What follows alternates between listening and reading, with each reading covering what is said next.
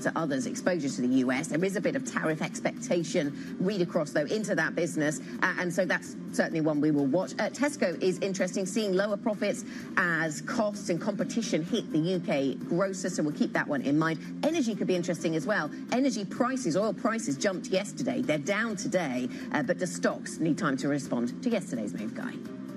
So here we go. Time for the opening trade this Thursday morning. There is a gap that needs to be filled. We will fill that. Then we'll see where we go from there. We're expecting some big numbers to be posted. How quickly will they be posted? I wonder how long it'll take these markets to get going this morning. Today, at least, it's on the upside. The FTSE 100 up by 0.4% and continuing to climb. As Critty's been saying, we're expecting big moves out of the CAC 40 this morning. Keep an eye on what's happening with the luxury space. Some of the tech stocks that we've also got, names like Schneider, I guess we call that a tech stock now, could be interesting to watch out for there as well. What's happening with pharma? What's happening with the banking sector? There's a number of really interesting spaces that we're going to be watching out for. The IBEX opens. Just take a moment just to watch what is going on the screen in front of you. You're not going to see this very often. Just take a moment. The IBEX just opened up over 8%. You are not going to see many days where you see a European equity market gapping higher by that much. 8% to the upside. These are epic moves. The FTSE 100 is not at the moment seeing that kind of action at the moment, and the IBEX is giving back a little bit, but it's still up by 7%. You're not going to see this very often. What's happening below the surface, Critty? Well, below the surface, it feels like the markets are still digesting. They're still processing. And I can see that especially on the FTSE 100, because although the index as a whole is open, there are a lot of stocks here that are unchanged, including the likes of Tesco, for example, which Anna had just mentioned is one of the stocks to watch. But in the Stock 600, you mentioned that monster move when it came from Spain. Well, a lot of the biggest index contributors, again, as we're seeing this all shake out, it's Santander, it's BBVA, it's a lot of Spanish stocks at the moment. So something tells me, Anna, we need to wait for this to kind of market to shake out a little bit for us to get a better read. Yes, and the banking sector is going to be interesting to watch. So some of those names we're seeing in Spain that are open are in the banking sector, and they are, or some of the banks that are open, sorry, are in Spain, and we're getting that sense that they could go higher. Some of them are up by more than 10%. I suppose if we're dialing back our expectations of how much the ECB has to cut rates, if we have slightly better expectations for growth as a result of a lower tariff on Europe, at least in the short term, then that helps the banks. Stock 600, 183 stocks are up, 6 are down, 400 are unchanged at the moment. There you go. We're struggling to get the bid offer kind of in line this morning. And given the order of magnitude that we're talking to, Santander's up by 14% this morning. It is unsurprising that maybe it is taking a while for these markets to get moving. What is driving it? Obviously, we need to fill the gap from yesterday. I suspect there's quite a lot of short covering out there that needs to be managed as well. Where we go from here, I think, is a much more difficult question to analyze. There's another element to keep in mind here, especially when it comes to banking stocks, is simply that if the credit crunch or lack thereof is leading the equity market, we should mention that the credit spreads have tightened quite a bit and reversed in the same way that we expected to. So that might also be helping the banking sector as well, because that's where a lot of the pain from the credit story was concentrated in yesterday's trade, which also meant the bond market as well, because the gilt market has opened as well. Yields surging, falling immediately to 9 basis points, now down to about 7 basis points. The opposite direction of what you're seeing with Germany. Yes, so it seems that, they're moving in opposite directions, aren't they? And that's interesting because there's that ECB story and taking out the cuts in Europe, which we were talking about with Claudia, that seems to be driving that continual move higher in Eurozone Germany's been the safe haven over the last few days. Yes, so I was referring to France and Italy. No, Italy's different. France and Spain. We're seeing that slight move higher in some of those yields, but not to a huge degree. But the UK is moving in a different direction. Absolutely. Let's see if that theme of kind of safety in the UK actually holds, because we're talking about 8-10% moves in the Stock 600. We weren't seeing that in the futures picture for the UK. Let's see if that holds. Let's bring in John Bilton, Global Multi-Asset Strategy Head over at JP Morgan Asset Management. I don't often kick off a question about the UK, but I'm curious here because all the volatility that we're seeing in every part of the world, the margin of volatility in the UK seems slightly less, volatile, for lack of a better word, less large. Is that a reason? Is that a reason to view the UK as a safe spot in the equity market, in the bond market, arguably in the currency market as well? Well, I think certainly in the equity market. I mean, we can look at the UK equity beta, and very simply mathematically, the UK has a lower beta to global markets than many of its international cousins. And the reason is the sector mix. You've got a lot of staples, decent chunk of pharma, you've got some energy exposure, and the banks, frankly, are pretty unexciting. They are, they're fairly stable businesses. So the beta of the UK well below 1, so that does make it a safe haven. Also, remember, it's got a whopping great big dividend. And, if you are looking for cash flow, you're looking for safe havens, then that cash return through income is always a good place to start. We're seeing reports here of trading halts across plenty of individual stocks. The kind of needle in the haystack positivity that we've had in the last five days or 5 sessions has been that the system isn't breaking. It's still liquid enough. We haven't seen signs of stress just yet. What would a sign of stress look like to you? Well, I challenge that a little bit. Look, markets have been orderly, but they've not been unstressed. I mean, we had, in terms of volume, for instance, in the US Treasury market, it was down to about 20% of what you'd normally expect. So it was skirting around the edge of feeling pretty freaked out at stages in the past few days. But I think what's going on at the moment, I always go back to, let's look at the long-term trends. Think about, Benjamin Graham's quote. It's like, in the short term, the market is a voting machine. In the long term, it's a weighing machine. It's been voting for the past few sessions. There's a lot of noise, not a lot of signal. We're seeing that again. That's why you're getting trading halts. Price discovery takes time. But at the moment, we're responding very quickly to news flow. So oftentimes what we're looking for is where we can get some directionality. And we're starting to see that come through. Credit spreads have been remarkably well behaved, given the spike in the VIX up to 50. That's telling you the economy in the US is still probably a going concern. Considerably slower, perhaps, than what we've seen in terms of things like sovereign spreads, BTPs versus bunds. It's been fairly stable, all things considered, given the risk-off move in equity. That tells you Europe doesn't have a solvency crisis. So what we're starting to home in on is where we think markets are finding pockets of stability and trying to look through some of the noise elsewhere. So if they're voting at the moment and we look ahead to weighing, I like this phraseology that you bring us this morning. So do we look to earnings season to help us with the weighing, or will that just be a sort of we don't know experience? Well, I think we're going to see some of that, of course. I mean, but you've seen a couple of sectors starting to come out. You'd flagged airlines this morning. We've seen some of the downgrades coming to numbers, and I think we'll probably see some more of that, some more corporate caution. We're also seeing some of the responses from other sectors to tariffs. Some names suggesting that we don't have the opportunity to pass costs on to customers. So we're beginning to see corporates work through this. That's going to take some time, of course. I think what we'll see broadly is a decent backward-looking picture, which underpins the fact that going into this, the economy was actually in reasonable shape, didn't have too many imbalances. But coming through this, there's still a lot of work to be done in terms of understanding the impact. And it's very hard in this period of volatility to see that corporates are going to be bombastic or aggressive in terms of their statements. So I think there'll be an expectation of that happening. If we see tariffs stay where we are, we're probably looking at a year where earnings overall come down close to flat to last year. So ultimately, I think this is just the beginning of seeing that information come through. Yeah, we were talking with a credit guest earlier on who was talking about dispersion being key on the credit side of things, and specifically talking about the auto sector. I mean, in terms of autos, we're not being very discerning today. All the autos seem to be going higher, but that won't be a surprise to anybody. Up by around 7-8% this morning. Stellantis up by 12%. How picky are we able to be around things like the auto sector or around stocks broadly? Well, I think we have to be. I mean, certainly, we don't go down to the stocks level, but we certainly go down to the sector level, the regional level, and, parsing through this and understanding, where do we think the negotiations are potentially going to go? We've got new information overnight, which is that it's a pause for most of the world. There's still, going much harder on places like China. I think that's beginning to demonstrate that there is room for negotiation. It's also clear that there will be feedback loops within the US itself. Corporate leaders will be talking to the administration, explaining why the need is there for carve-outs, how to protect supply chains. Supply chains don't go from horizontally, globally integrated overnight to vertically integrated. And so as a result, there will be parts that we feel will get negotiated through. So we would look at the dispersion that we saw in the equity markets, which was in its lowest decile, top decile coming into this. We'd expect that to continue for a while. And what we've seen recently has been that jump in correlations, that jump in volatility, which is what's given us this market shock. If companies withdraw guidance, how does the market react?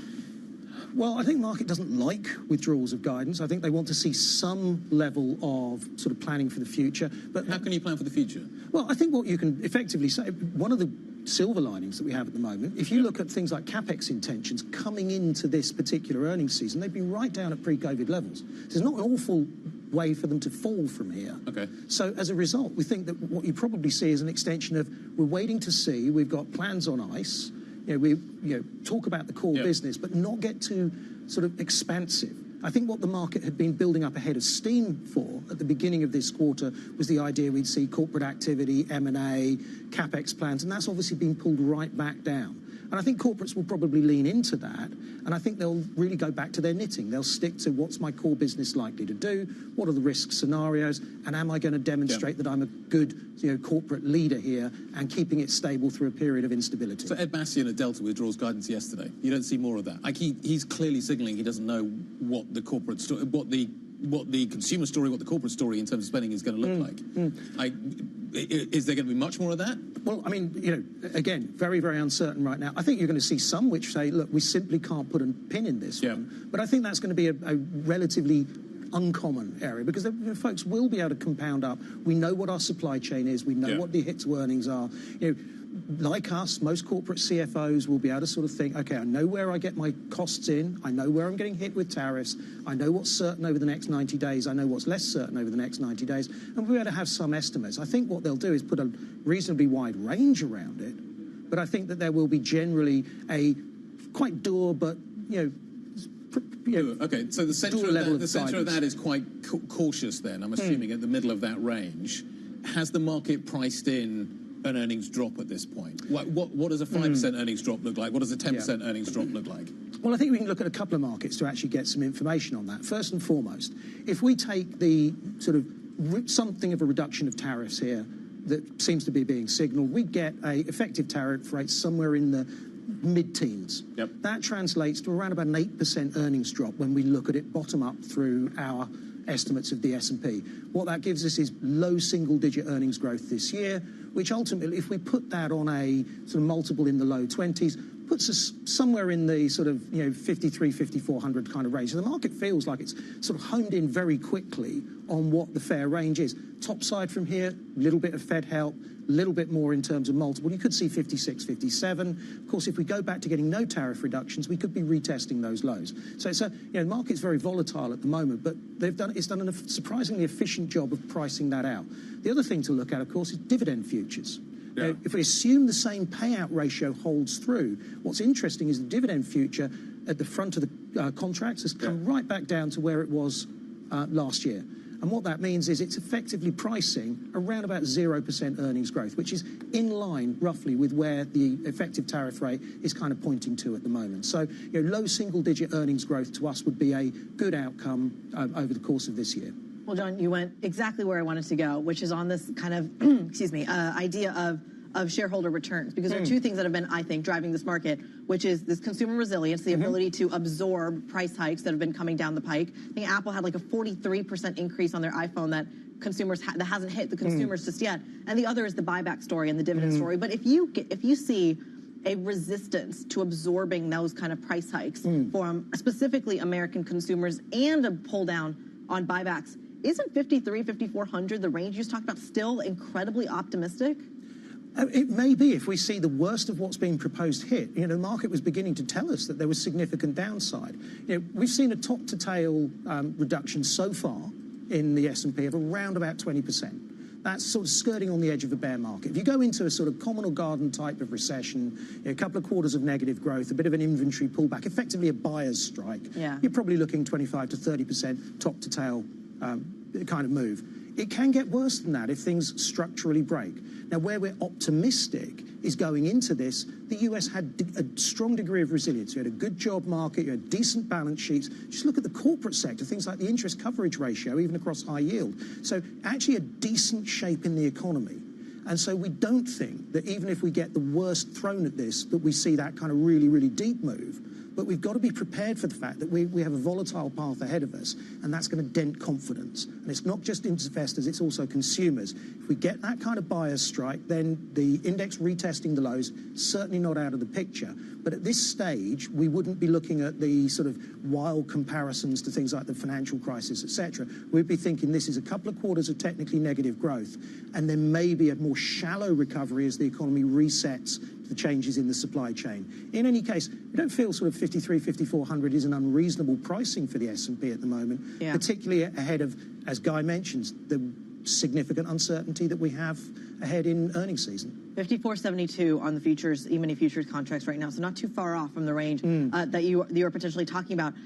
If we're talking about the consumer resilience, the economy being in good shape, we have, however, seen, even pre-tariff announcement, auto delinquencies go up, some layoffs in maybe not the biggest cities of the United States, but kind of the tier 2 cities as well. What is the bigger risk? What will take out more steam from the equity market, the global equity market? Is it the American consumer resilience, or is it the buyback and the liquidity? What's the bigger risk? Well, I think in the short run, liquidity is a really important point, and it's potentially that brings central banks back to the table, because if the market pricing mechanism breaks, that's where you need an immediate triage from the central banks. You know, as mentioned, in the past few days, we've seen erratic moves, but it's just about being rational in terms of how the market's responded. We haven't seen credit markets break. We haven't seen that kind of washout taking place, particularly in places like high yield. And that gives us a reason to think that the economy looks okay. When it comes to the consumer, of course, if we start to see significant layoffs, that's where it becomes problematic. The Fed, remember, have a laser focus on the employment numbers. We think if we see 3-4 tenths higher on the U3 unemployment, the Fed will respond. And again, what gives us some level of comfort is that with rates where they are in Fed funds, the Fed have a decent amount of ammunition to be able to throw at the market and can do a lot to improve confidence. Great to see you, John. Thanks for talking about us. John Bilton, Global Multi-Asset Strategy Head at JP Morgan Asset Management. Let's take a look at the core six, see what's happening. I suspect we're going to see some big numbers on the board. And as you can see, we get those. Not entirely consistent across that board, but as you can see, from left to right, some very big numbers. Pharma's doing well this morning, luxury's doing well this morning, the chip sector's doing well this morning, the AI trade more broadly into Schneider's doing quite well. Nestle, more of a defensive play, up, but not up by that much. Let's talk about some of the other individual moves. The banking sector's doing well today. We're seeing a big bounce back in other areas as well. Airlines, car makers, the freight sector. Joe's got it all. So airlines, one sector indeed, Guy, having a very good session. However, bear in mind, we've got this unchanged on the screen for IAG because it's still in a trading halt. Now, I counted around 300 members of the Stock 600 were in volatility halts before I stepped away from my desk. I haven't seen anything like that in recent memory in terms of the number of halts. Too much volatility coming into the market, but we can see Air France coming up, Lufthansa as well, having good days. But we'll wait for a price on that one. Then also seeing big moves coming up in the freight stocks, the shipping names, Maersk, Hapag-Lloyd, of course, going to see better trading in terms of the goods being moved by sea. So we're seeing potentially a big jump in Maersk, up around 12% at the moment. Hapag up 10% as well, potentially easing concerns around tariffs and therefore better shipping rates as well. Then the car makers, big gains there. Once again, another sector we could just pick off a low today, but Volkswagen, BMW, Mercedes, Stellantis, all following the global peers higher. We had big moves in the US, Ford, Tesla, all of them were moving higher as well. And then the consumer stocks we picked out because these are the ones with exposure to production over, particularly in Asia. So Adidas, Puma were facing massive tariffs on where they produce their goods, and Pandora as well, Electrolux as well, white goods, washing machines, dishwashers, that kind of thing. producing goods abroad, shipping into the US, therefore had faced big drop-offs in those share prices. So we're coming back up on those today. Banking as well, green once again. Barclays up 15%, huge moves, and the investment bank UBS getting a decent gain. Santander as well, potentially some relief around Mexico for that one. So all of those big sectors really surging today. Then we'll move over to some negativity because Tesco cannot avoid the drop down in that stock following a warning of weaker profits. Couple of things going on there. Pricing competition from Lidl, Aldi, the German discounters really cutting into their share, and also the jump up in the national insurance costs hitting those companies as well. And then the biggest mover I think we'll find today is over in the chocolate space. Chocolate getting more expensive to eat and more expensive to make, according to Barry Callebaut. Take a look at that one. We're down 17%. It's a big company as well. Big chocolatier over in Switzerland hit hard on a warning around chocolate prices. So not everything rising today. We have been able to find at least one decent move to the downside. Yeah, Barry Callebaut. Doing well to lose 17% in today's market. Joe, thank you very much. Not all stocks open, but SocGen just opening. IAG is still not open, but most stocks on the Stock 600 are now open. Thank you to Joe from our equities team with an update on some of the stocks that are really flying high this morning. We will be back with more on these markets. This is Bloomberg.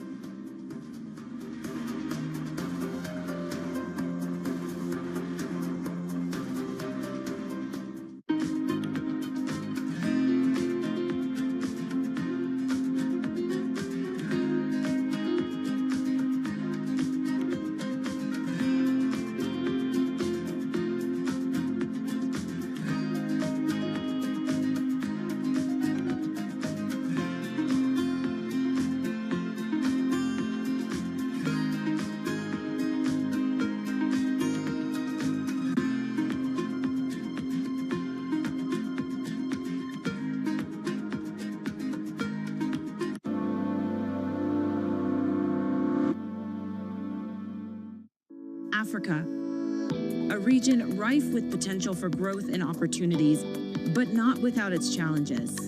Bloomberg highlights the biggest stories, interviewing key players, and reporting on the issues impacting the region. Join us as we get to the heart of African business, politics, and economics, and ask the question, what's next? I'm Jennifer Zabasaja, and this is Next Africa. New episodes every month, only on Bloomberg. Get your fixed income fix. Watch Bloomberg Real Yield around the world right here on Bloomberg. Context changes everything. Bloomberg Surveillance covers the latest in global markets and the political events that influence your world. Join Jonathan Farrow, Lisa Abramowitz, and Anne-Marie Hordern. Only on Bloomberg. Context changes everything. Asia is at the forefront of some of the world's biggest stories. I'm Sherrian in Tokyo. And I'm Heidi Stroud-Watts here in Sydney, where the trading day begins.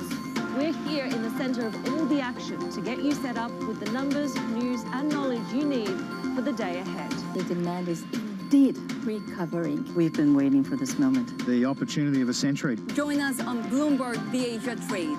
Weekdays only on Bloomberg TV. Context changes everything. Good morning. This is Bloomberg Surveillance. Welcome back to the opening trade. This is Bloomberg Technology. This is The Asia Trade. This is Wall Street Week. Welcome to Balance of Power. This is Bloomberg Television. From our studios in New York and San Francisco, our expert hosts have the data and analysis from the companies you know and the startups to watch, plus the interviews you don't want to miss. Watch Caroline Hyde and Ed Ludlow on Bloomberg Technology, the only daily business show dedicated to tech, right in the middle of the trading action. Live every weekday, only on Bloomberg Television. Context changes everything. It's a multi-trillion-dollar industry. We'll show you what's happening in ETFs like no one else. ETF IQ, only on Bloomberg.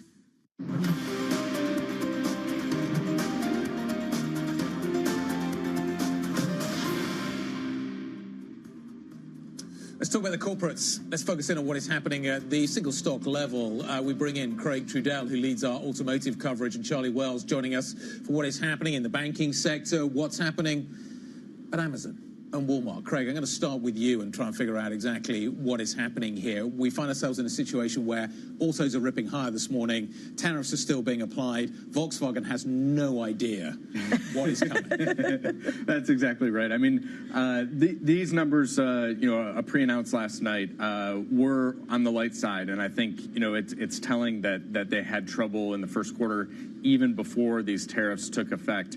One of the sort of wrinkles in this statement last night was sort of revaluation of some of the vehicles that were on their way to the U.S. And essentially what they're going to have to do to move those vehicles. The company is trying to kind of hold vehicles off before they get to dealers, kind of wait this out, but. While we have a 90-day pause for quote-unquote reciprocal tariffs, auto tariffs remain very much in place. Yeah. So why are auto stocks going higher? Have we found anybody to answer this question, Craig? Not yet. It's really difficult to understand, at least from where I sit. Especially since this is not only a matter of big tariffs for vehicles coming from outside of North America, but importantly, still within North America with Canada and Mexico. Yesterday, Canadian retaliatory tariffs took effect. I know Canada's not a huge market, but that is also not going to be helpful. This is still going to be, a significant blow to this industry, and it feels to me like, part of the tariff story where Trump's going to dig in more so than other industries. Maybe it has been a sector he's cared a lot about. I mean, maybe it's all signal, isn't it? And it's someone's reading the signal as this is a president who will change course. He'll bend even if he said he wouldn't bend. Yeah, exactly. Maybe there's that. Well, Charlie, hop on in here. Where else should we be paying attention to? The auto sector has been in focus for weeks now. There's other sectoral tariffs coming down the pike.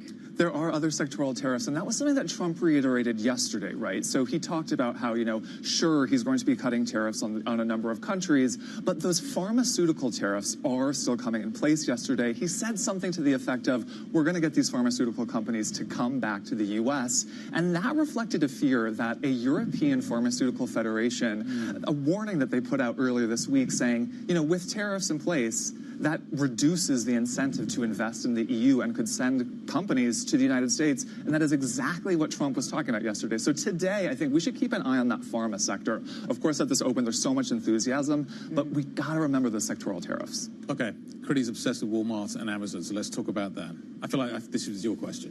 Yeah. So, I mean, the superstore, they do so much business with China. And Bloomberg Economics put out this figure this morning saying that, sure, tariffs maybe being lowered across the board, but there is still a huge amount on China. And that, overall, we're going to see a reduction in the average U.S. tariff from 27% to 24%, but that's still a historic high. And so companies like Walmart do a lot of business in China. They have been canceling orders, as Critty has said. They have taken price stickers off some of the items that Christmas ornaments. Christmas ornaments, that's right, because they're thinking beyond 90 days, right? They're thinking to Christmas. Amazon, we've been told by factories in China, has been abruptly canceling orders, and even the likes of Kohl's, a U.S. Retailer, put in orders recently. One executive told Bloomberg, and then had to cancel the orders. They stopped production. Okay, and we'll see whether some of the things that Amazon has cancelled end up in European markets. Guy, you made the point in the break. They'll have a US plug, so then we'll know, won't we? This will be evidence. Anna's looking for an air conditioning unit. Yeah, with a US, I'll find the right plug converter. That's something I can do. That's in my toolkit. Craig Trudell, Charlie Wells, thank you both very much for that. We'll be back with more on the markets shortly. This is Bloomberg.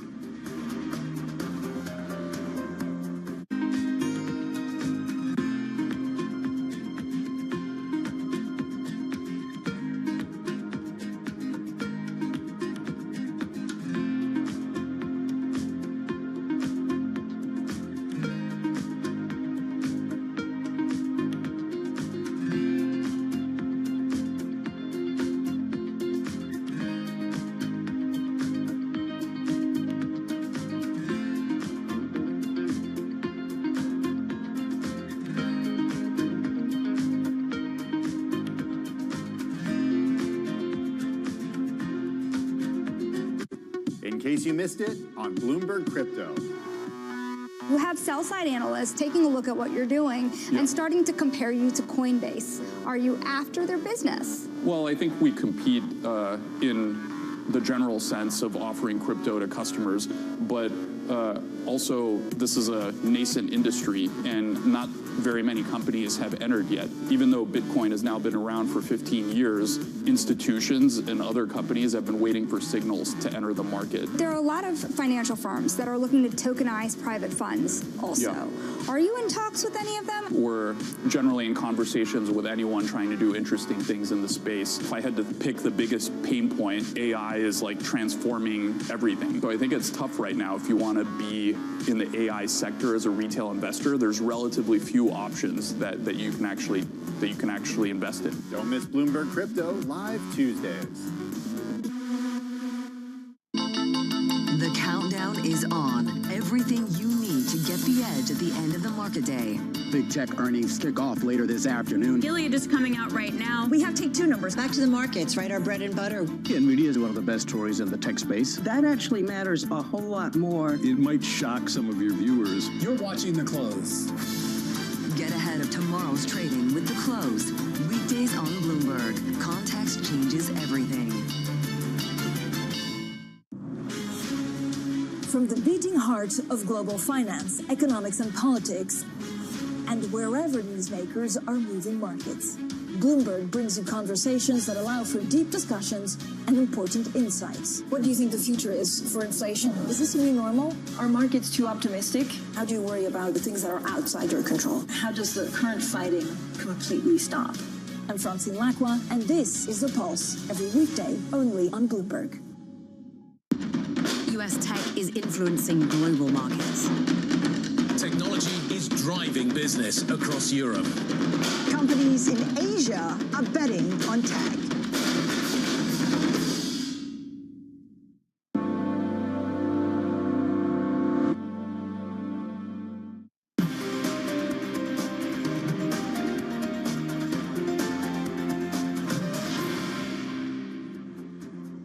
This is the opening trade. We're 30 minutes into today's session. Seeing green on the screen. I'm already losing my voice because I've been so excited about seeing this massive margin in the market this morning. Stocks Europe 600 higher, but just shy of 7%. The outperformer is the DAX and the French index. So a lot of the very heavily beaten stocks are seeing a massive rebound. Doesn't hold, doesn't stay, given that, of course, we are seeing futures over in the States start to take a little bit of beating. So catch-up trade very much in play in this equity market. I want to take a quick look at the bond market as well, because we are seeing massive moves there as well in some parts of the market. Other parts a little bit more stable. I'm looking at a German 10-year that's higher by about 10 basis points. A massive move in the gilt market as well, except to the opposite direction. UK gilts are bid. France and Germany selling off, Guy. Chinese Commerce Ministry briefing currently taking place. A few headlines coming out of it. I guess not many of them are surprising. Talking about the fact that you are basically, it's the Foreign Ministry briefing. We had the Commerce Ministry briefing a little earlier. Both of them coming together to form some headlines that we're getting. China strongly opposing US bullying. It's reiterating that it will fight to the end. This is the bit that maybe we're not kind of taking on board here. Well, maybe we are. The fact that tariffs remain very, very high, and they remain very high on China. No winner from a trade war, urges mutual respect. What kind of a message would you need to get out of Washington to pull the Chinese into some talks at this point? I think is a really kind of interesting question that we need to ask. We've got, I think, a 30-year auction taking place today. There's action at the back end, once again, of what is happening in the US bond market already this morning. We're watching that quite carefully. Valerie's here to kind of update us on what is going. Yeah, precisely. On everything. I keep talking about whiplash today, and it doesn't feel like it's ending in any shape or form, that whiplash. The markets are being pulled from one end to the other, one side of the boat to the other, and today feels like it could be no exception. Yeah, and I think, I've got my eye on the long end of the Treasury market. Let's be frank, the 30-year yield is higher on the day, and I want to argue that yes, Trump has walked back some of these punitive tariffs, but still, the loser of this trade war is going to be the Treasury market. If you argue that less global trade is going to mean there's less demand to hold dollars, there's going to be a less demand to hold Treasuries. Combine that with the fact that you are alienating some of the key buyers of Treasuries, that big one being China, second biggest one being Japan. We could just see a long-term, less structural demand for Treasuries going forward. And I think what's laid bare this week is that the Treasury market is trading off of something completely different. It's trading off of deficit concerns. It's trading off the fact that we're heading into some economic slowdown where the deficit is going to balloon. There's going to be extra treasuries issued into the market, and we're currently alienating those who's going to own them? Allies who could be those incremental buyers. And you even see it in the price of gold, Anna. I know you wanted to talk about this. Yesterday saw a massive swing in the price of gold, the biggest jump in 18 months. Maybe a lot of that is just a concern that there is just too much debt out there. You saw the same reaction in the long end of the UK market. Yields were up over 20 basis points in the UK. There is still an underlying concern about debt and about deficits. And I think, tariffs, yes, they might be the main headline, but we really need to pay attention to the fundamentals of what's going on in the bond market. Guy, your metaphor around whiplash. I was speaking to Robert Dishner yesterday of Neuberger Berman, who gave us another one involving boats. He was saying that when you just rush from one side of the boat to the other, all that happens is you capsize. I'm not sure if we found dry land on that boat just yet. Depends if the boat's tilted that far that way, I'm going to the other side. Actual sailor. I know. Why did I introduce this person to someone who actually knows what they're talking about? Don't get us started. They'll start talking about the golf. If you're tacking, then you want to go to the other side of the boat. Too much detail now on boats. But on that point that you're making about deficit concern, Valerie, is that what we're seeing then at the 30-year? That this is still deficit concerns? Because yesterday we were saying, is it that really, or is it just positioning around the basis trade from hedge funds? Look, there was plenty of deleveraging going on in the Treasury market. Yes, that was one aspect, but deficit concerns is just another aspect that could lead to yields going higher. Balance sheet liquidation only adds to that kind of stress. But I think it just underlines that Treasuries are, since COVID, since this big boom in debt, they're trading off of something different. And Trump needs to realize that. Scott Bessent needs to realize that, because we're playing with fire here if we're alienating the key buyers of treasuries. Before this, how close did we get to a real problem?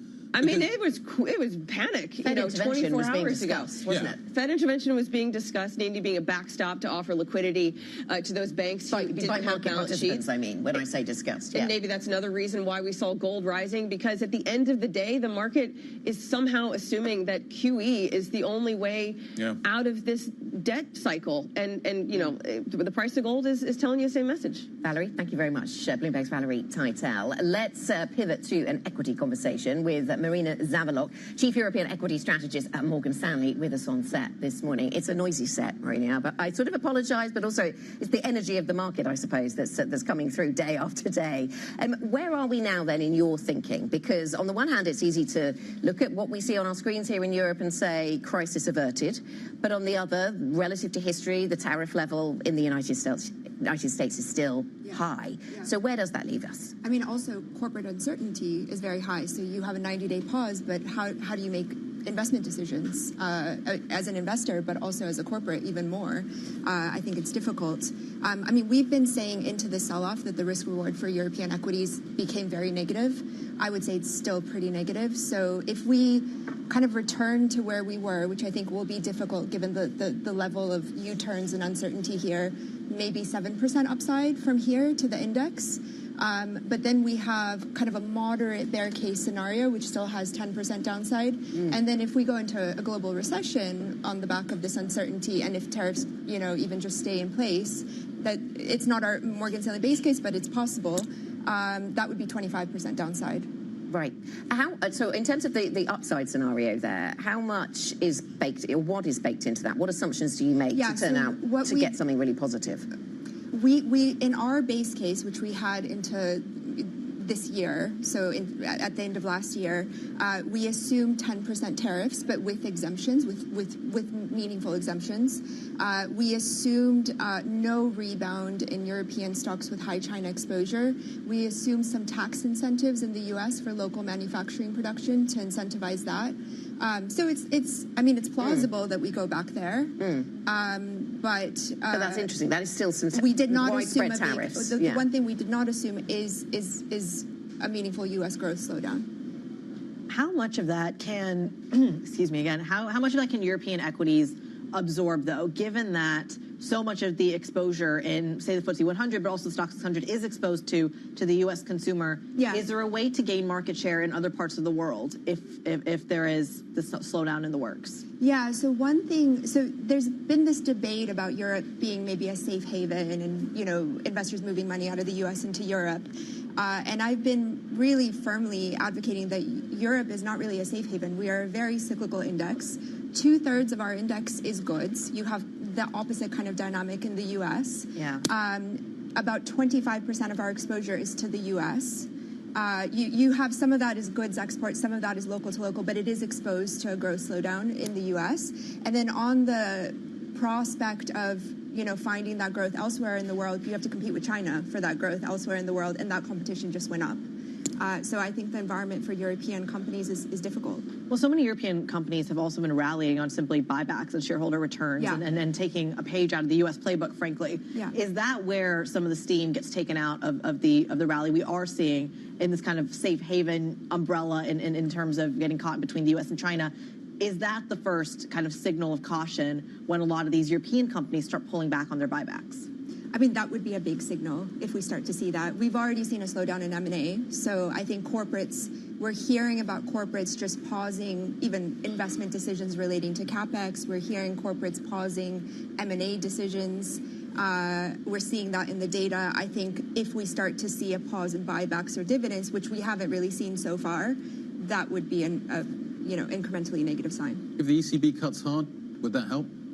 It would help. I think our view is the ECB has more room to cut than the Fed. Yep. It would be helpful, but if you have growth really slowing down at the same time and corporates profit warning, then you're still in a net negative situation. German fiscal, if you plug in more fiscal spending? Yeah, so we've done a lot of work on German fiscal. We've compared especially the infrastructure fund to the Infrastructure Investment and Jobs Act in the U.S. Yep. And our call basically was we're going to get to travel and arrive at the time of this infrastructure spend passing, which is exactly what's happened. So we got to a travel and arrive event. We started to see a pullback in the stocks exposed to that. The problem you have is that a lot of the spending is very long dated. We've had companies tell us that once projects, big ticket items start being announced, it will be 3 years from the time that project is allocated to the time the shovel hits the ground. So it's not going to save you this earnings season. Yeah. And then on top of that, your major companies that have exposure to that infrastructure spending, they have more exposure to the U.S. And up until recently, they were trading like they have no U.S. exposure, and it was all about Germany. So that's the problem here. On defense, it's a completely different story. We're very bullish on defense. We basically think it's still under-owned, especially by long-only funds. You buy any dip? There's been some big dips recently. You buy those? Yes. Yeah. Okay. I mean, if you look at the weight of defense in the European index, it's roughly 1.5%. And so many companies in Europe are massively raising defense spending. Yep. The German unlimited defense spending adds up to 700 billion to 1 trillion, depending over what time horizon it is. So just the level of investment going into defense relative to the size, the weight in the index, it doesn't add up. And we'll see where that money gets spent and whether that gets caught up in these trade conversations that are then going to be coming quick and fast. What about the banking sector then, Marina? Because we've got, that's the best performing sector today, maybe just a response to rethinking ECB rate cut expectations, European growth threats. How sustained should outperformance in banks be, do you think? Yeah, so our concern with the bank sector recently has been that amid the optimism around, the prospect of a Russia-Ukraine peace deal, cost of equity compression on the back of that, this kind of reallocation of flows, banks were trading for some time like a one-way train and not pricing much at all for recession risks.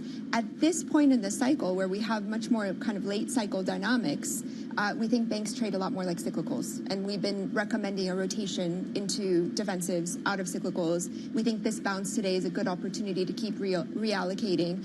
And then so far, you see bond yields in Europe and the UK kind of following the trend of the US broadly, but at some point that's likely to diverge because you have an ECB that's more likely to cut than the Fed has room to do. We're going to leave it there. That was really interesting. Thanks very much indeed for stopping by to see us. Marina Zavalok, Chief European Equity Strategist, joining us from Morgan Stanley. US futures have just started rolling over quite hard. And you are seeing some much more bigger downside numbers on the screen at the moment. It's happened in the last kind of 10, 15 minutes. Even the futures are down by 1.5 right now. So it's going to be interesting to see how that ultimately folds into the session that is approaching in the United States. At the moment, looks like we're going to unwind some of the gains that we saw coming through yesterday, post-Trump's reversal. What are we going to talk about next? More market volatility, tariff uncertainty. What does it mean for capital raises? What does it mean for capital markets? What does it mean for IPOs? Silvia Vivano, UniCredit's head of equity capital markets, joining us next. This is Bloomberg.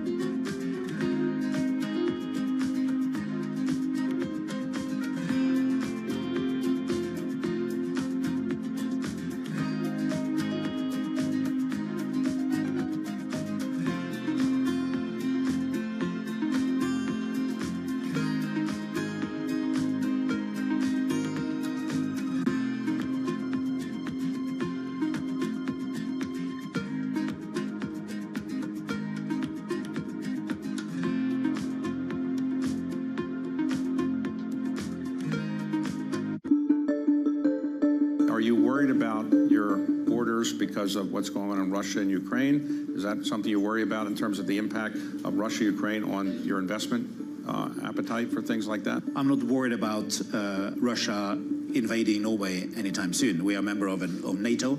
We do border to Russia, but now, since Finland and Sweden joined NATO, we feel stronger than before. So today, what would you say your biggest investment concerns are? You're running $1.7 trillion fund. For the average person to not manage that much money, what should they be worrying about, and what are you worrying about? No, I think you've got two things. One, you have the known unknowns, right? So, and there at the top of my list would be two things. One is inflation, because I think there is an argument in a tight labor market when you potentially decline the supply or reduce the supply of labor. In the US, you put on tariffs. These things can be inflationary, and there could be a moment where, given the high level of government debt, that the investors suddenly decide, you know what, we want a much higher coupon to lend to, to governments. And so you could see a step up in interest rates, which could be negative for financial markets. Then, of course, all the AI-related stocks, the epicenter here is Taiwan, so you need to watch that. The thing that really scares us when it happens is the unexpected,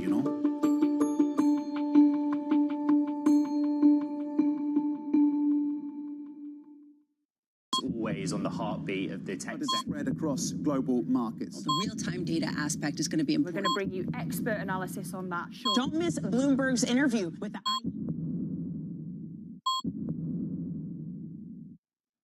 Bloomberg loves earnings. I know it's like your Super Bowl, right? I can't wait. It's like opening presents in the morning. All right, it will be exciting. Nobody covers earnings like Bloomberg.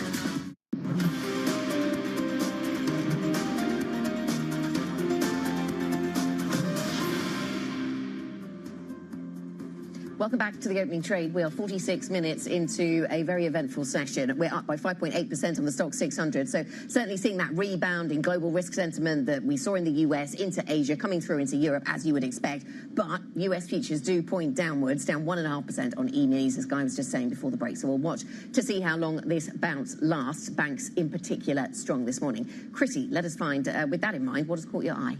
Well, we are seeing this rebound in the equity market, maybe a little bit of compression in that spread widening as well. Here's where it's not showing up with as much enthusiasm. It's in the financial conditions index. And this, I think, is really important because we've seen this kind of comparison in the last couple of days to 2022, 08, even the 2020 COVID crisis. And let me put this in some perspective here. This is an index that takes into account not only the equity sell-off, but of course the widening of credit spreads and dollar weakness as well. And you can see where we are in comparison to these historic levels. So we are certainly in more financial stress, more financial tightening, I should say, relative to the 2022 sell-off that we had, where the Federal Reserve was going on kind of a very quick and very aggressive hiking regime. But we're not quite at those stress levels of 2020. We're not even close to that of what we saw over in 08 and 09. We're getting a little bit close, though, however, to that European sovereign debt crisis. And perhaps that's where you start to see these comparisons really worry a lot of these investors, because even with the rebound that we have seen today, and it has been, Guy, a monumental rebound, at least in the early starts of this trade,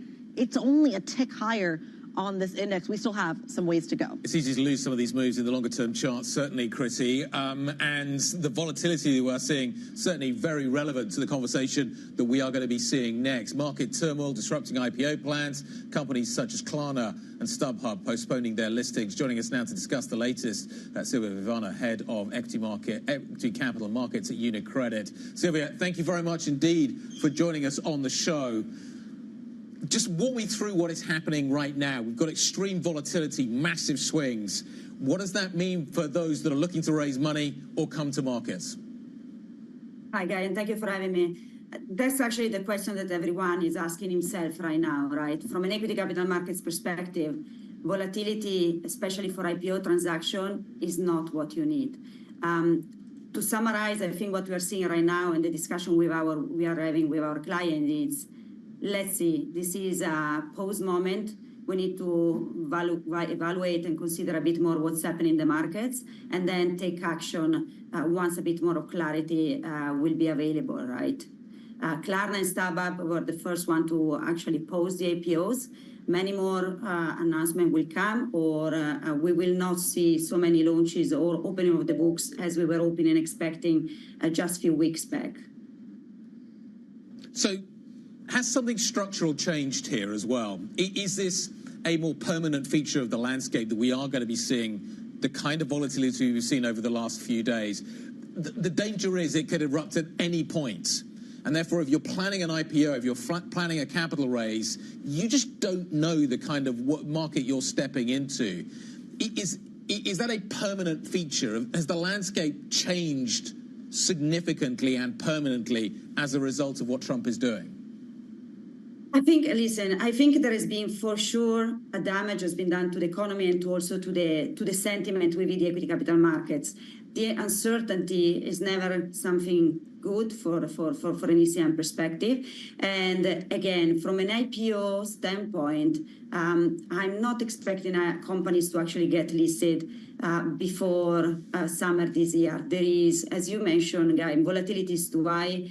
It's really, really difficult to actually get exposed for over, let's say, 10 days during the book building period to what's happening to the market. And so I'm not expecting IPOs for the first part of the year to arrive. From a capital increase perspective and more accelerating transaction, intraday volatility or very brief bounces in the market actually could play a positive role. We should assume, and I think Q1 results, publication of results will be quite important because I think companies will need to reassess and give a bit of a hint of what they're expecting in terms of, forecasts and potentially rebudgeting for a year to come. And then I think on the back of that, I think we will understand whether companies will be able to take advantage of some positive trends in the market and raise capital quickly overnight, or whether they will also need to wait for the second part of the year. Is it a structural change? For sure, currently and for the next few months, yes. Hopefully, some stability will come back at the end of the 9 months, of the 3 months, and then we will have better visibility on what can be done. Yeah, Sylvia, so to follow on from Guy's question, if you say that IPOs are not going to happen in the short term because of this expectation of heightened volatility, then that does suggest that people are waiting for something calmer on the other side of these 90 days. In equity capital markets, is that a safe assumption, do you think, given what we've seen from this presidency up to now? No, the reality is I completely agree with you. And from an equity capital markets perspective, it's difficult right now to forecast or to make proper assumption of what's going to happen at the end of the 90 days holding period. The best thing we can do, and the discussion we're having with our clients across Europe, is keep on working in the preparation. There were many companies that were actually working and getting ready to get listed. So the suggestion is you now have the time to get ready and in full shape from a corporate perspective. Get your numbers in the row. Make sure that your forecast and from a business plan perspective, everything is secure, if possible, because clearly tariffs will play a role.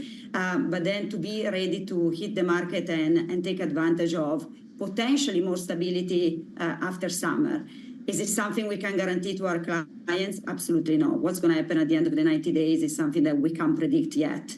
But the best we can assume and the best we can offer to our clients is to keep on working and be ready in order to tackle the first market window as soon as available. Sylvia, do you perhaps anticipate any change in appetite when it comes to fundraising to, instead of accessing the equity capital markets, to do it in the debt capital markets instead? Is that a trade-off that could come from not just American issuers, but European ones? I think it's something, Kriti, that we need to evaluate in the next weeks, right? I think what's quite interesting was what we saw last night in terms of the divergence between equity capital markets and credit markets. If the credit market is tightening and there are going to be issues, there are going to be companies are going to struggle to raise capital in the debt market, I think equity raise will become more relevant. And then I think companies will need, in any event, to take advantage of the volatility, doing, as I said, accelerated trades overnight in order to raise equity to sustain their business. So I think we are not ready to make this assessment, but for sure what we are seeing in terms of divergence between equity and debt, which has not been aligned to the past, is quite interesting. Yeah. Sylvia, what about kind of the accessibility of the U.S. markets right now? I ask this in the context of the fact that with this volatility, we're seeing a hesitation from international investors in some ways to not necessarily dive into the dollar, to not necessarily dive into the treasury market to the same extent they have in previous crises. Does that kind of almost hesitation around the United States right now, given that that's where the epicenter of the shock is coming from, translate to the IPO market? In other words, could international investors looking to IPO in New York suddenly look at London, Paris, Milan as a more viable alternative? I think it's a very fair point and it's a very fair statement. From a European perspective, I think what's happening to the US, it's a positive.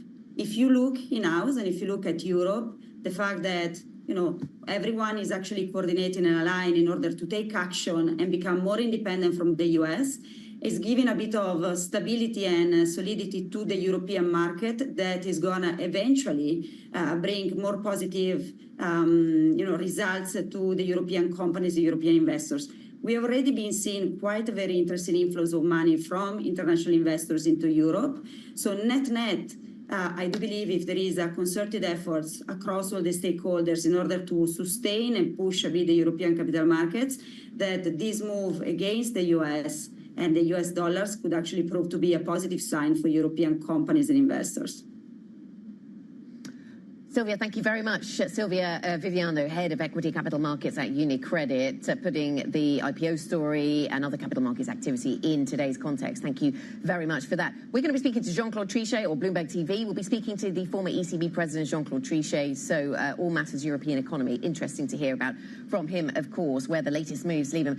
It was interesting in that conversation with Sylvia, you were referencing the dollar and the fact we haven't, I mean, it's almost like when you look at dollar charts, almost like yesterday didn't happen, the reversal in policy or the wind back in policy from the United States didn't really happen. And to Val's point, we're still seeing some signs of stress at the long end of the US Treasury curve. I mean, if you're European right now, your purchasing power has increased significantly. Your dollar's at 110, given the fact that you're still talking about structurally weak economies. You're talking about some profit margins that are already looking to drop. Just take a look at the Volkswagen numbers as well. And yet, things are looking pretty good. The sentiment is pretty bullish.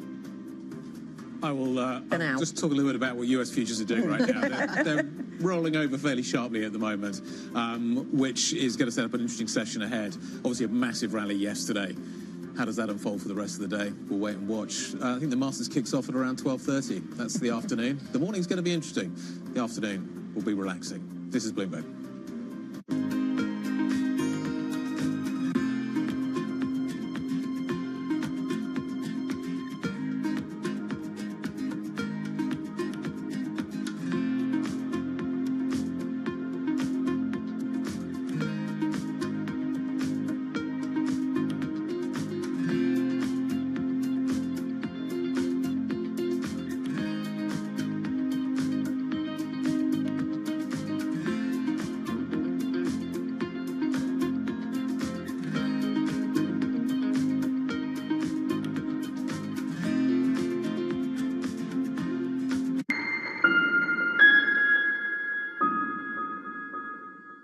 Listen carefully.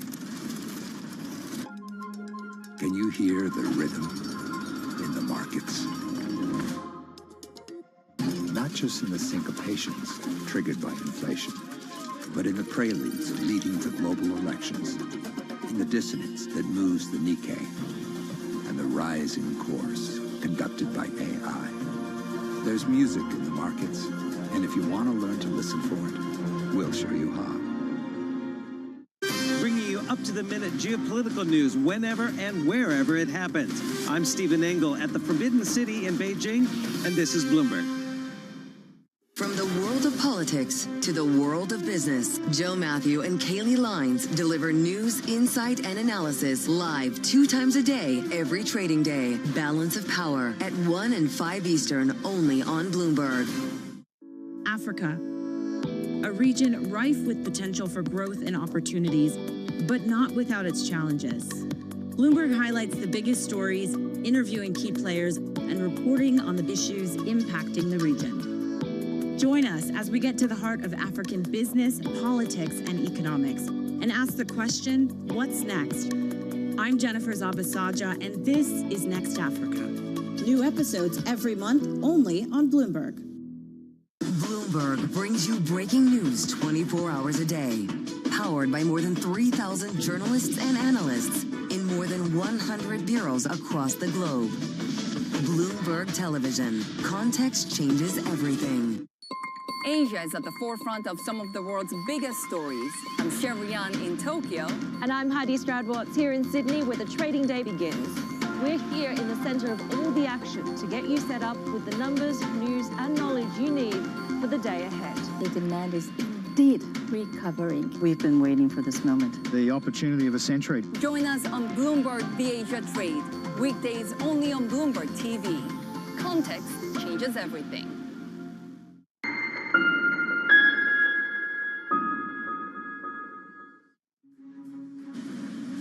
European markets post their biggest gain since COVID after Donald Trump's U-turn on higher tariffs less than a day after they came into effect. But there's no relief for China, which now faces import levies of 125%, while Chinese leaders are set to be meeting to discuss more economic stimulus. And the EU says the about turn is good for the economy. It must now decide whether to go ahead with retaliation approved just hours earlier. Plus, coming up on the program, we'll be joined by Carlyle's Jeff Curry as oil hovers near a 4-year low. We'll also be talking to Jean-Claude Trichet about inflation and bonds. Now, first thing is first, let's get straight to all of these markets. I have to say there's a bit of volatility out there. I know we're looking at European stocks opening sharply higher, so we're seeing a lift across the board. But if you look at futures in the U.S., we saw a bit of a reversal, I think, in the last hour or so. I look at Brent crude, always good to look at oil as a benchmark of maybe economic stability, 63.8, WTI down 2.5%. Cross assets. So I'm looking at a couple of things. Not only, did Trump's pivot come as a scale of Treasury sell-off on days of mounting financial stress rattle investors. So we're seeing a little bit maybe on the floor on some of the moves there. But Treasury yields were down about 1 basis point, pairing a bigger drop seen in Asia trading. And then you can see S&P futures. They were actually higher, I think, about an hour or two ago, and now they're down 1.6 and 1.9%. Again, I think after the initial jump, maybe there's a bit more recalibration on what happens after 90 days and what happens more immediately with China. Let's take a look at the European markets map. Again, the CAC 40, 5% higher. All of my producers are extremely excited, and so are we. DAX down some. Actually, DAX gaining some 5.6%, and the FTSE MIB gaining almost 7%. These are truly extraordinary moves. So for the conversations that matter and the insights you need, let's get started.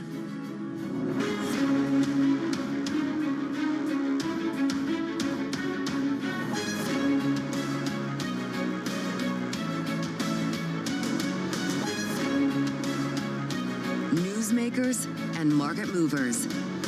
This is The Pulse with Francine Lacqua. Well, good morning, everyone, and welcome to The Pulse. I'm Francine Lacqua here in London. Now, European equities surging this morning, investors celebrating the 90-day reprieve from President Trump's latest tariffs. Now, all sectors firmly in the green, led by the banks and mining stocks. Trump announced a pause in his so-called higher reciprocal tariffs just hours after they came into force, saying he had taken notice of the turmoil in treasuries. was watching the bond market. The bond market is very tricky. I was watching it, but if you look at it now, it's beautiful. The bond market right now is beautiful. But yeah, I saw last night where people were getting a little queasy. I think everything had. Well, the big move wasn't what I did today. The big move was what I did on Liberation Day. Okay, so first thing is first, let's check on the markets and some of the individual stocks that are on the move. Joe, we don't do this very often, but actually some of the moves are so extraordinary, we need to really look at industry by industry. Yeah, that's it. It's justified today, Fran. Absolutely incredible moves across a number of sectors here in Europe today. Take a look at these chip stocks. We actually took quite a while to get these open in European trading. We're seeing ASML up around 6% now, coming down very slightly, but ST Micro up almost 9% as well, Infineon as well.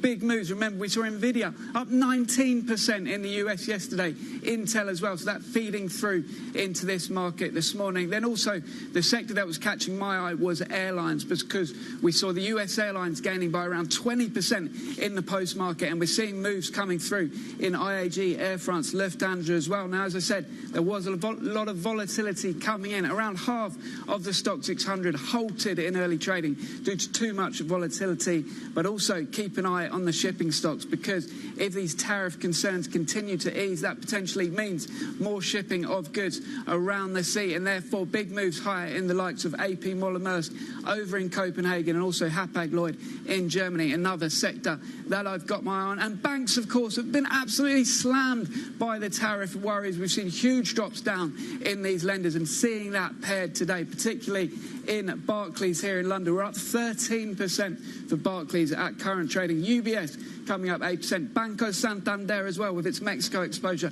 Potentially some relief there, so a big move on that stock. And then just to look at the consumer stocks, because remember, a lot of these companies produce their goods in some of the countries over in Asia, like Vietnam and also Thailand, and therefore they were hit by the tariffs. But a relief, a pause on these tariffs, boosting Adidas, boosting Puma, like we saw with Nike yesterday in late trading. And finally, ending on Pandora. Remember, that stock was down around 25% when Trump hit those tariffs because of all their goods, all those charm bracelets made over in Asia. But that one coming up around 10% for Pandora, and a swathe of green stocks this morning, Fran.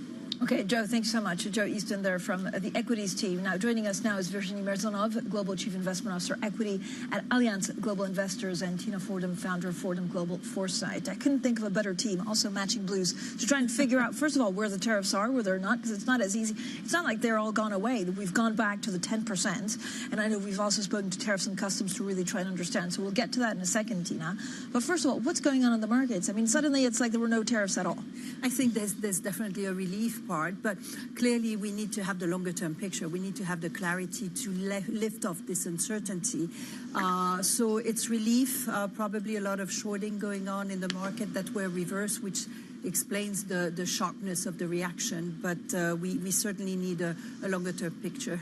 Yeah, and if you look at futures in the U.S., they're actually down. So again, there's a bit of uneasiness as we go through the numbers that Tina's gone through.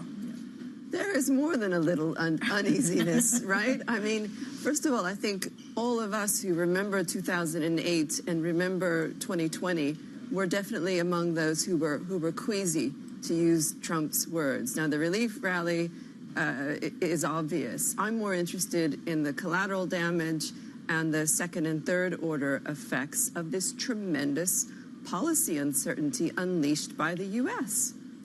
And so if you talk us through the tariff, I mean, again, and we've had to, I think, go to actually Customs and Borders to see how they understand it, because they're the ones checking at the ports, you know, to see exactly what happened. So there's about 10% baseline rate applied to most goods.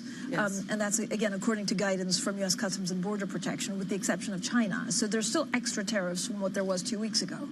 Yes, we're still in a weaker position. You know, you could argue that this is where markets thought we would be with Trump, kind of going hard on China and perhaps raising tariffs on other countries. Again, it's the collateral damage from this intervening period and what it does over time to the U.S. negotiating position and other countries' willingness to engage with the U.S., given what appears to be a tactical approach to engaging with partners in the global economy. And I know you're, Global Chief Investment Officer Equity, but actually the Treasury move is still not really explained why it was so violent, and there must be longer-term implications for all asset classes, Virginie. Yeah, absolutely. I mean, if you look at the Treasury markets, a lot of the measures are creating potentially less demand from big stakeholders in treasuries, right? Very clearly. But to me, there's really three dimensions. The first one, of course, is macroeconomic. The second one is impact on earnings. And the third one is the geopolitical game or the shifting world order.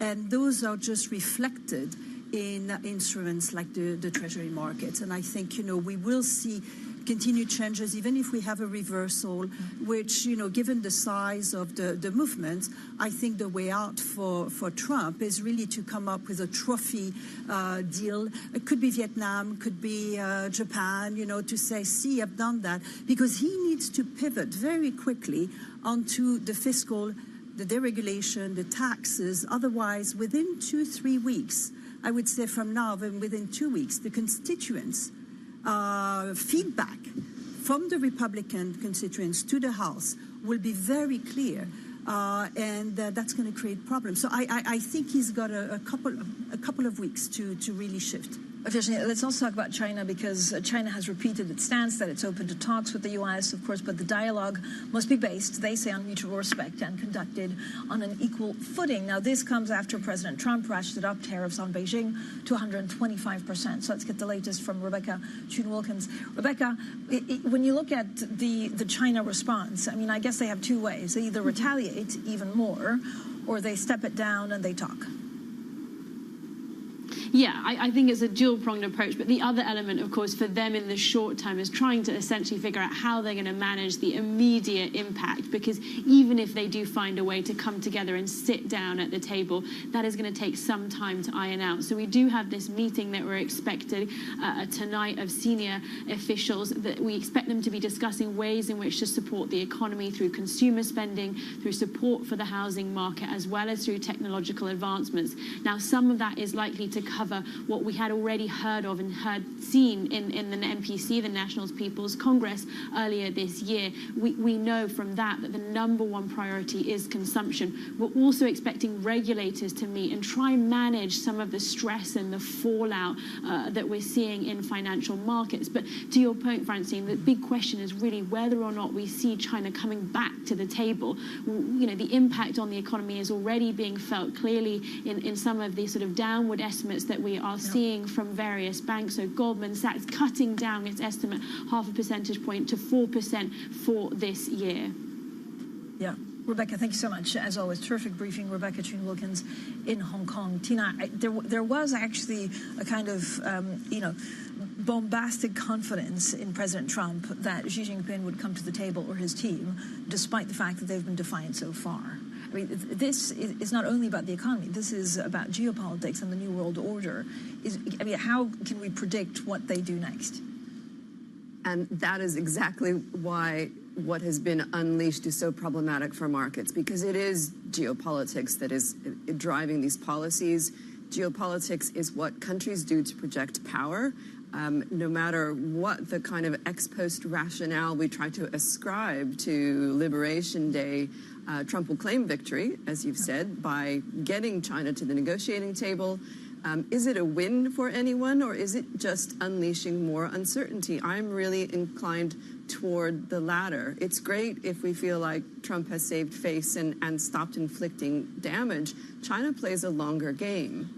If you look at the last 7 days also, what I thought was very striking is that whether you're an ally like a Modi or even a Netanyahu, it doesn't really make a difference how the White House treats you. So when we look back in the last 7 days, what are the geopolitical consequences of these tariffs? For me, one of the most extraordinary scenes was the fact that China, Japan, and South Korea came together, arms linked, to talk about a unified response to the tariffs. Now, these are obviously countries with very deep-seated historical animosity between them. That reflex isn't going to go away anytime soon. We also have seen China increase its military exercises around Taiwan. Markets were busy looking at other things. And so the forces that have been unleashed, that doesn't go back into the proverbial bottle.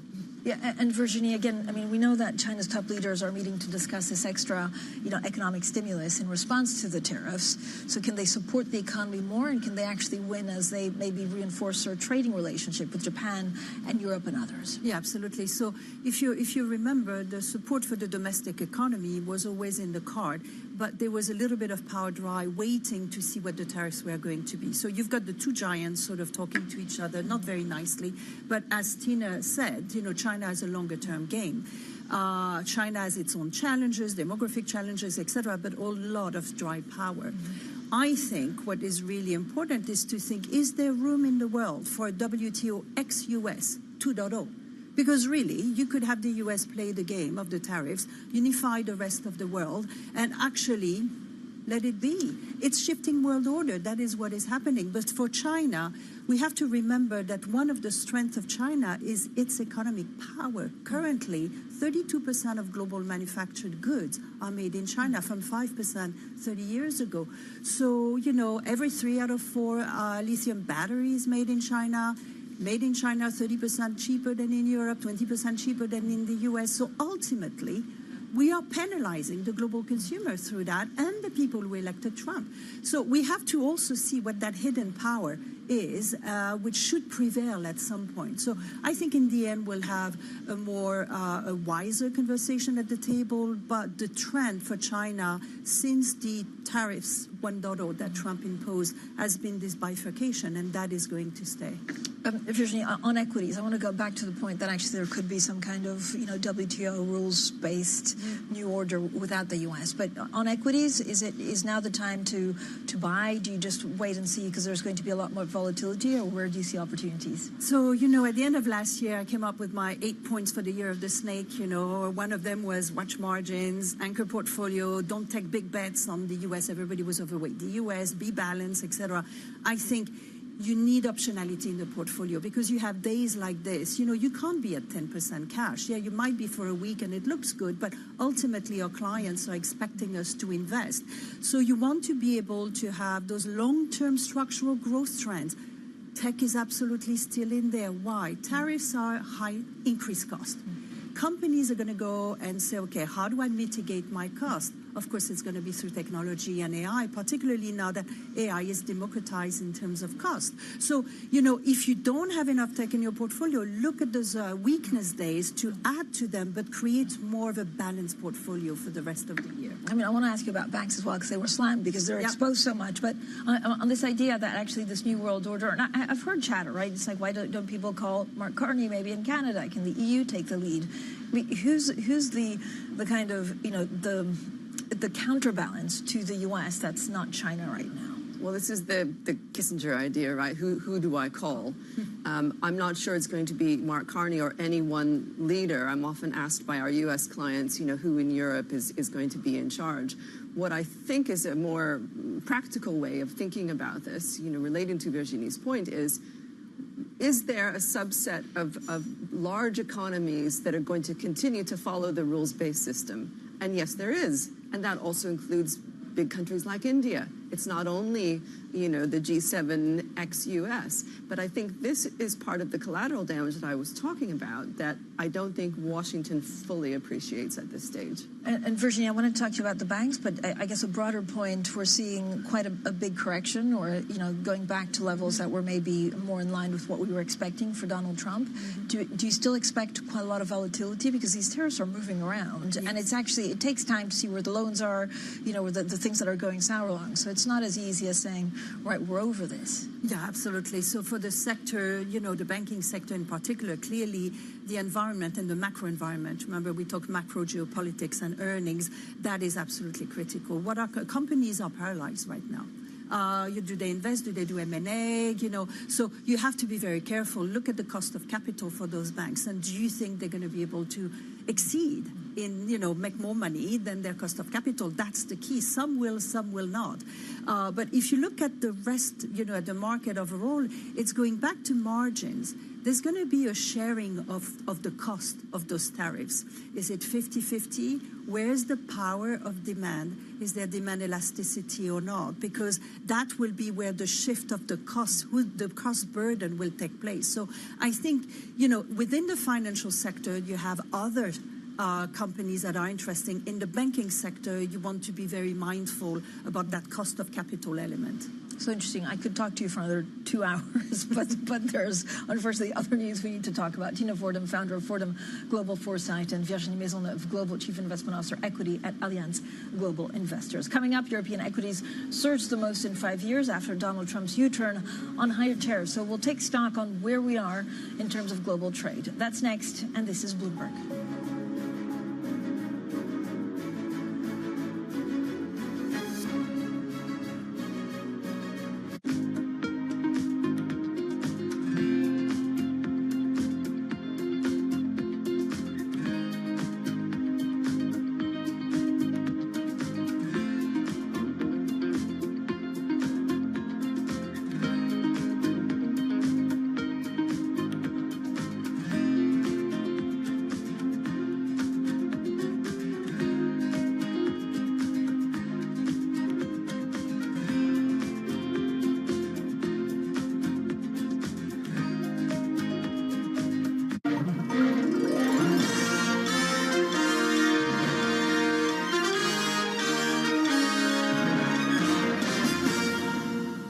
From our studios in New York and San Francisco, our expert hosts have the data and analysis from the companies you know and the startups to watch, plus the interviews you don't want to miss. Watch Caroline Hyde and Ed Ludlow on Bloomberg Technology, the only daily business show dedicated to tech, right in the middle of the trading action. Live every weekday, only on Bloomberg Television. Context changes everything. The countdown is on. Everything you need to get the edge at the end of the market day. Big tech earnings kick off later this afternoon. Gilead is coming out right now. We have take two numbers. Back to the markets, right? Our bread and butter. NVIDIA is one of the best stories in the tech space. That actually matters a whole lot more. It might shock some of your viewers. You're watching The Close. Get ahead of tomorrow's trading with The Close. Weekdays on Bloomberg. Context changes everything. Key investors, top executives, global innovators. Join me for in-depth conversations with the biggest newsmakers on the day's top stories. Insight with Haslinda Onen, only on Bloomberg.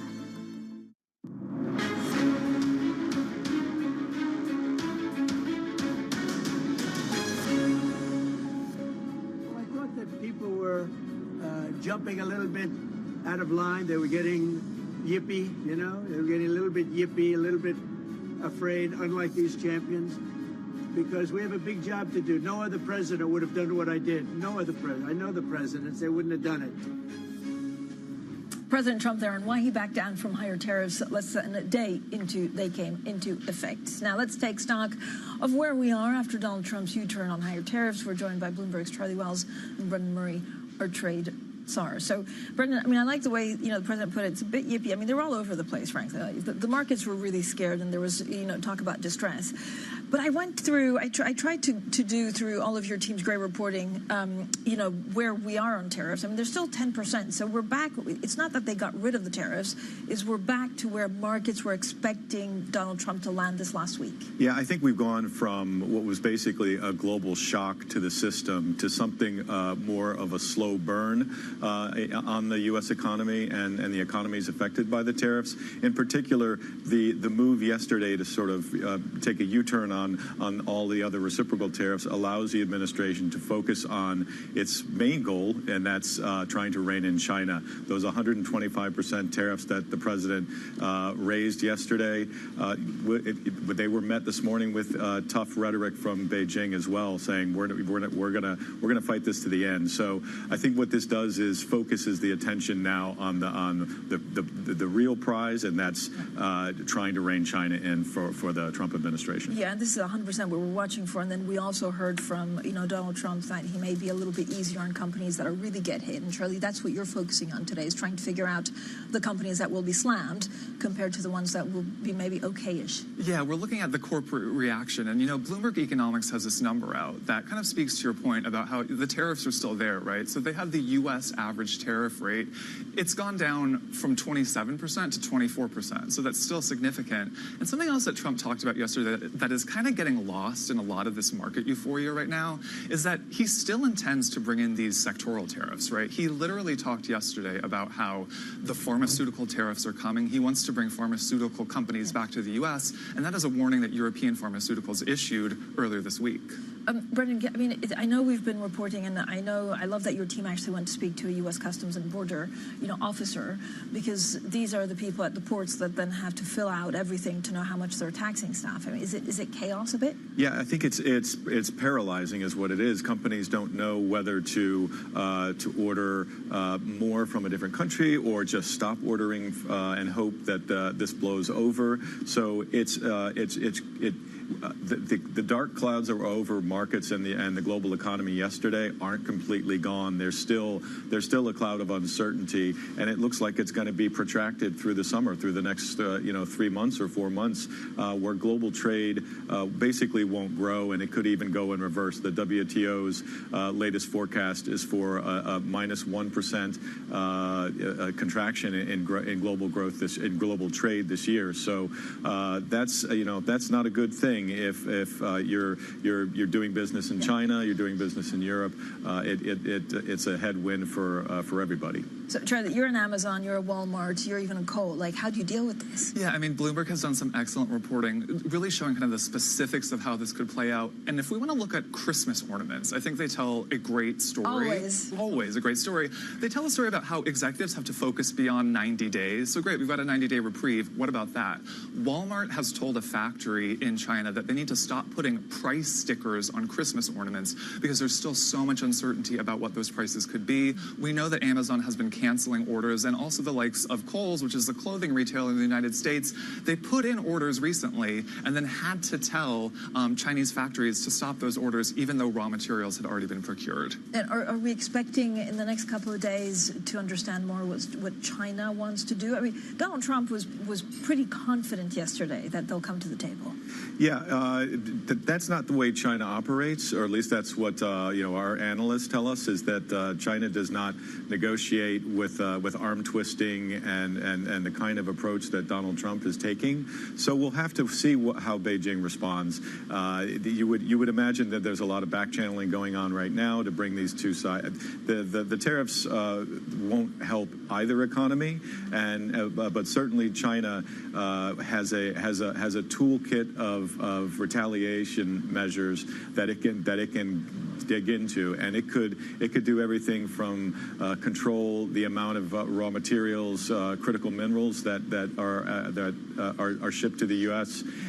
To targeting specific U.S. companies, big tech companies. Tesla has a big factory in China, so those kinds of things that China still has in its back pocket that we haven't seen yet. Brendan, do we need to really start thinking about some of the permanent damage that this has done despite the turnaround? Yeah, I think the Trump administration tried to undo a lot of that yesterday. The sort of chaotic rollout of reciprocal tariffs, one number for everybody.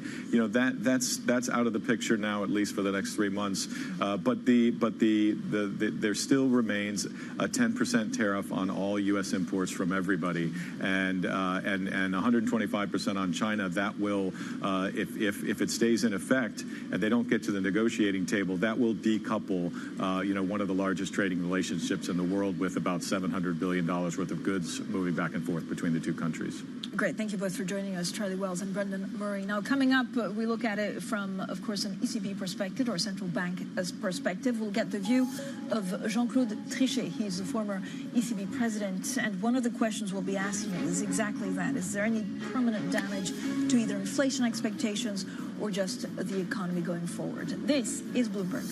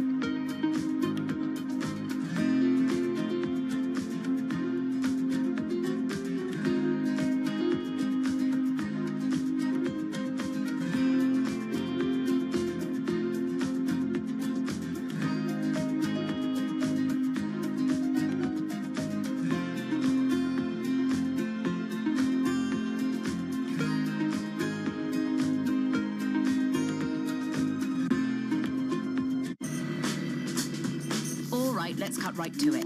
This is Bloomberg's new show, Primer. Technology is $1 trillion game. Won, lost, won again, just by backing the right science at precisely the right moment. My life has been focused on how can you elicit intelligence from brain cells in a dish. This is the fundamental building block of our fusion technology. We're doing things that have never been done by anybody, ever. Everyone is selling the future. If you want to understand what's coming, you'll want to watch Primer, because details matter. Lasers on? So do lasers. There we go.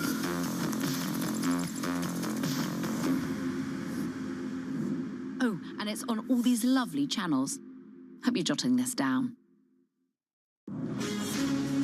From the beating heart of global finance, economics and politics, and wherever newsmakers are moving markets, Bloomberg brings you conversations that allow for deep discussions and important insights. What do you think the future is for inflation? Is this a new normal? Are markets too optimistic? How do you worry about the things that are outside your control? How does the current fighting completely stop?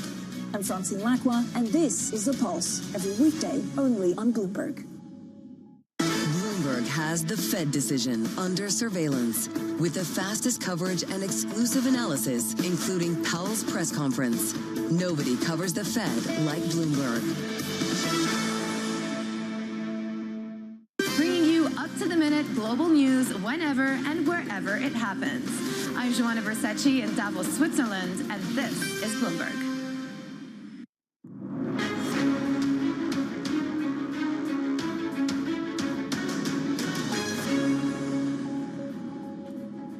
Good morning, everyone, and welcome to The Pulse. I'm Francine Lacqua here in London, and these are your top stories. European markets post their biggest gain since COVID after Donald Trump's U-turn on higher tariffs less than a day after they came into effect. Well, there's no relief from China, which now faces import levies of 125%. Well, Chinese leaders are said to be meeting to discuss more economic stimulus. And the EU says the about turn is good for the economy and must now decide whether to go ahead with retaliation approved just hours earlier. Plus, coming up a little bit later in the program, we'll also be joined by Carlisle's Jeff Curry as oil hovers near a 4-year low. Now, before that, let's get the latest from Brussels, and the European Union's digital chief, Henna Verkunen, says the bloc's rules governing digital platforms should not be considered barriers to trade with the U.S. Now, the bloc has opened a number of ongoing probes into the behavior of U.S. online platforms, including X. But the EU says it does not want a trade war with Washington. We are going to continue the negotiations because it has been all the time the message from the European Union side that we want to negotiate and we don't want to have tariffs and we don't want to have trade war because we don't see that anyone is benefiting from that. And of course, it's very important for businesses and industries to have legal certainty and also stability. Well, for more, let's get straight to Bloomberg's Oliver Crook, who interviewed her earlier, of course, this morning. So, Oliver, I mean, there does seem to be a direct link with, you know, some of the digital kind of people going after big giants and a possible retaliation on trade.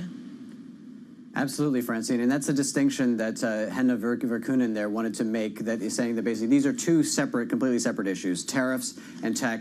These are issues that do not touch one another. We know from the Trump administration, however, that they don't really necessarily draw that kind of distinction. One of the main gripes that the Trump administration has had, whether it's Donald Trump, Howard Lutnick, or Scott Bessent, is this idea of non-monetary barriers, non-tariff barriers to trade, and one of those is tech regulation. And until we basically got that reprieve yesterday from the Trump administration, that 90-day hold on those so-called reciprocal tariffs, dropping it from 20% for the EU to 10%, the EU was next week going to develop a new architecture to basically be able to hit back at the United States, not just on tariffs, but potentially also targeting technology companies. I asked her if during those conversations she had been a part of them in developing that architecture. She said that basically the only line that we have here, the only thing that we're going to say is that we want to have a good and productive relationship with the United States. But for the EU, if this trade discussion re-escalates, these tariffs come back in the end of 90 days, one of their greatest point of leverage is against American tech companies. So watch that space if indeed this has to re-escalate once more. Ollie, this comes as the EU has also approved retaliation for Trump's earlier tariffs. So take us through exactly what tariffs are in place and what is not. Yeah, Francine. Yeah, Francine. I mean, it's Thursday, so it's perfectly normal these sort of days that we have our third sort of global tariff regime of the week. So we had those 20%. We've now come down to 10% in terms of the minimum tariff. But we should say, Francine, that despite the fact that this is a big reprieve, this is a reprieve that has sent the market skyrocketing, this is still an enormous trade barrier between the biggest trading relationship in the entire world, between the United States and Europe. We're talking about 10% tariff on the 500 billion euros worth of goods that go over to the United States every single year. And we should also say you still have those 25% tariffs on the auto sector, a major sector for the European economy. Steel and aluminum, 25%, that is still there. And just on hold is that only sort of extra 10% to the minimum tariff. So these are still the conversations that are going to be before the policymakers here in Europe. This is sort of the Trump technique, where you sort of end on a sweet note, despite the fact that you have a sort of very bitter pill that you had to swallow. And for finance ministers that are gathering tomorrow in Poland, the question is, A, what is the impact still going to be on the economy? It's still going to be absolutely vast. And B, can you really trust the United States if they're willing to use this point of leverage at every single point of the way? What is going to prevent them from bringing it back to the fore if they get exactly what they want? And that's a discussion we're going to have with the German finance minister, the Irish finance minister, and a number of different guests tomorrow in Poland. Oliver, thanks so much. Charlie Crook there in Brussels. Now, European Central Bank Governing Council member François Villeroy de Galhau sees U.S. President Donald Trump's decision to pause on higher reciprocal tariffs as a step forward, quote, economic reason. Now, de Galhau believes that protectionism is bad policy that will negatively impact the U.S. economy. He added that the EU's cool heads and unity in its reaction to the U.S. will not lead to an increase in inflation in Europe. Now, for more on all of this, we're joined by the former European Central Bank President, Jean-Claude Trichet. Monsieur Trichet, as always, thank you so much for joining us. Look, do you think, Monsieur Trichet, that there's any permanent damage from what we saw over the last 7 days, despite the turnaround from Donald Trump? Is there any lingering sense of unpredictability in U.S. policy that will impact also monetary policy? Hello, Francis. Thank you for inviting me.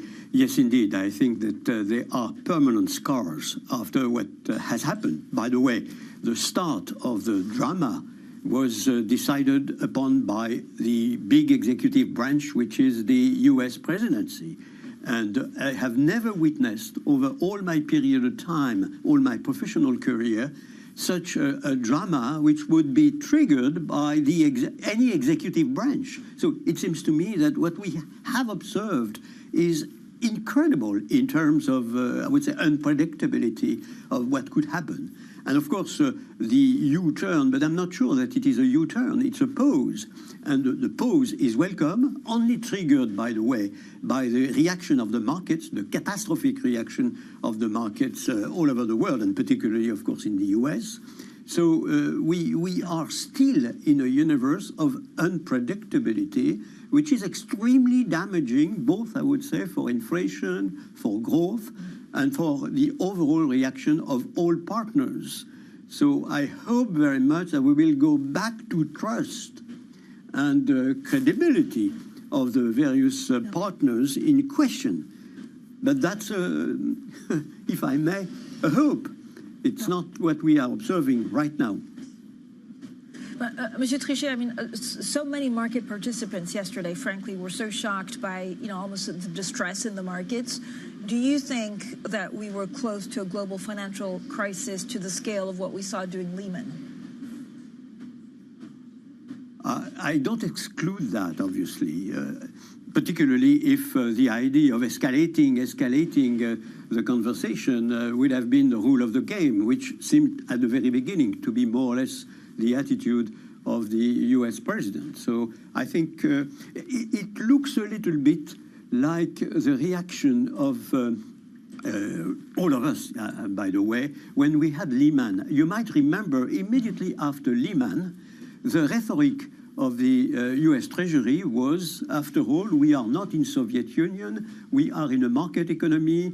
When a particular entity, namely Lehman Brothers, collapses, it's normal. You behaved improperly, you manage very, very poorly, then there is a bankruptcy. This rhetoric lasted 2 days and a half. I was the witness of that, of course, in permanent conversation with the US friends. After 2 days and a half, the idea was I would say, house of cards is collapsing. We have to do something. And the reaction of the executive branch to save the day was extremely determined. But the overall, if I may, political sphere in the US was not necessarily on board.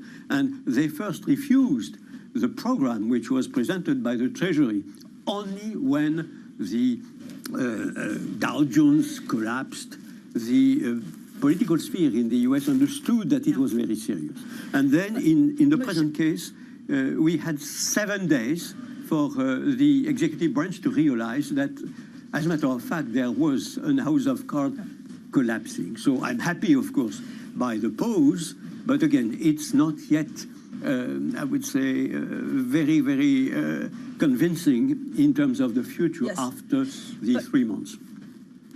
But, Monsieur Trichet, I mean, this is exactly what I wanted to ask you about. You were president of the European Central Bank in 2007, where there was this agreement also on, swap arrangement between the Fed and the ECB. Do you think that the two could come together today if there was more distress in the markets, let's say in 3 months, we don't know what happens next, to do the same like back then, or has the political landscape really changed?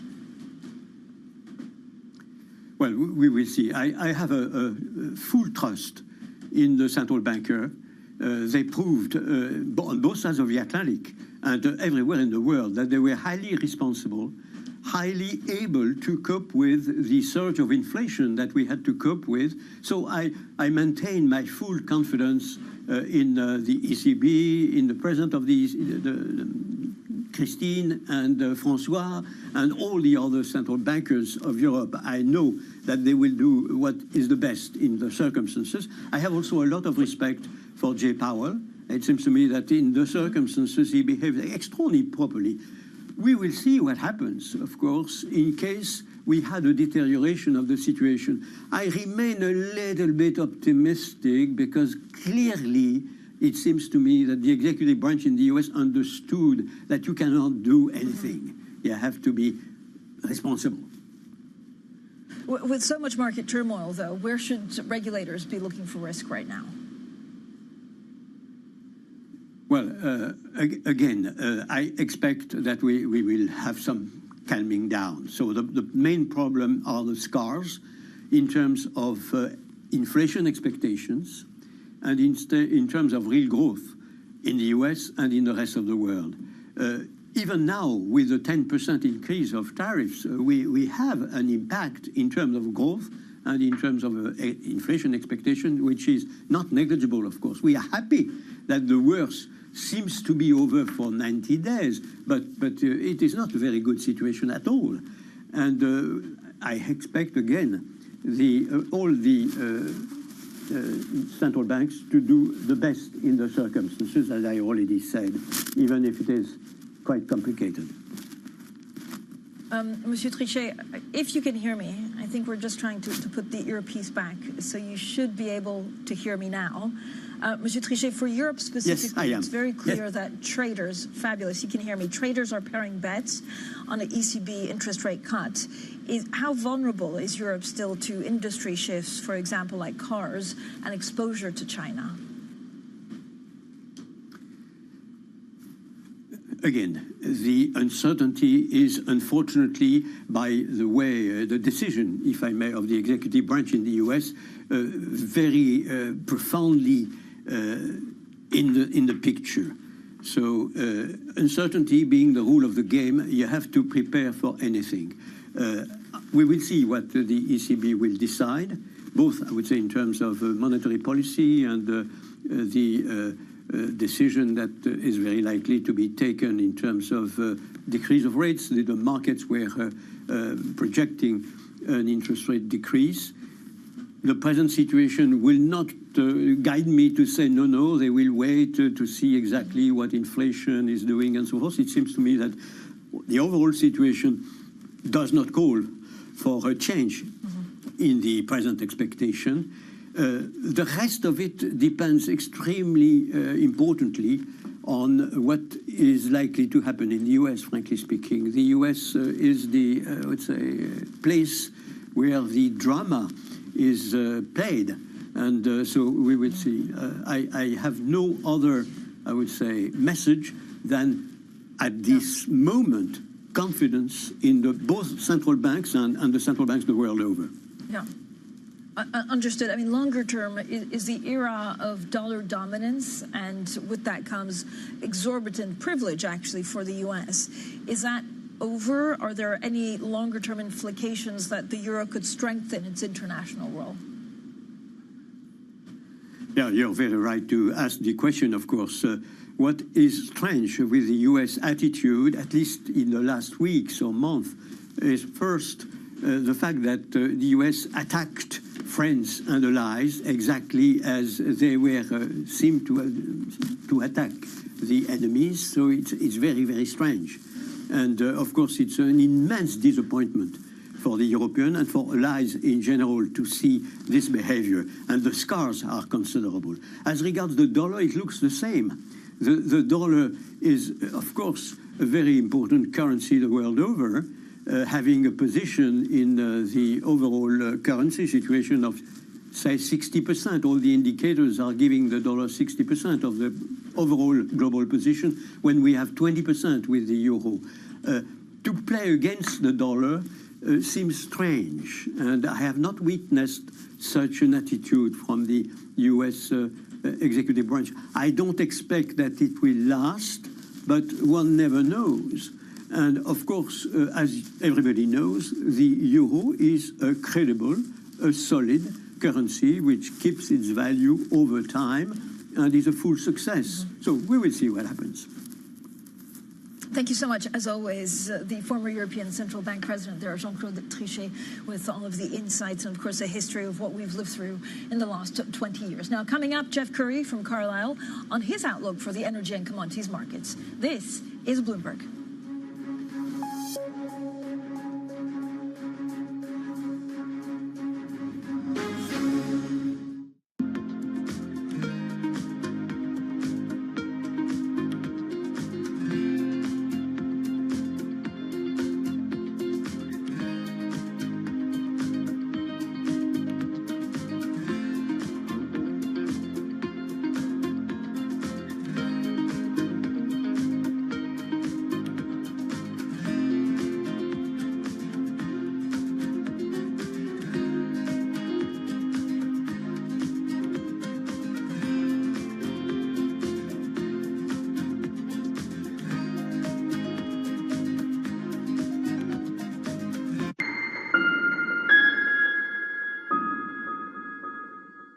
Listen carefully. Can you hear the rhythm in the markets? Not just in the syncopations triggered by inflation, but in the preludes leading to global elections, in the dissonance that moves the Nikkei, and the rising course conducted by AI. There's music in the markets, and if you want to learn to listen for it, we'll show you how. Bloomberg Surveillance covers the latest in global markets and the political events that influence your world. Join Jonathan Farrow, Lisa Abramowitz, and Anne-Marie Hordern. Only on Bloomberg. Context changes everything. Africa, a region rife with potential for growth and opportunities, but not without its challenges. Bloomberg highlights the biggest stories, interviewing key players, and reporting on the issues impacting the region.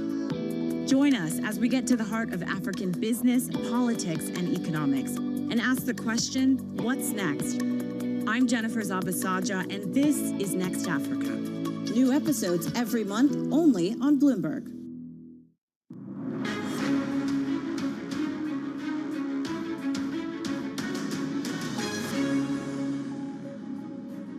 The conversations that matter, the insights you need. This is The Pulse, and I'm Francine Lacqua here in London. Now, oil extending its volatile run as investors grapple with President Trump about face on his signature trade policy. Now, this comes as the U.S.-China trade war and OPEC's Plus decision to loosen output curbs weighs on oil prices. Well, we're now joined by Jeff Curry, Chief Strategy Officer of Energy Pathways at Carlyle. Jeff, I'm just so happy to speak to you because actually it's been crazy. Like, there's been distress, the markets roll over the place. Like, what have we lived through in the last 7 days?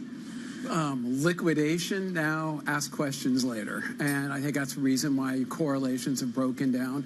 But, yesterday the markets hit a bottom and they came back up. And when we look at oil in specific and commodities more generally, the dead cat bounce was really a dead cat bounce. It was relatively small, which I think is telling you a lot, that there's still a lot of risks left in the system. And when we look at the overall tariffs, they're the highest in a century. They're still at 25%. And then second, when we look at who got hit the hardest, it's the superpower of manufacturing.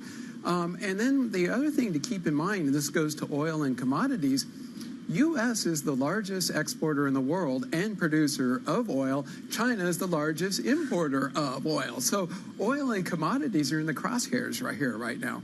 And, when we look at China, I want to emphasize in the United States how they fit together. Yep. The United States is a barbell economy. It's got tech on one end, commodity production on the other. What sits in between? Everything China has. And so when we think about where this trade war currently exists, everybody, viewed as reprieve because everybody else got a 10% and China goes elevated to 125%. China is the critical component here relative to where the U.S. sits. So I think oil probably has this right in repricing the risk again this morning. But do you think, are we headed towards a severe recession in the U.S., but even globally, even with where we are now, this 3-month reprieve? Or could we at least be headed to 2008 crisis style? Well, I think, the situation is radically different because it begins with policy. The policy put is kind of, benign, to say to be kind here. And I think that the risks here are very different than anything that we've ever seen. I think what happened yesterday was a liquidity issue. And you can see it in gold. Gold sold off. When you're in a crisis and gold is selling off, that's telling you got a liquidity problem. And then, boom, they came out with the reprieve, gold bounced back up, which is telling you that, hey, liquidity came back into the system.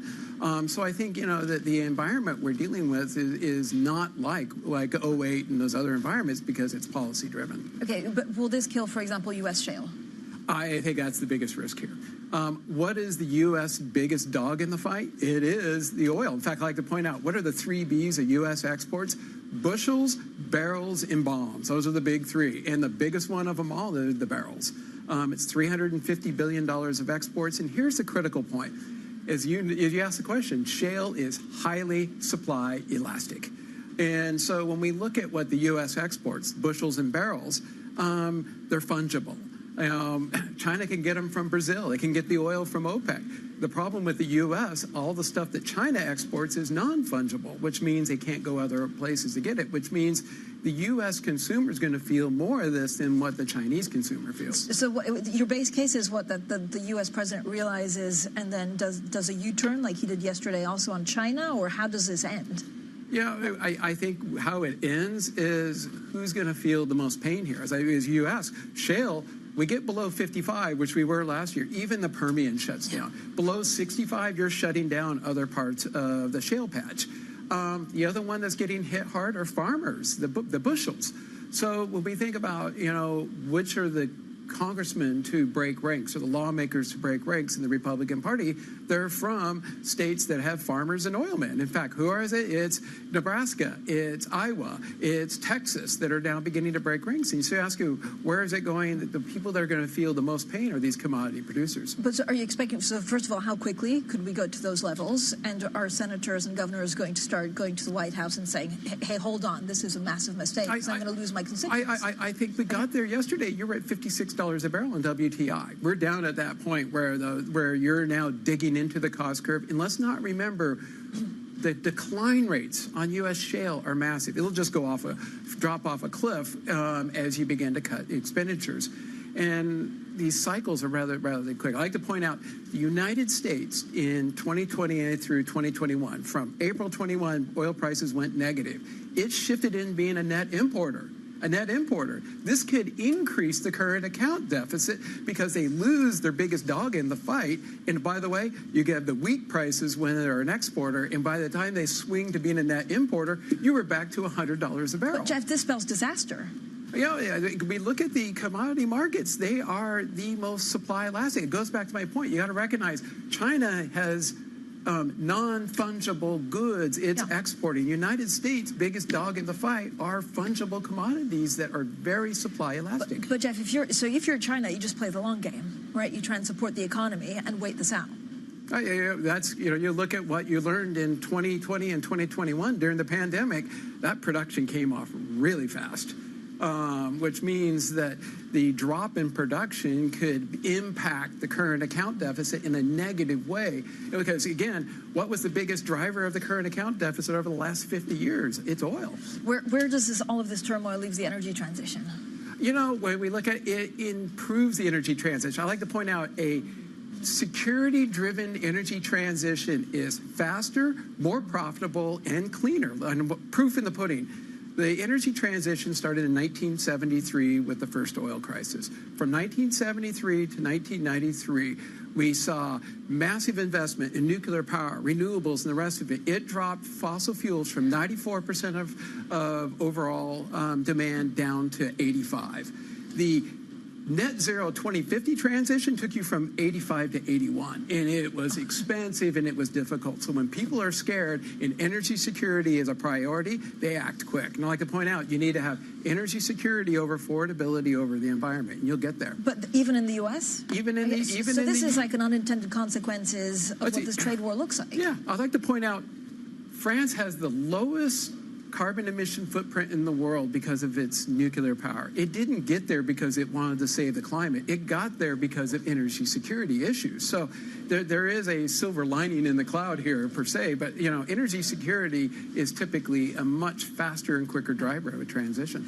Jeff, is there any way that the U.S. at this point can avoid a recession? I'm not the macroeconomist when I get in there, but I would argue that in energy, the shale patch is going to go through a really difficult time here. You're already feeling it. And let's not remember, when we think about oil prices, I know that the administration targets 50 to 55, which is below the Permian break-even, is going to cause problems. The United States is the world's largest oil producer and the world's largest oil exporter.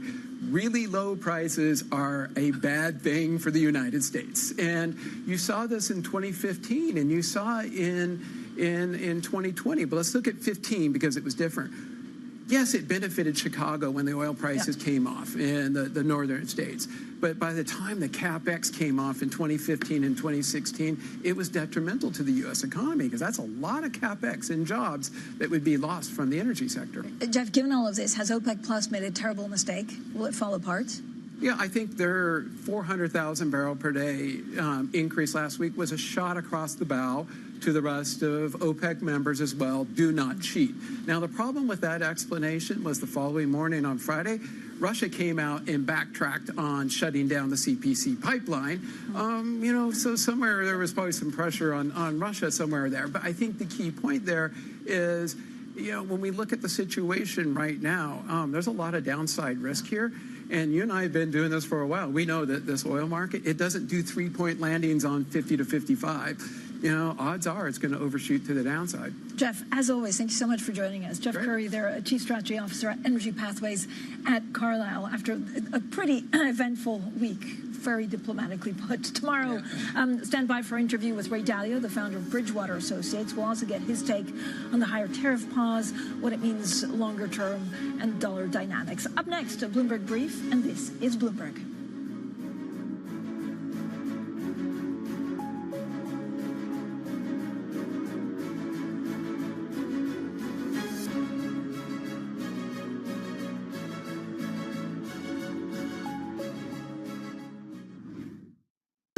Good morning. This is Bloomberg Surveillance. Welcome back to the opening trade. This is Bloomberg Technology. This is the Asia trade. This is Wall Street Week. Welcome to Balance of Power.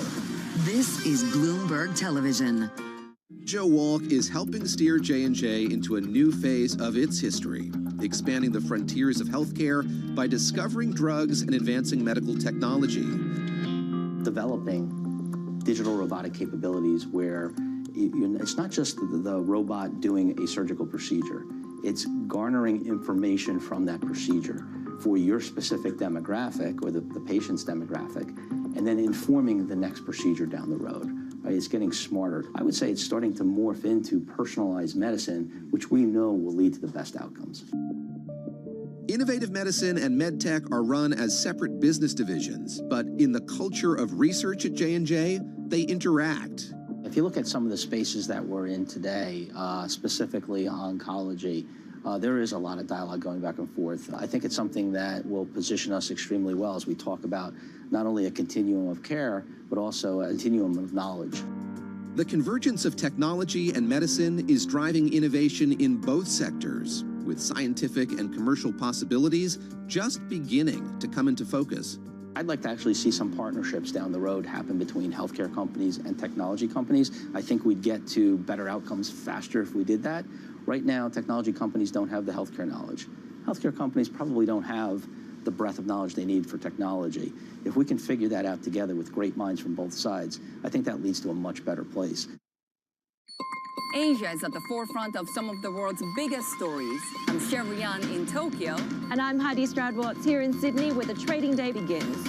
We're here in the center of all the action to get you set up with the numbers, news, and knowledge you need for the day ahead. The demand is indeed recovering. We've been waiting for this moment. The opportunity of a century. Join us on Bloomberg The Asia Trade. Weekdays only on Bloomberg TV. Context changes everything. US tech is influencing global markets. Technology is driving business across Europe. Companies in Asia are betting on tech.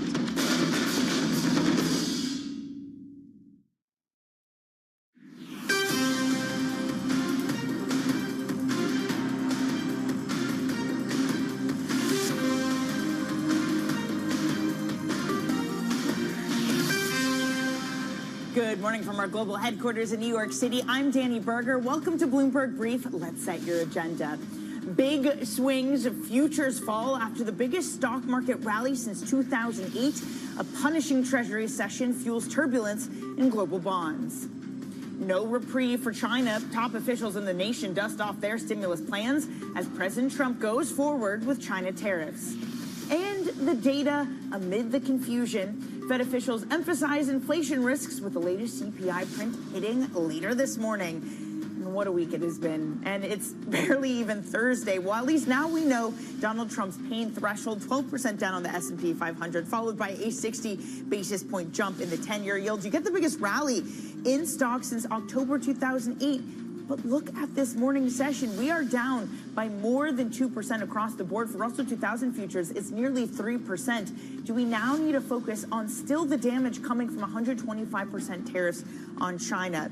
For the bond market, Trump, much like most of people watching this program, was watching the bond market. Stocks saw a rebound, but bonds didn't yesterday. They're still 20 basis points higher since Liberation Day. High-yield credit spread still 92 basis points wider. But we do add something of a rally today. Your 2-year leads that rally down 5 basis points, 10-year yield down 4. Your 30-year barely changed this morning. So that is the overall market picture. Let's take a look at what's happening below the surface here with some stocks to watch. It's Bloomberg's Joe Easton. Good morning, Joe. Morning, Danny. So we are seeing broad declines in the Mag 7 today, given those massive rallies we saw yesterday. Take a look at Tesla. We're down almost 5% on this stock after a jump yesterday that saw Elon Musk increase his fortune by around $36 billion. One stock not giving up the gains, though, is the Donald Trump social media company, DJT. Remember, Trump saying yesterday it's a great time to buy, including that ticker in his post as usual, and it was up 20% yesterday, continuing to rise this morning on that one. Then going the other way, we have got US Steel declining. Donald Trump says, although he does love Japan, he doesn't want the country to take ownership of the firm, and Nippon Steel potentially not going to be able to push through with the takeover of X, according to analysts this morning. Finally, just a quick shout out, as usual, for our Before the Bell opening wrap, which is available on the terminal, and we'll run you through all these pre-market moves and more ahead of the open in New York. It's the deal that just won't go away with U.S. Steel. Joe, thank you so much. Bloomberg's Joe Easton. Coming up this hour, we're going to be catching up with Tim Graff of State Street, Keith Lerner of Truist, and Robert Knott of Research Affiliates, an hour you do not want to miss. But first, we start with our top story. President Trump pausing tariffs for dozens of nations, except one country. I did a 90-day pause for the people that didn't retaliate, because I told them if you retaliate, we're going to double it. And that's what I did with China, because they did retaliate. So we'll see how it all works out. I think it's going to work out amazing. I think that our country is going to be at the end of a year or shorter, but I think we're going to have something that nobody would have dreamt possible. And China's Commerce Ministry says, let's talk, but only on equal footing.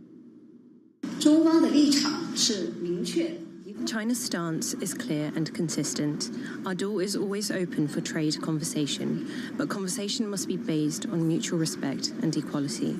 If the US pursues a trade war, China will fight to the end. Exerting pressure and threats are not the right way to have a relationship with China.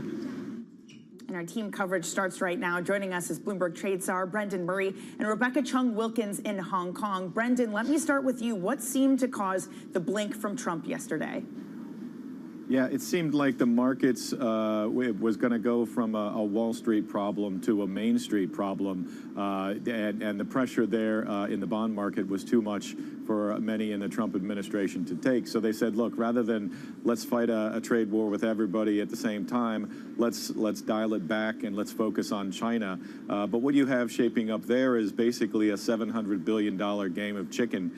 That's the size of the trading relationship between the two worlds, the two leading economies, and it's as the Chinese government has said, higher and higher threats, are not the way to bring us to the bargaining table. So it's hard to see what will break this impasse at the moment. 125% tariffs on all Chinese imports into the U.S. is going to decouple those economies over time, according to Bloomberg Economics. So we'll have to trade the ball's in Trump's court now, and we'll see what he does next in terms of ratcheting up the pressure. The ball might be in his court, but Rebecca, let me bring you on this. Is there any willingness from the Chinese side to negotiate? The Trump team has seemingly expected that they would come sooner and negotiate. Instead, they put on reciprocal tariffs of 84%.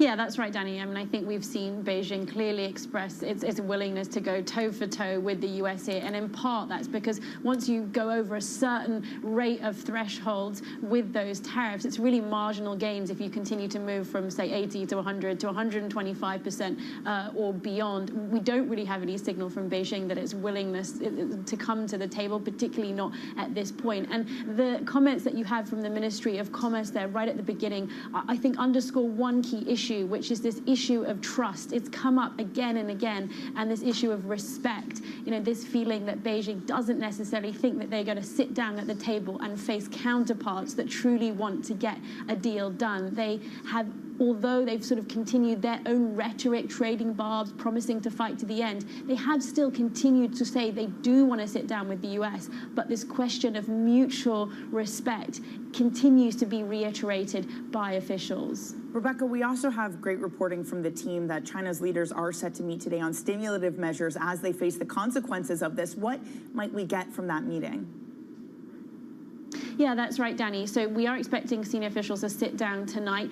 The discussions on the table are ways to support the economy, including the housing market, getting consumer spending going, as well as a regulatory meeting, regulators there trying to find ways to stabilize the economy, stabilize the markets that we've seen. Of course, we continue to see a lot of movement in Chinese equity markets, as we have around the world, of course.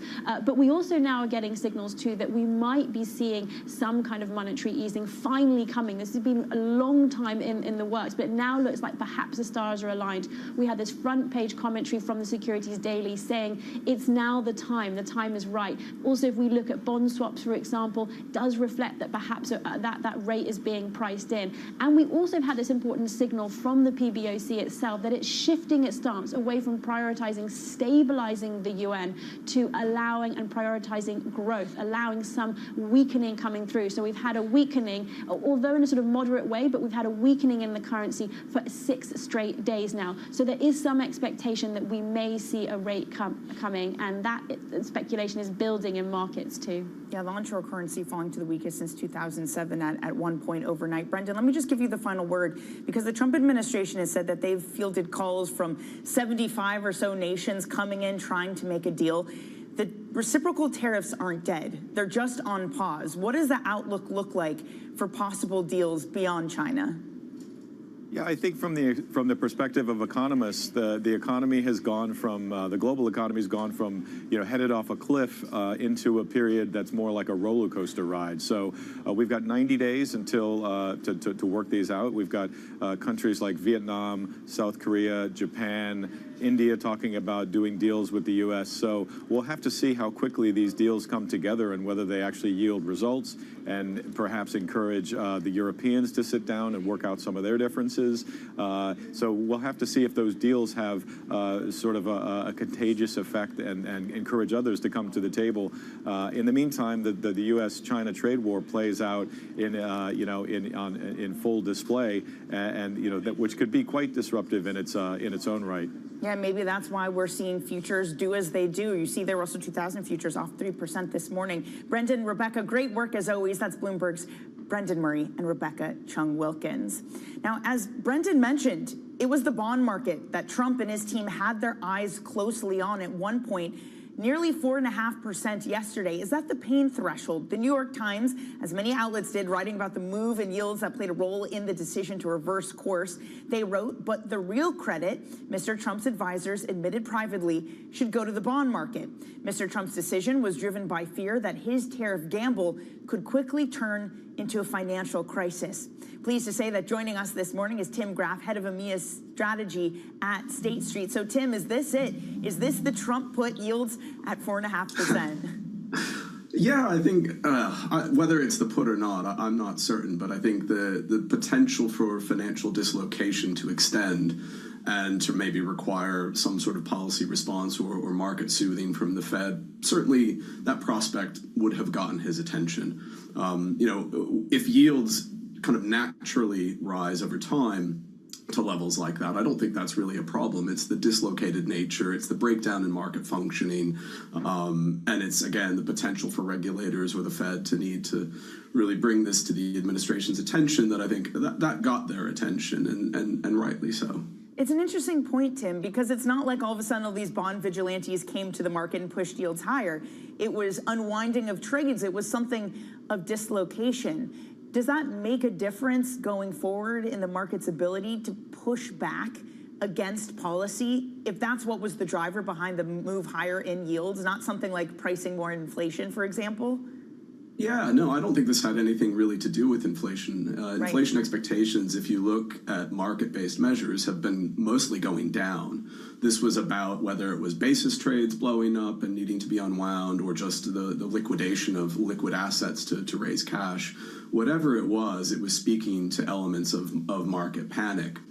So, again, I don't think if fundamentals justify inflation, justify yields going up. And I suspect, given the net, it's always dangerous doing back-of-the-envelope calculations on what the effective tariff rate now is. But it actually hasn't gone down that much when you consider how much it's gone up for China, even if the rest of the reciprocal tariffs are scrapped. So the inflation dynamics, I don't think, have really changed too much. And if those drive bond yields higher, well, that's fine. That's one thing. That's just the market finding a level. But this was dislocation and disruption that potentially threatened the gears of the financial system, and I think then warranted the response it got. To the point that not everything is in the clear, Anna Wong of Bloomberg Economics has been writing about this, that if you actually look at where we stand this morning, it's worse than where we were yesterday morning, because 125% tariff on China is a problem when China exports more goods to the U.S. than any other country.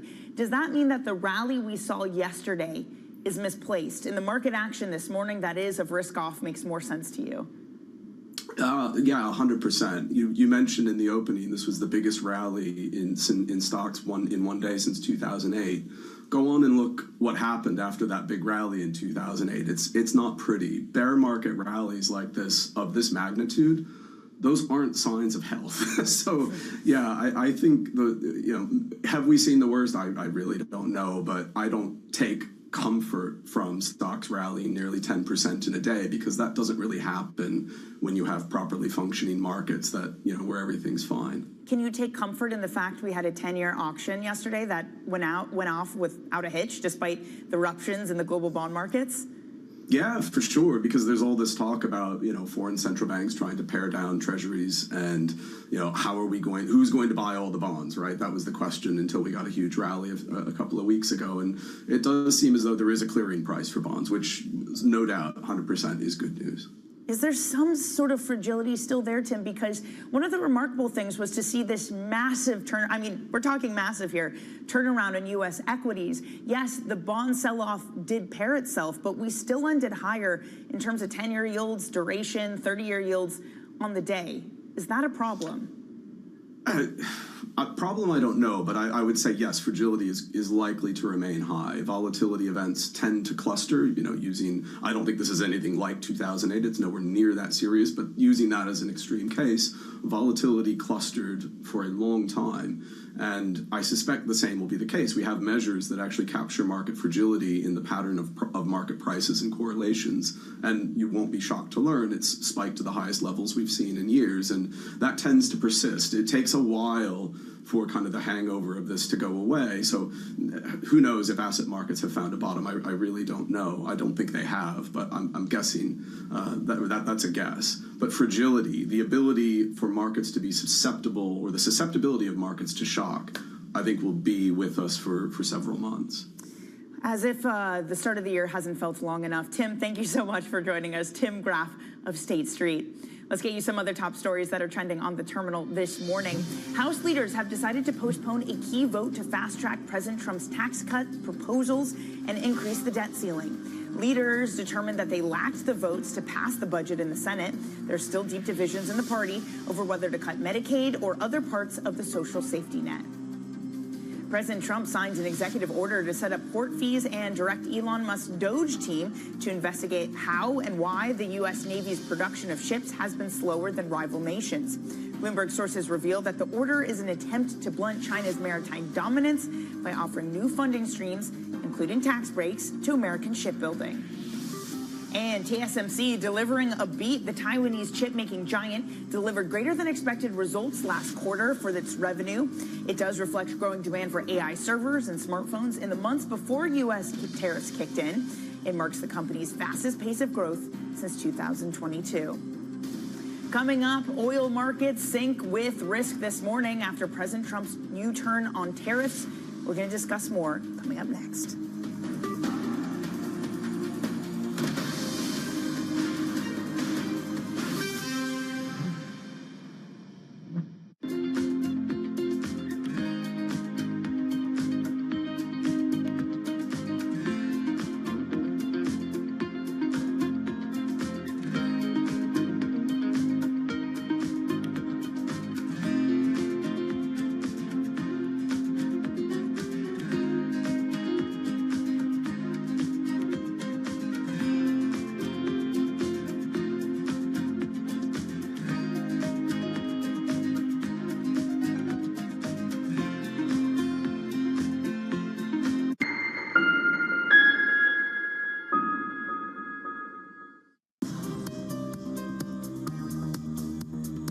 Countdown to the market open as we bring you the first trades across Europe.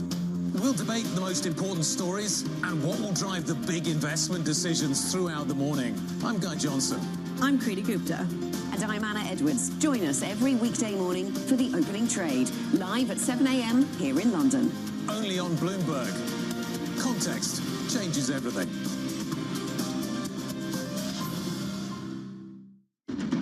US tech is influencing global markets. Technology is driving business across Europe. Companies in Asia are betting on tech. Bringing you up-to-the-minute financial news whenever and wherever it happens. I'm Michael McKee at the Federal Reserve, and this is Bloomberg.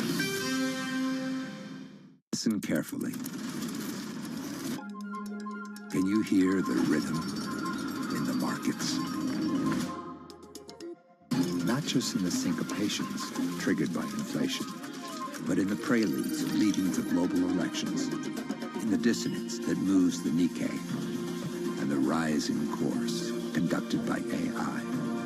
There's music in the markets, and if you want to learn to listen for it, we'll show you how.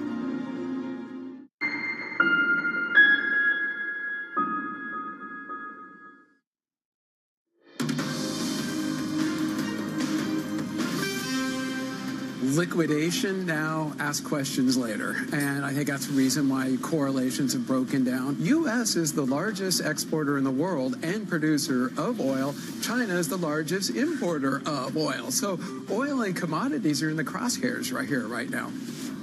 Jeff Curry of Carlisle speaking to Bloomberg's Francine Lockwood earlier. Oil is extending its volatile run. Investors still grappling with President Trump's dramatic reversal on a signature trade policy, and OPEC Plus deciding to loosen output curves, weighing on oil prices. We're back above $60 a barrel, but still down more than 3% for both Brent and NYMEX this morning. Joining us is Bloomberg's Anthony DePaula. I mean, Anthony, what a volatile run for markets, for oil. What do you make of the latest declines despite yesterday's reprieve on tariffs?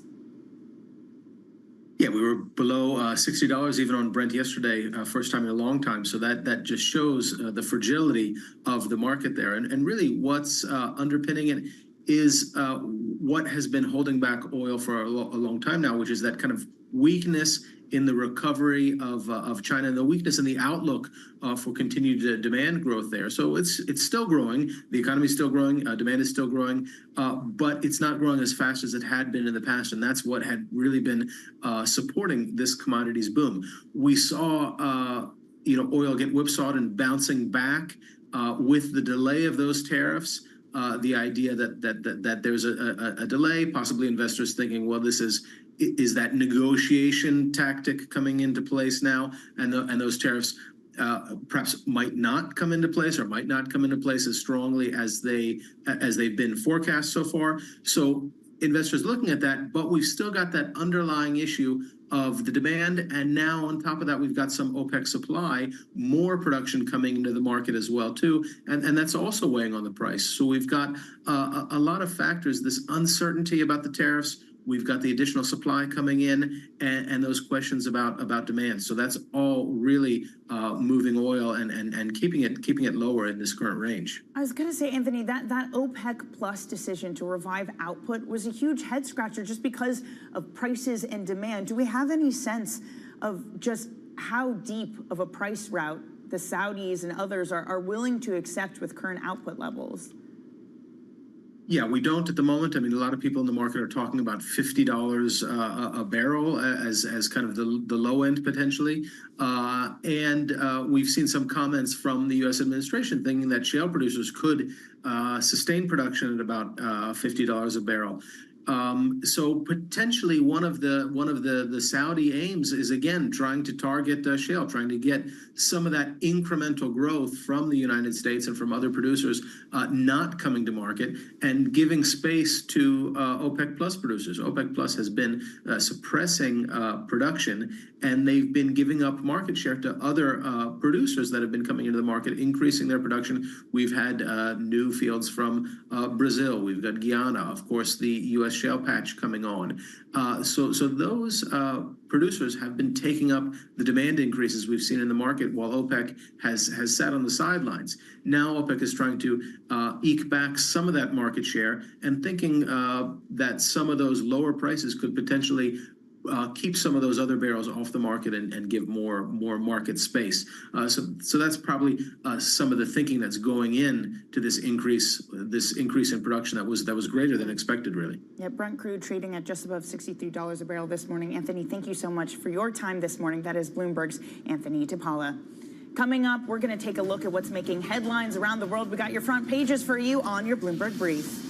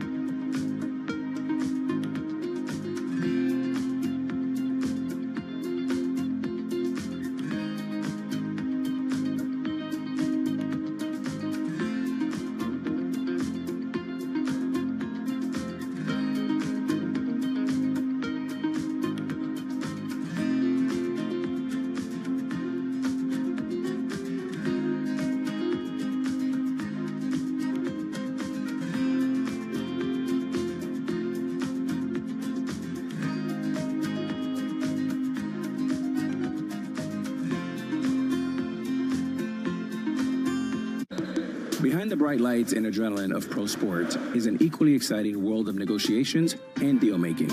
That's what we cover each week on our podcast, The Deal. I love the fact that you have, we say the cojones. I can't say that in Bloomberg. Maybe moxie. Yeah, moxie. I'm Alex Rodriguez, former baseball player turned business executive. And I'm Jason Kelly, a journalist at Bloomberg.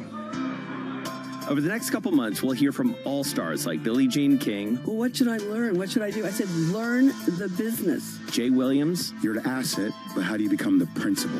Paul Rabel. We're going to be the league of digital, and that's why you're going to invest. Adina Friedman. I definitely am competitive. David Rubenstein. People don't come up to me on the street and say, let's talk about this private equity deal you did recently. No, nobody does that. They say, let's talk about the team. And so many more. You need a clap? No, I never Ready? Go. From the world of politics to the world of business, Joe Matthew and Kaylee Lines deliver news, insight, and analysis live 2 times a day, every trading day. Balance of Power at 1 and 5 Eastern, only on Bloomberg. Welcome to the world of decentralized finance. Massive outperformance from Bitcoin. Bloomberg is covering all things crypto, the people. The tectonic shift emanating from Washington. All we're looking for is clear rules and an ability to build in the United States. Crypto shouldn't be partisan. The transactions. Really a record-breaking moment. Crypto VC is back. And the technology. It's really the beginning of a global on-chain economy. And if America doesn't embrace it, we're going to be left behind. Bloomberg Crypto, only on Bloomberg.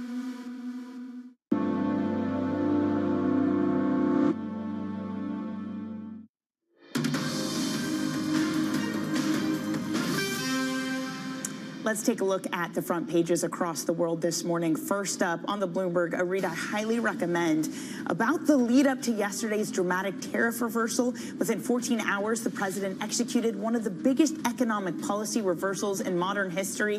The story starts, Donald Trump was watching the bond market. Next up, the Journal, leading with the risk of Prada's talks to take over Versace collapsing. Journal sources said that discussions over $1.4 billion deal had reached the 11th hour before financial market volatility, as you might imagine, caused some complications. And in the FT, the Trump administration is threatening to end consultancy contracts worth billions of dollars. They're accusing 10 large consulting groups, that includes IBM and Deloitte, of being, quote, insulting in their proposals for finding savings. As we head to the break, a quick look at your commodity market this morning. Oil continues to drop after a rally yesterday that brought us back above $60, but metals rallying, copper up nearly 4% with hopes of China's stimulus.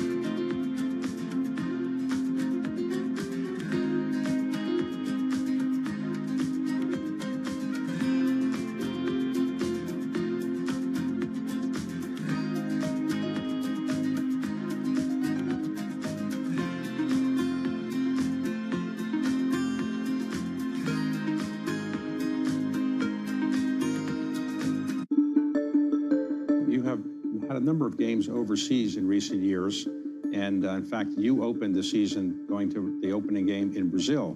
So do you expect to do more overseas games, and is that a part of your strategy? It is. We had 5 last year. We expect to have 8 this year, which will be the highest we've ever had. Our hope would be at some stage to get to 16 games in the next few years. We think we can do that. I think it's an indication of the popularity of our game. Every time we take our game to a new market, Brazil's a great example of it, the fans go crazy for it. They sold out the tickets in less than 90 minutes. People had a wonderful time. It was the talk of the town. And I think it will be the basis and the sort of the match that lights the excitement and the popularity of the game in that market, as well as what we're doing around the world. So we're very excited by it. It's just one element of that strategy. You need to have television, you need to have activity and participation in the sport, and flag football is a big part of that. So all of those factors, I think, are going to be what we think will be a very successful formula to be a global sport. Do you ever envision having a team that's based overseas in Mexico City or in London? Listen, we've talked an awful lot about it, and I think there are markets that could, without question, support an NFL franchise. Middle East and Africa. Vibrant resources and high-yield investment opportunities abound. Join me on Horizons Middle East and Africa for the stories, newsmakers, and insight from this exciting region. Now weekdays, only on Bloomberg. U.S. jobs numbers are released. Bloomberg has the report under surveillance with crucial data and expert analysis at terminal speed. Nobody covers Jobs Day like Bloomberg.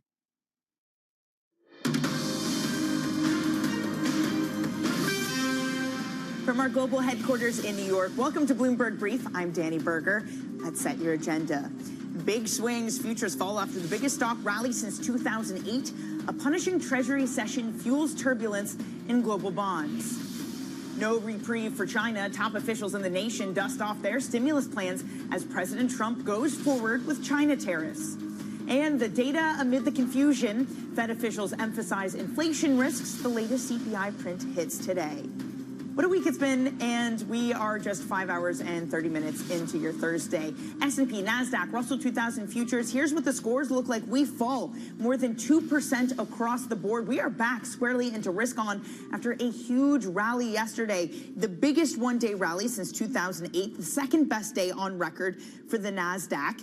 And Trump, much like us, was watching the bond market. That appears to be the reporting of why he did indeed backdrop. But here's the weird thing. Yields ended higher yesterday, despite the equity relief rally. We do have something of a rally underway for your bond market. 2-year yield, 10-year yield, 30-year yield, all down by at least 2 basis points, but the front end leads. Your 2-year at 3.83, your 10-year at 4.27.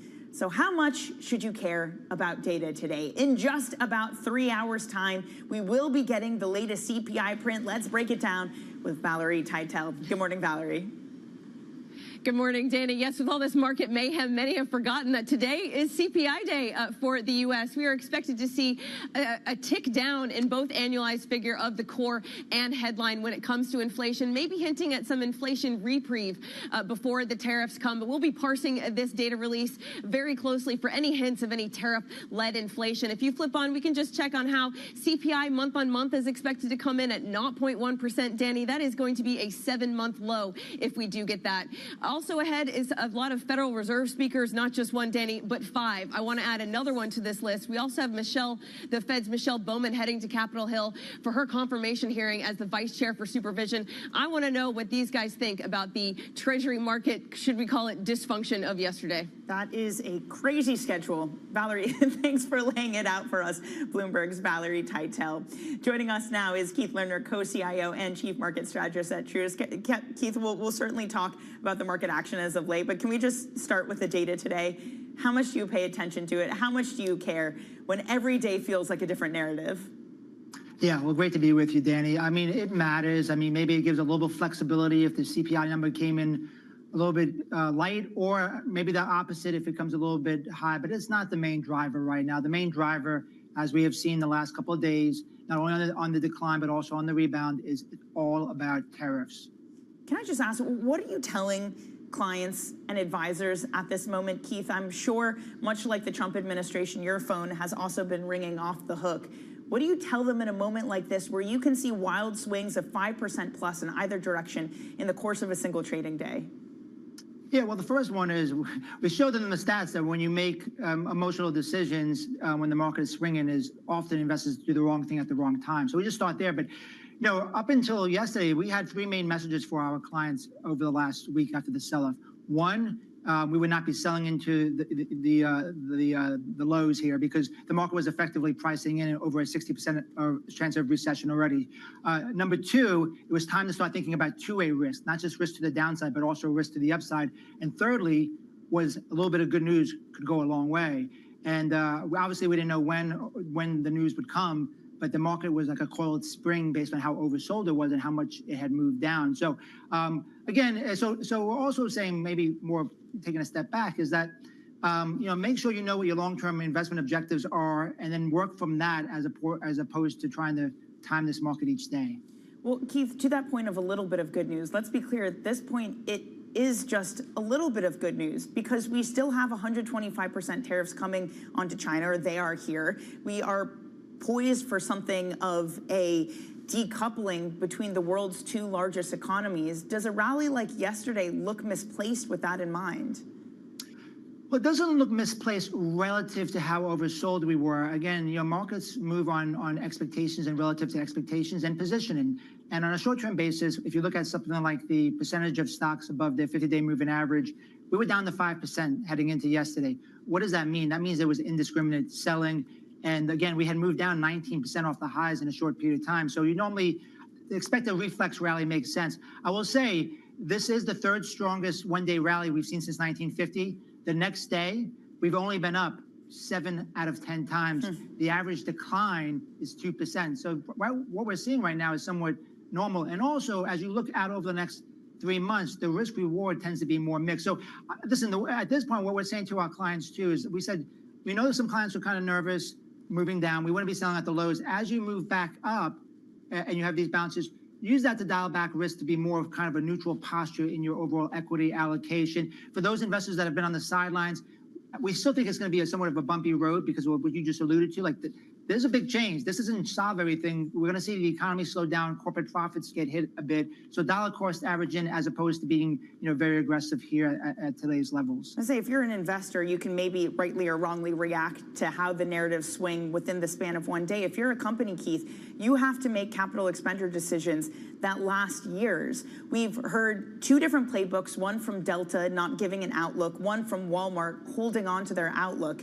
What are you expecting this earnings season and corporate's ability to cope with just this constant changing and what the tariff outlook looks like? Sure, and we really didn't resolve anything yesterday. We still have uncertainty over the next 90 days. So it's not as if you've given CFOs a huge amount of clarity about what they should be doing. You've given them a little bit of reprieve. So what I expect during this earnings season is more of what we saw yesterday, more of the same. If you're a CFO, especially of a multinational company, really hard to give guidance. I expect more companies to pull in guidance. Now, we had downgraded equities back in February because we thought the economy was slowing and that wasn't translated into forward earning estimates. Those forward earning estimates still need to come down. The only thing I will say, though, is that part of this market decline we saw is that people, the street is expecting earnings to come down, right? That's why we had such a massive move. So what I would be looking for as an investor right now is not just what the earnings numbers or what companies are saying, how do the stocks react? The tell yesterday morning was you had that kind of pulled guidance from Delta and the stock was up, not down. So that's what I think the more important thing is, how do the stocks react as they pull guidance, or maybe they're more, more mixed in the outlooks. But is it a problem, Keith? Yes, the reaction there, but the swings that we've had, you have these large cap companies, you have the Mag 7 swinging wildly, adding and removing trillions of dollars in one day. Does it speak to a moment of market fragility that should be concerning? Well, in some ways, yes. I mean, the one thing that we in our work, it suggests that that volatility clusters, meaning the biggest down days tend to be followed by the biggest up days. And so far, what we're seeing is a little bit more accustomed to what we saw in October of 2008. And it does create some flux. And when you have big swings, each data point is over extrapolated, right? Because there's high uncertainty. So yeah, it makes it for a more challenging time. I will say in that work that when we looked at whether 2 big down days or we looked at kind of something that's similar to now, the near term was mixed. As you started to expand your time horizon over the next 1 or 2 years, the probabilities of the market being higher is better. But listen, I don't think this is over. I think we have choppy markets, and I don't think this is time to be on offense now. I mean, I was thinking more on offense the last couple of days, but after this big run up, I think the risk reward is now coming back more towards that neutral state, and that's how we're positioned. Keith, we're certainly living in interesting times. Thank you so much for taking the time to join us this morning. Keith Lerner of Truist, always a pleasure. Okay, let's get to you some other top stories that are trending on the terminal this morning. House leaders have decided to postpone a key vote to fast-track President Trump's tax cut proposals and increase the debt ceiling. Leaders determined that they lack the votes to pass the budget in the Senate. There are still deep divisions in the party over whether to cut Medicaid or other parts of the social safety net. President Trump signed an executive order to set up port fees, as well as direct Elon Musk's Doge team to investigate how and why the U.S. Navy's production of ships has been slower than rivals. Bloomberg sources revealed that the order is an attempt to blunt China's maritime dominance. It offers new funding streams, including tax breaks to boost American shipbuilding. And overnight, TSMC delivering a beat. The Taiwanese chip-making giant delivered greater than expected revenues last quarter. The results reflect growing demand for AI servers and smartphones in the months before U.S. tariffs kicked in. It marks the company's fastest pace of growth since 2022. Coming up, we're going to get more reaction into a chaotic week in markets. The legendary Rob Arnott, founder and chairman of Research Affiliates, joins us next. Stick around on your Bloomberg Brief.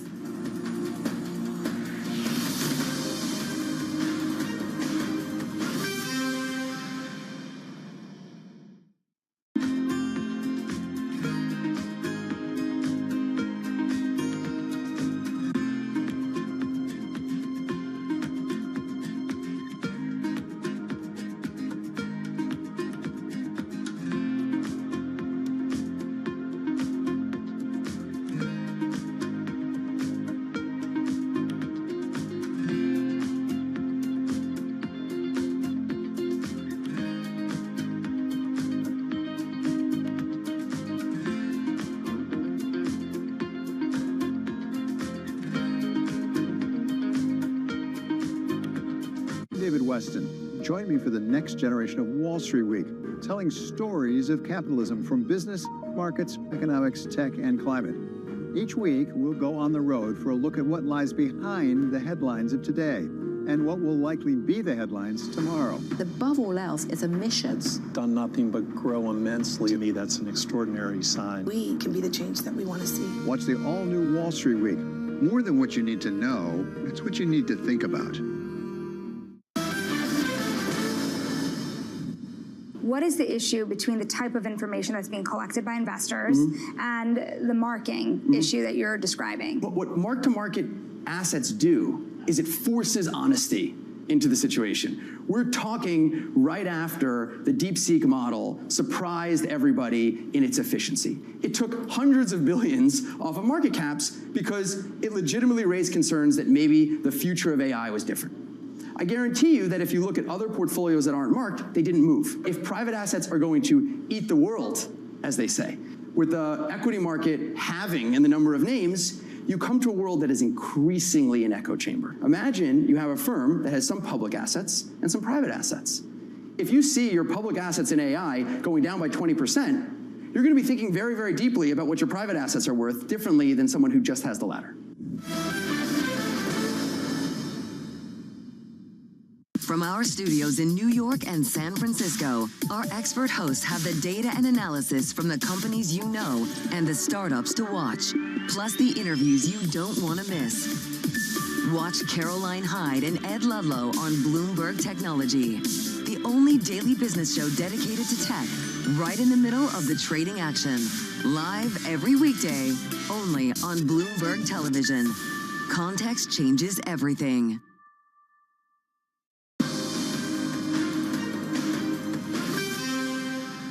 To me, last week, I thought America's cut off both its arms. Today, one arm. Thank goodness for independent financial markets, which I believe bounded and forced the president and his team to reverse themselves pretty much across the board. Everything was on sale, so quality growth is has been on sale, and that actually creates opportunities for long-term focused investors. Honestly, I think the basis trade very well could have forced Trump's hand, and I don't think it's wrong to think that based on what's happened just in recent days with yields. If the trade war is really all about China, that's a lot more manageable than a global trade war. You can legislate, or how do you legislate? You can dictate tariffs. Yeah.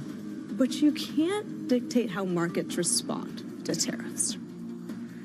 Reactions from our guests yesterday after that dramatic tariff pause for 90 days from President Trump. Let's just take stock of what the stock market did in that period. We went from the cusp of entering a bear market on Tuesday, closing 19% down from the peak.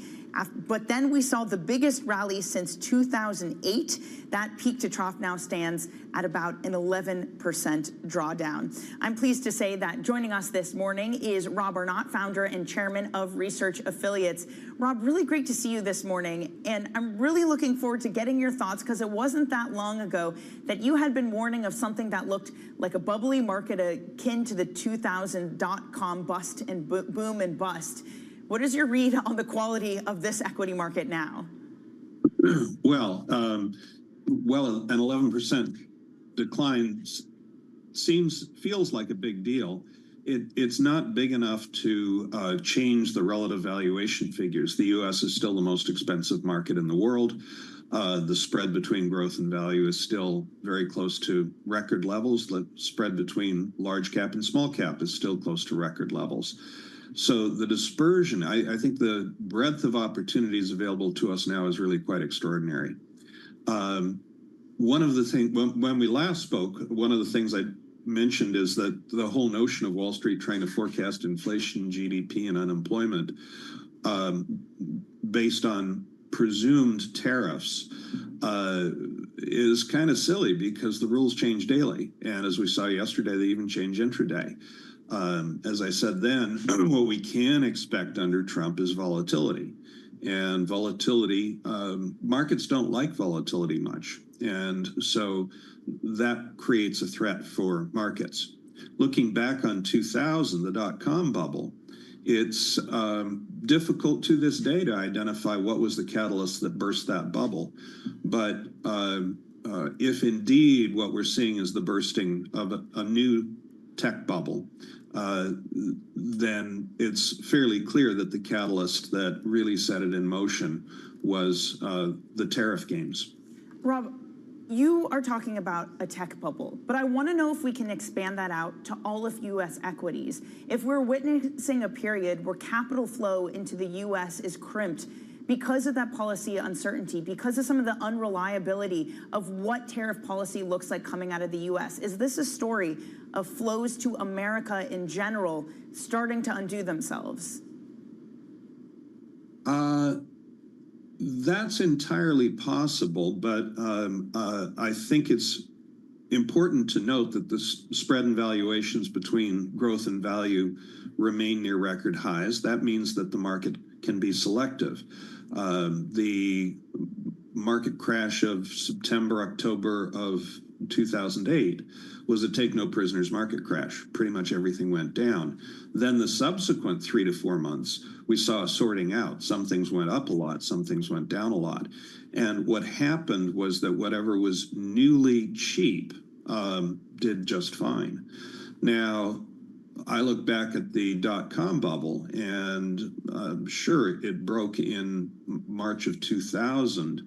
But if you roll the clock forward 2 years, the first 2 years out of a 2.5-year bear market, that first 2 years, the S&P was down 27% on its way to a 46% drop. NASDAQ was down 50 on its way to being down 80. Russell 1000 value was down 4. Russell 2000 was up 3. Russell 2000 value was up 53% in a bear market. So bear markets don't necessarily take no prisoners. What's cheap can actually do rather nicely. And, frankly, Europe is looking pretty darn cheap these days. Emerging markets are looking cheap these days. Domestic U.S. small cap value is cheap these days.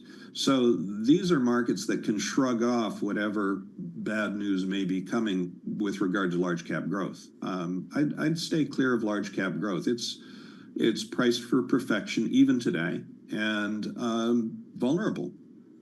Is the entire system vulnerable, Rob, though, when you look at bond yields moving double-digit basis points like they did yesterday, that you can get a rally going underway in equities, but bond yields don't react as much. Equities, as we mentioned, recovered a lot of their peak-to-trough losses.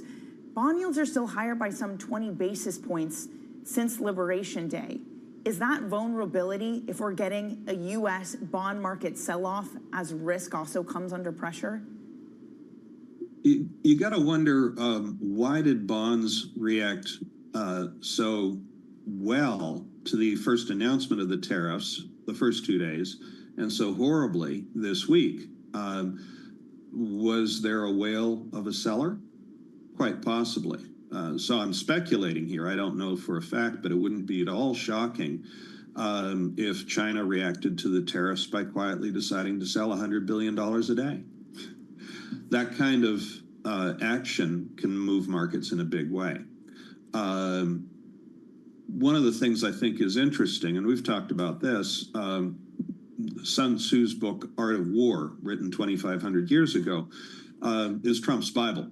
Now, in the corridors of power in Washington and across Europe, I would venture to guess maybe 1 out of 100 of our legislators and other elite leaders have bothered to pick up the book Art of War, even though they've heard that it's his Bible. All right, well, it's an important book, and everyone in Chinese leadership has read Art of War. So the notion of not paying attention to something that's been Trump's Bible for life is pretty naive. The Chinese reaction was unsurprising, retaliatory tariffs, and quite possibly quietly selling large quantities of treasuries. Rob, does that speak from something of a trade war transforming into something bigger or something additional, something of a financial war? Is that what you're talking about might be on its way? I think that's exactly right. I think we're in a trade war with China.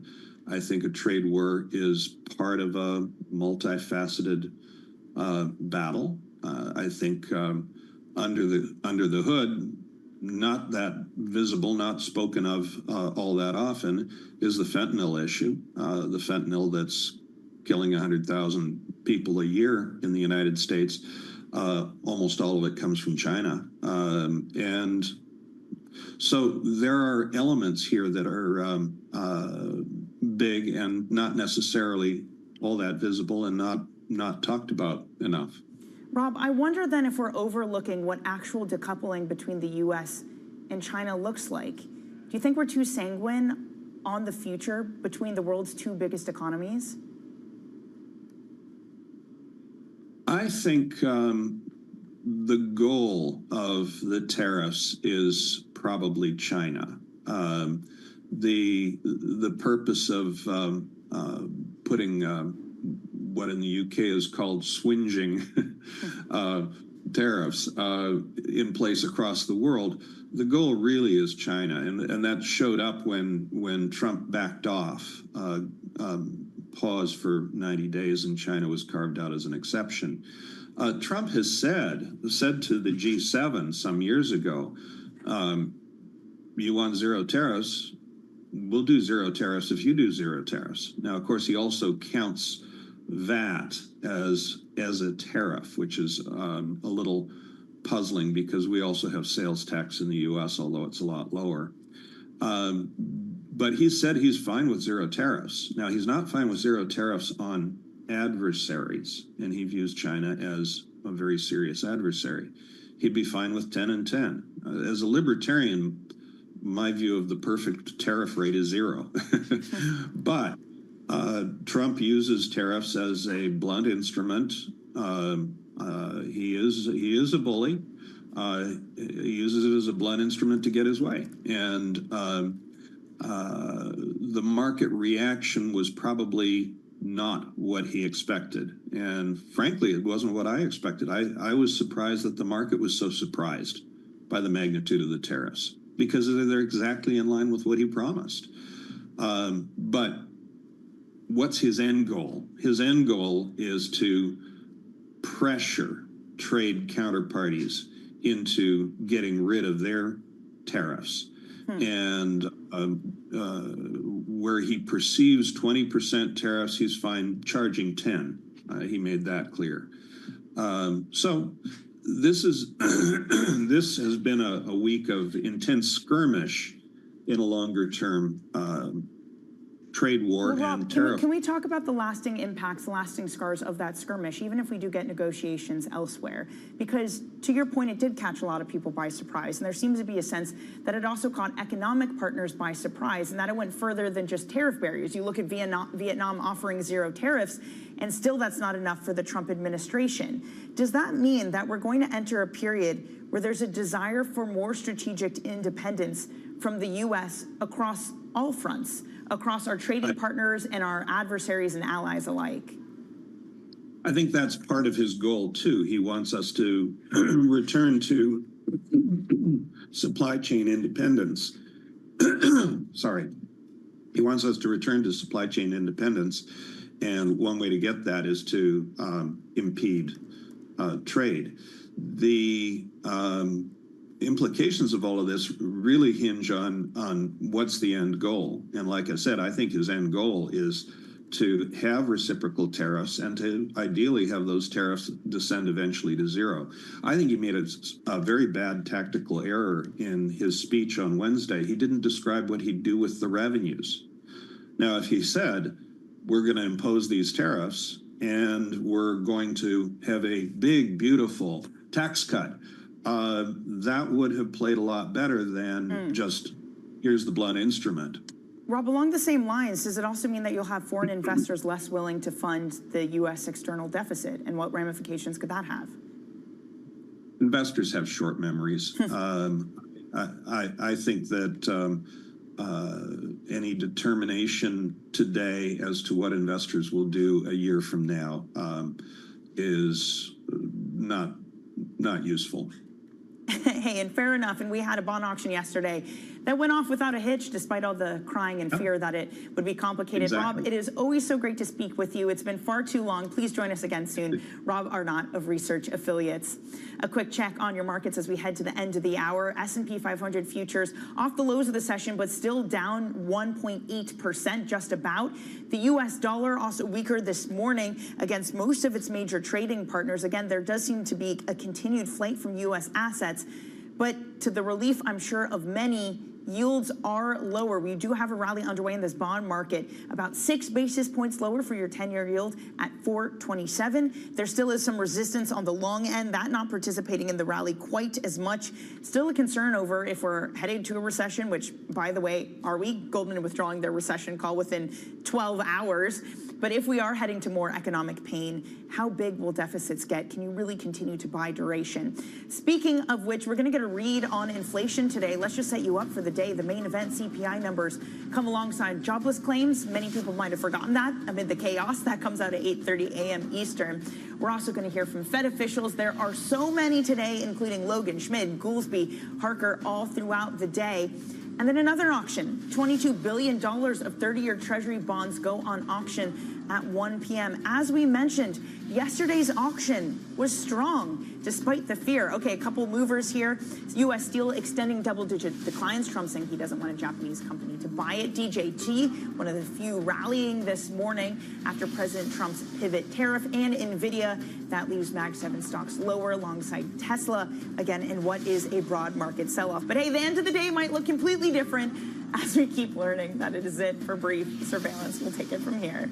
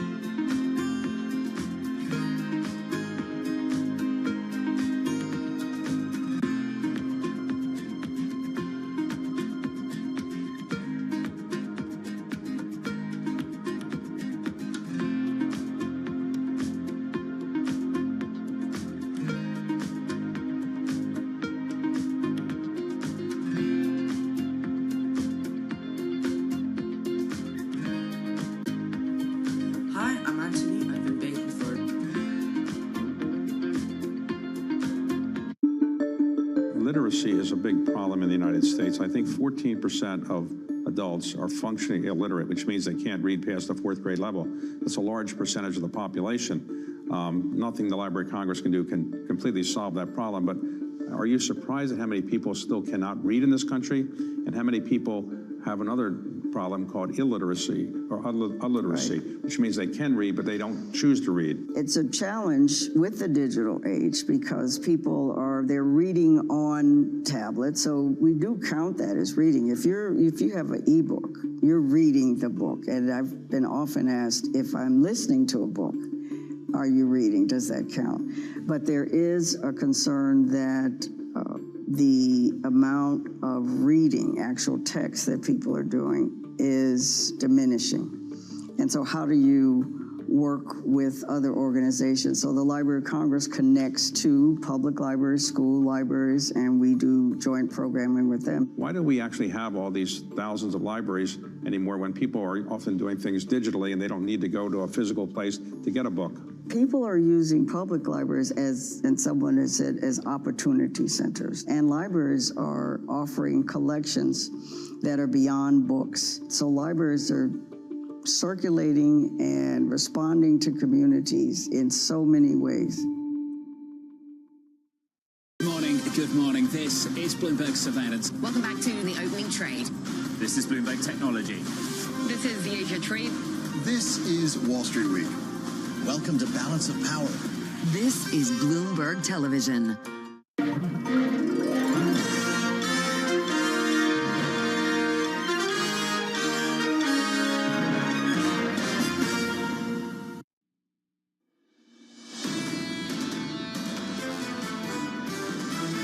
You really have to believe that uncertainty is arriving at peak, and you have to believe, and we do, that Washington has no desire to precipitate a recession. It's the volatility, it's the uncertainty.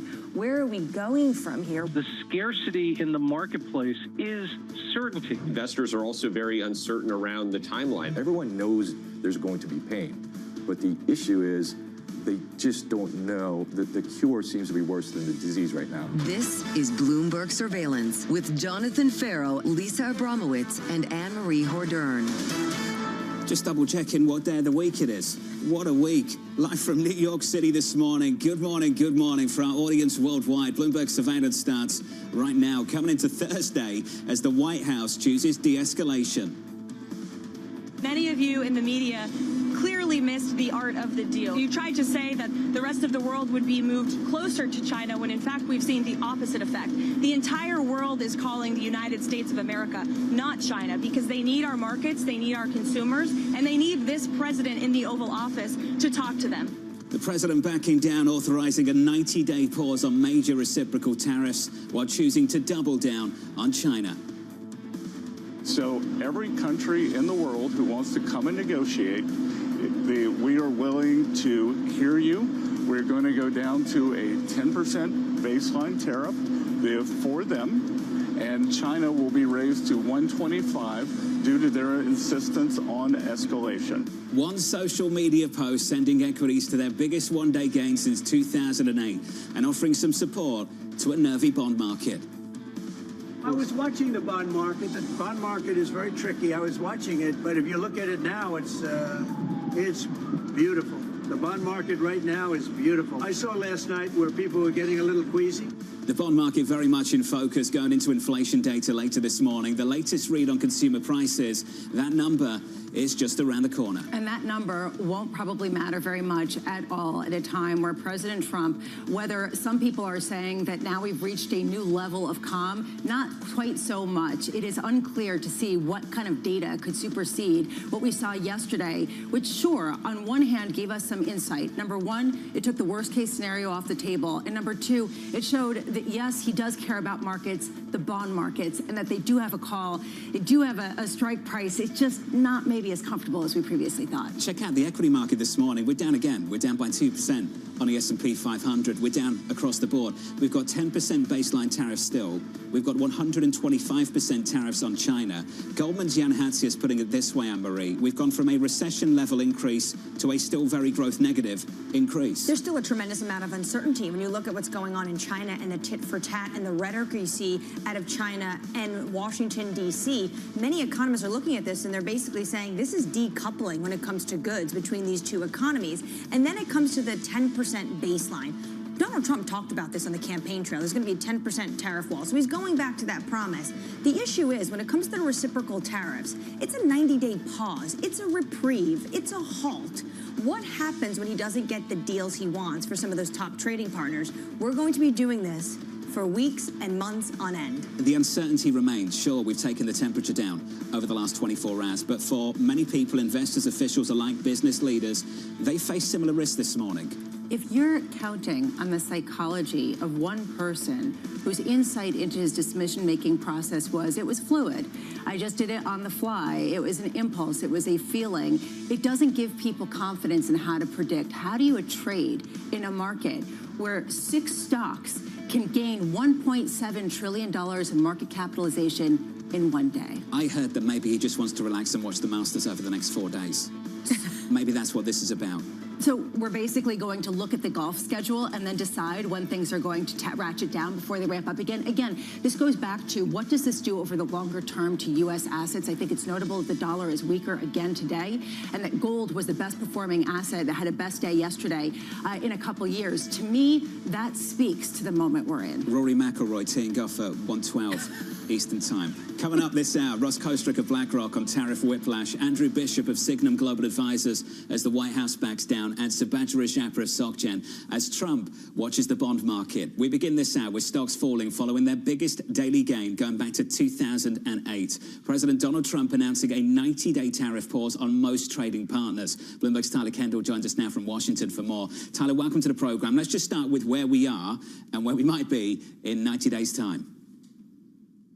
Yeah, hey, John, good morning. Well, that 90-day pause only applies, as you've been discussing, to those so-called reciprocal tariffs, but that 10% levy is still in place across the board, plus that 125% tariff escalation with China, not to mention that Canada and Mexico didn't see any reprieve from this because their plans were never rolled in to the so-called reciprocal tariff plan. But it does appear that this White House did have its limit, particularly after really downplaying the investor concerns in recent weeks. You heard President Trump yesterday indicating that the market turmoil did have an impact on this decision. He said he felt that people were getting, quote, yippy, a little bit afraid when it came to the economy. And of course, as you've been discussing, pointed out explicitly that he was watching the bond market amid, of course, as you know, these heightened concerns about the future stability of the debt markets. Now, interestingly enough, Treasury Secretary Scott Bessent did come out yesterday and he said this was the plan all along, that this shows the White House wants to negotiate in good faith, and it actually gives the U.S. more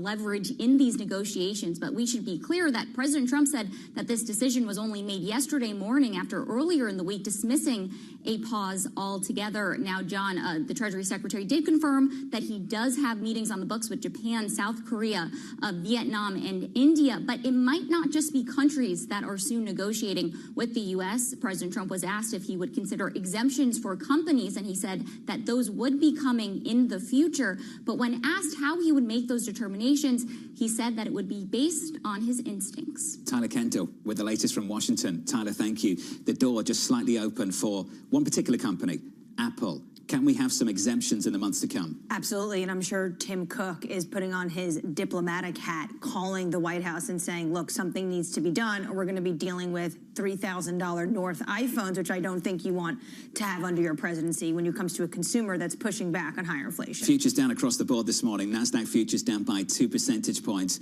A wild start to the week in financial markets. Russ Kostrick of BlackRock joins us now for more. Russ, a big change, a U-turn from the President of the United States. Does it make you more bullish on equities or on bonds? I say right now it makes us cautious. Good morning, Jonathan. We've been pulling in risk for a while. Clearly, yesterday was a relief. Market took it as such, but as I was looking at a report this morning, you often get these big rallies during periods of turbulence. Our view is that you're still in an environment where policy uncertainty is heightened. You're also in an environment that wherever you came into 2025, whatever your economic assumptions were, they've got to be lower today. So if we've got a world of higher uncertainty, probably higher volatility, slower growth, you've got to adjust the portfolio accordingly. Russ, in the past, that would mean going to bonds. This time around, is that still true? Well, we have been raising our allocation to bonds. We're underweight, as you might remember, over the last few years, we've been talking about it. Generally modestly underweight bonds, particularly on the long end of the curve. We've been bringing that back closer to benchmark. And I'd say that is more of a reflection of the economic environment than trying to make a bet on policy. Now, if you do have an environment where growth is going to be slower, it's not crazy that your bond allocation is going to be closer to home. But by the way, we've done a similar thing in equities. We've brought our equity allocation down closer to benchmark. So what's happened, generally lowering the risk in the portfolio in this type of environment, rather than a strong bet on you want to be in bonds and equities, you want to bring risks down.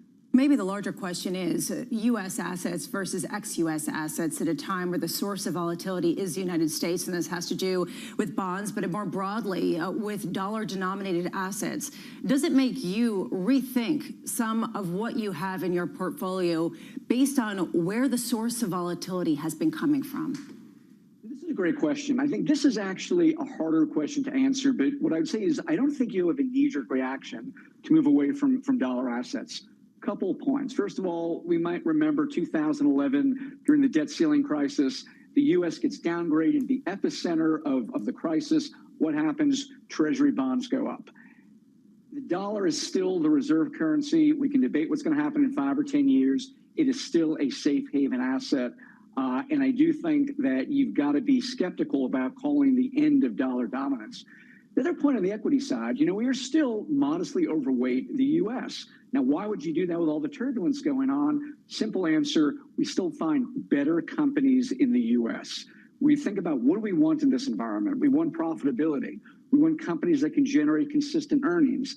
Still find more of those companies in the U.S. rather than Europe or Japan. So to my mind, even with the turbulence, from a bottom-up perspective, still an argument to be modestly overweight the U.S. Given all the uncertainty, even whether or not Trump decides to blank, walk off the cliff, give these reprieves, do you still like gold? We do like gold. Again, I think you have to trade around it. It's been a huge move. We like gold back 6 months ago. We definitely like it today. Couple of reasons. First of all, Emery, as you suggest, still a asset that works during times of turbulence. You look at the performance of gold when volatility is rising. And again, I think it's safe to say we're probably in a more volatile environment. Generally does very well versus stocks. The other argument is the long-term fiscal picture. One of the reasons we like gold is you can't print more of it. It is a store of value. It's still not obvious that there's going to be a significant improvement in the fiscal picture. If we are in an environment of these $2 trillion structural deficits, they're not necessarily going away. Having something that you can't increase the supply, that is a store of value in the portfolio, we think that makes sense over the longer term. Russ, just wanted to jump in with some news out of the European Union. The headline just crossed in the Bloomberg terminal that the EU is considering pausing counter tariffs against the United States for 90 days, in line with that 90-day pause that the president announced just yesterday. Just taking the temperature down just a bit more this morning. And I also think the European Union is looking around the room and saying, look what's going on with Japan. Look what's going on with South Korea. They are pushing out olive branches. They are saying they want to do deals with this president. He's come out and said you're going to get a 90-day reprieve. So why should we escalate? At this moment, maybe we should send a team over and try to de-escalate and come to a trade agreement. The latest headline from the team here at Bloomberg that the European Union is considering pausing counter tariffs against the United States on metals for 90 days. Russ, just to bring you back into the conversation as we take the temperature down worldwide, how close did we come to an accident in this bond market? What did you see developing in the previous few days going into the announcement from the president just yesterday afternoon?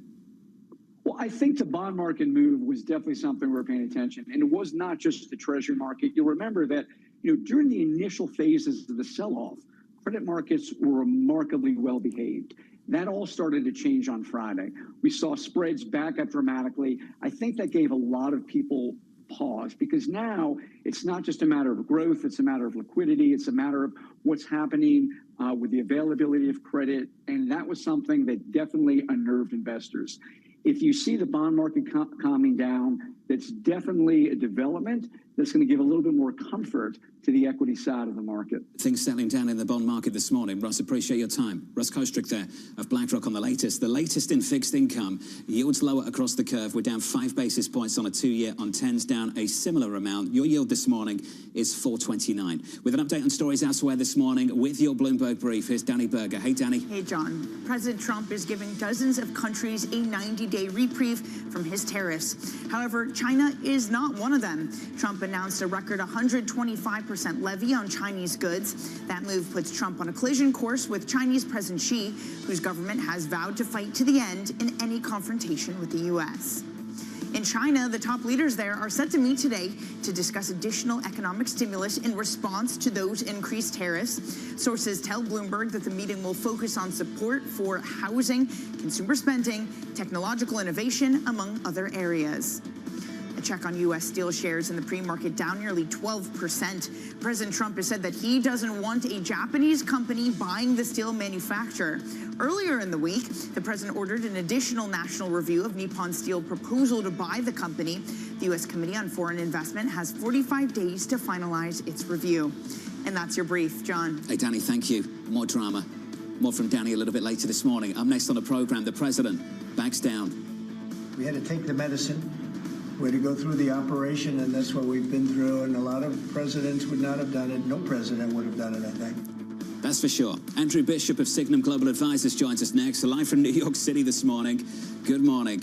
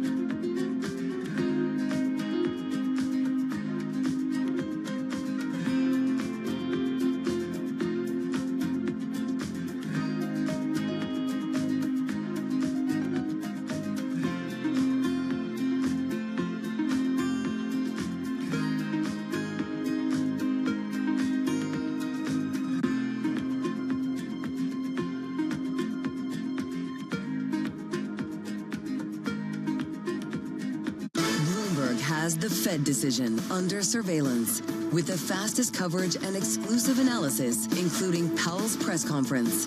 Nobody covers the Fed like Bloomberg. Asia is at the forefront of some of the world's biggest stories. I'm Sherrian in Tokyo. And I'm Heidi Stroud-Watts here in Sydney, where the trading day begins.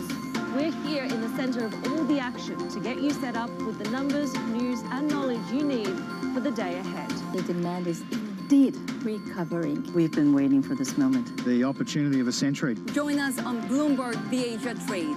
Weekdays only on Bloomberg TV. Context changes everything. Bloomberg brings you breaking news 24 hours a day. Powered by more than 3,000 journalists and analysts in more than 100 bureaus across the globe. Bloomberg Television. Context changes everything.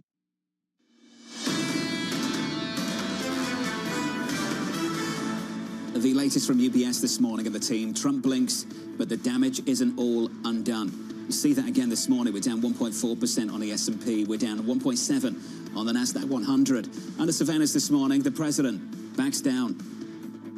A lot of winning out there. We're having a good day in the stock market, as you can see, an all-time record day, and hopefully it continues. I think it should. Our country's stronger than it's ever been, and somebody had to do that. We had to take the medicine. We had to go through the operation, and that's what we've been through, and a lot of presidents would not have done it. No president would have done it, I think. Here's the latest this morning. President Trump sending stocks to their biggest one-day gain since 2008 after announcing a 90-day pause on higher tariffs. The president making an exception for China, raising duties to 125%, and China responding to moderately reduce the number of imported U.S. films. That headline just crossing the Bloomberg terminal. Ollie Crook, seconds ago. Ollie, let's talk to you, sir, in Brussels about how the Europeans might respond in the coming days and weeks. Yeah, well, Jonathan, it's sort of hard to know because we're on our third global tariff regime, and it's just Thursday of this week. And this is what the basically European policymakers need to be sort of reacting to and really feeling a lot of whiplash. I mean, I've already spoken to a few this today. Everyone is intensely relieved, but let's not lose sight of the fact that you still have 10% tariffs that are going from all goods going from the European Union into the United States. We're talking about 500 billion euros worth of goods. And let's not also lose sight of the fact that you have 25% tariffs on cars. You have 25% tariffs on aluminum and steel. And now the European Union has said, because they come up with these measures to retaliate, to hit $21 billion worth of American goods in retaliation just to the steel and aluminum, that is now on pause for another 90 days in order to have conversations with the United States. Of course, it was very difficult for the Europeans to get into a room with the Americans in the sort of lead up to this to get those negotiations going. They have wanted to have negotiations from the very beginning. But if you're a European policymaker today, how much reassurance are you taking in what you've gotten out of the Trump administration? We also know from sources that next week they're not going to deliver the architecture in retaliation to the reciprocal tariffs. They were originally planning to do that. But I suspect, John, they're still going to put up that architecture. They're going to have it written down somewhere. They're just not going to talk about it, because if this is a problem not today, maybe next week, maybe the week after. Ollie, the press secretary called out the media yesterday in a briefing and said you tried to say that the rest of the world would be moved closer to China. Has Europe moved closer to China? What's your reporting in Brussels?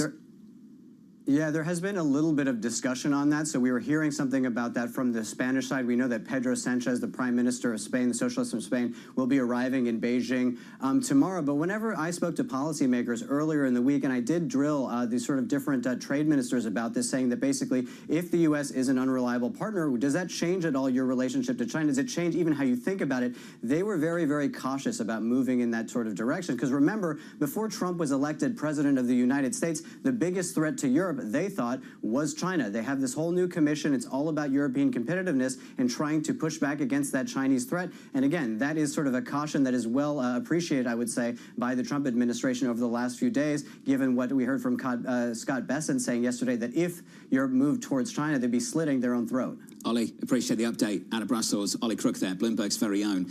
A lot to stay on top of over the last 15 minutes or so. So in the last 24 hours, the president is backing down on Europe and doubling down on China. And this is what we've heard so far this morning. Just in the last 10, 15 minutes alone, the Europeans weighing a pause on retaliation, and the Chinese reportedly moderately reducing the number of imported U.S. films. So there's trade war certainly happening between Beijing and Washington while it's cooling off, as the president said, be cool, when it comes to everywhere else. China right now is going to reduce the number of imported U.S. films. This has been circulating in Beijing for a number of days. There was an illustration of a potential response from a number of Chinese bloggers that people watched to try to read the tea leaves of what's going on with the CCP. And they were saying it include duties on American farm goods and a ban on Hollywood films. And we're starting to see a lot of that play out. Let's continue the conversation. Joining us now is Andrew Bishop of Signum Global Advisors. Andrew, welcome to the program. Just describe for us what you think the next 90 days are going to look like. So I think the most important thing to keep in mind, given the news yesterday, is that in Trump's modus operandi, a delay is not a cancellation. So I know that a lot of people are saying, you know, the tariffs have been put on pause, but that doesn't mean that the uncertainty is gone. I would go a step further. That doesn't mean that the tariffs are gone, right? And very tangibly speaking, what we've seen time and time again in the past with this president is that he'll hit pause, but will then actually move forward with a measure. So what I suspect may happen is that by the end of the 90 days, we may have perhaps a more competent team in place to actually see these tariffs through, but just with, you know, a more professional framework in place and being rolled out. Has the strategy somewhat changed to squarely focus on China and bring allies along for the ride? So that's always been a hypothesis, and it's a hypothesis that gets a lot of backing from recent news, right? Given the president's decision to focus on China. We at Signum have been warning not to jump into these monocausal explanations, right? So up until a few days ago, it was a war against everyone with no negotiations. Then it was a negotiation with everyone. Now it's a negotiation with everyone except China.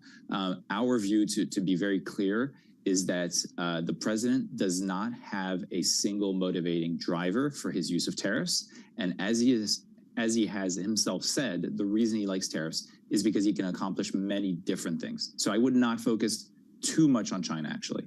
When it comes to this pause on tariffs, how does this work hand in hand with what they're trying to do on Capitol Hill? Because I thought part of the tariff regime is to bring in revenues to pay for the tax extension. So our view at Signum has been that that was never the goal, right? I.e., they will talk about that, they will say that it helps, et cetera, but that the president's approach to tariffs has always been and will remain more transactional than any measure really bringing in revenue would need to be, right? The exception to that is now probably the 10% baseline universal tariff, and that does bring in some revenue. But considering the fact that it's done outside of Congress, as you say, and the fact that it's not enough revenue, we really don't see it as a one-to-one measure with the tax cuts. Andrew, what is your timeline now for the tax cut plan? So the president, I think, and the president's team are trying to hasten it, right, and shorten it to sort of paper over some of the bad news on the tariff side.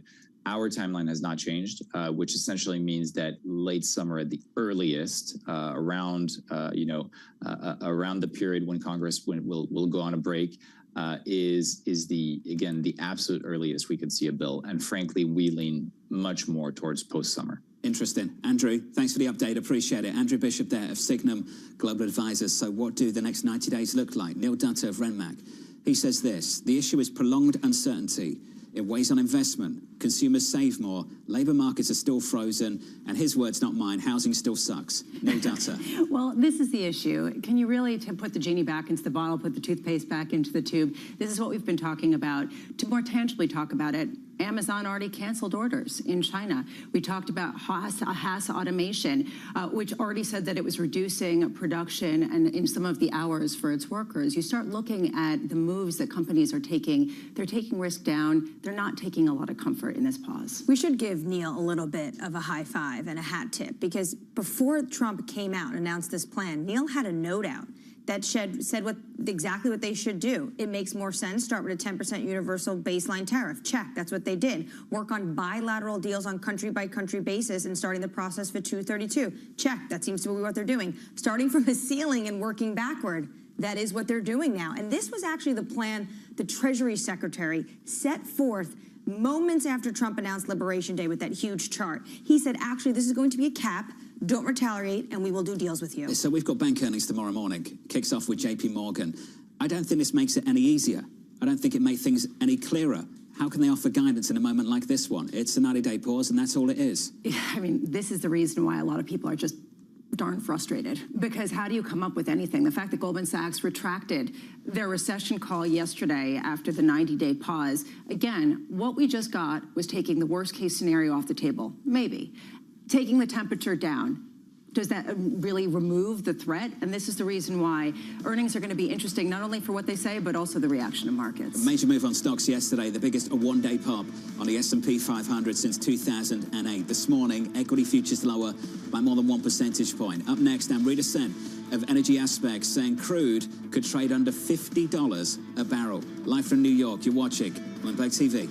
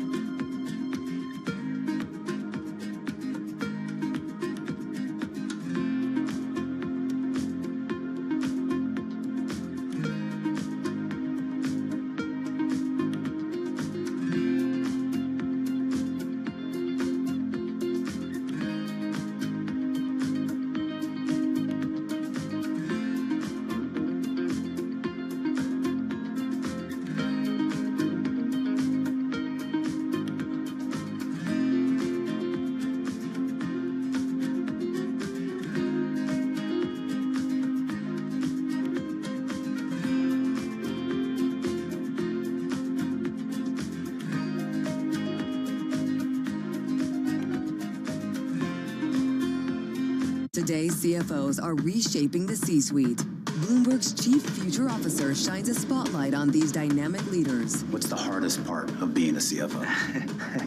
It's hard to come up with that. It's the vast responsibilities, the need to be engaged in different topics. It's remembering which audience I'm speaking to and what I can say in that context. The job is not just being the executive of the finance function, it's being an executive for the company. I would say it's prioritization. Complete the sentence. The hardest part of being the CFO is telling people no. It's hard. It's the right thing to do, but it's always hard. So being just like a touch of a heartbreaker, basically. Yeah. We have a plethora of good opportunities. Some are really, really good, but as we strive for the great ones, sometimes those really, really good ones have to be left behind. New episode premieres April 23rd, only on Bloomberg.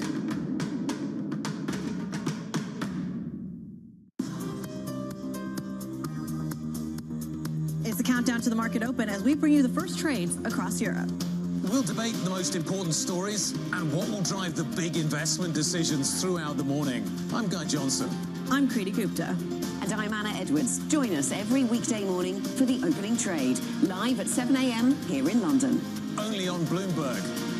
Context changes everything.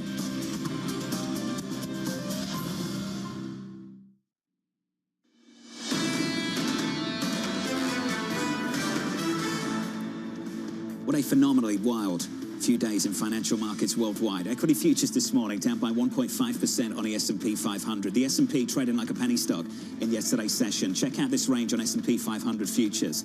At the highs, plus 10%. At the lows, negative 3%. A 13 percentage point range intraday on S&P 500 futures. Just absolutely mental. Danny Berger, chaos. Danny Berger has your morning movers this morning. Good morning, Danny. Unfortunately, John, I've got another big company for you that is trading like a penny stock. So add this to the headache of market participants. U.S. Steel dropping nearly 12% in this morning's session. This coming after President Trump late yesterday saying that he doesn't want a Japanese owner for U.S. Steel, of course referring to Nippon Steel, which has been trying to take over this company. Part of the reason we're seeing such a big reaction is there was a lot of hope built up to start the week. On Monday, Trump ordered a national security review of this deal, sending shares their highest since 2024 with hopes, hey, maybe this will actually happen.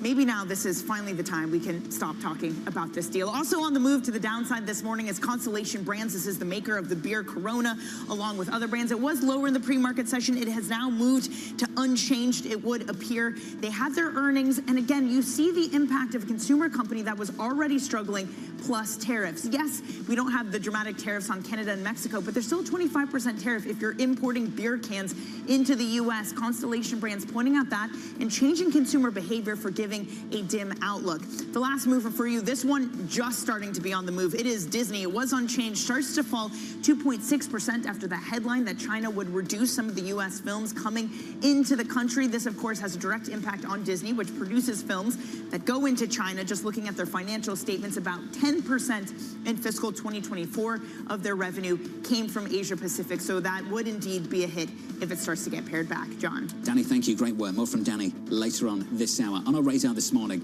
President Donald Trump announcing a 90-day tariff pause on most trading partners. The move coming roughly 13 hours after higher tariffs took effect. At the same time, Trump also raising duties on China to 125%. Just finding out what Europe's official response will be from the European Commission President Ursula von der Leyen, saying, we took note of the announcement by President Trump. We want to give negotiations a chance while finalizing the adoption of the EU countermeasures that saw strong support from our member states.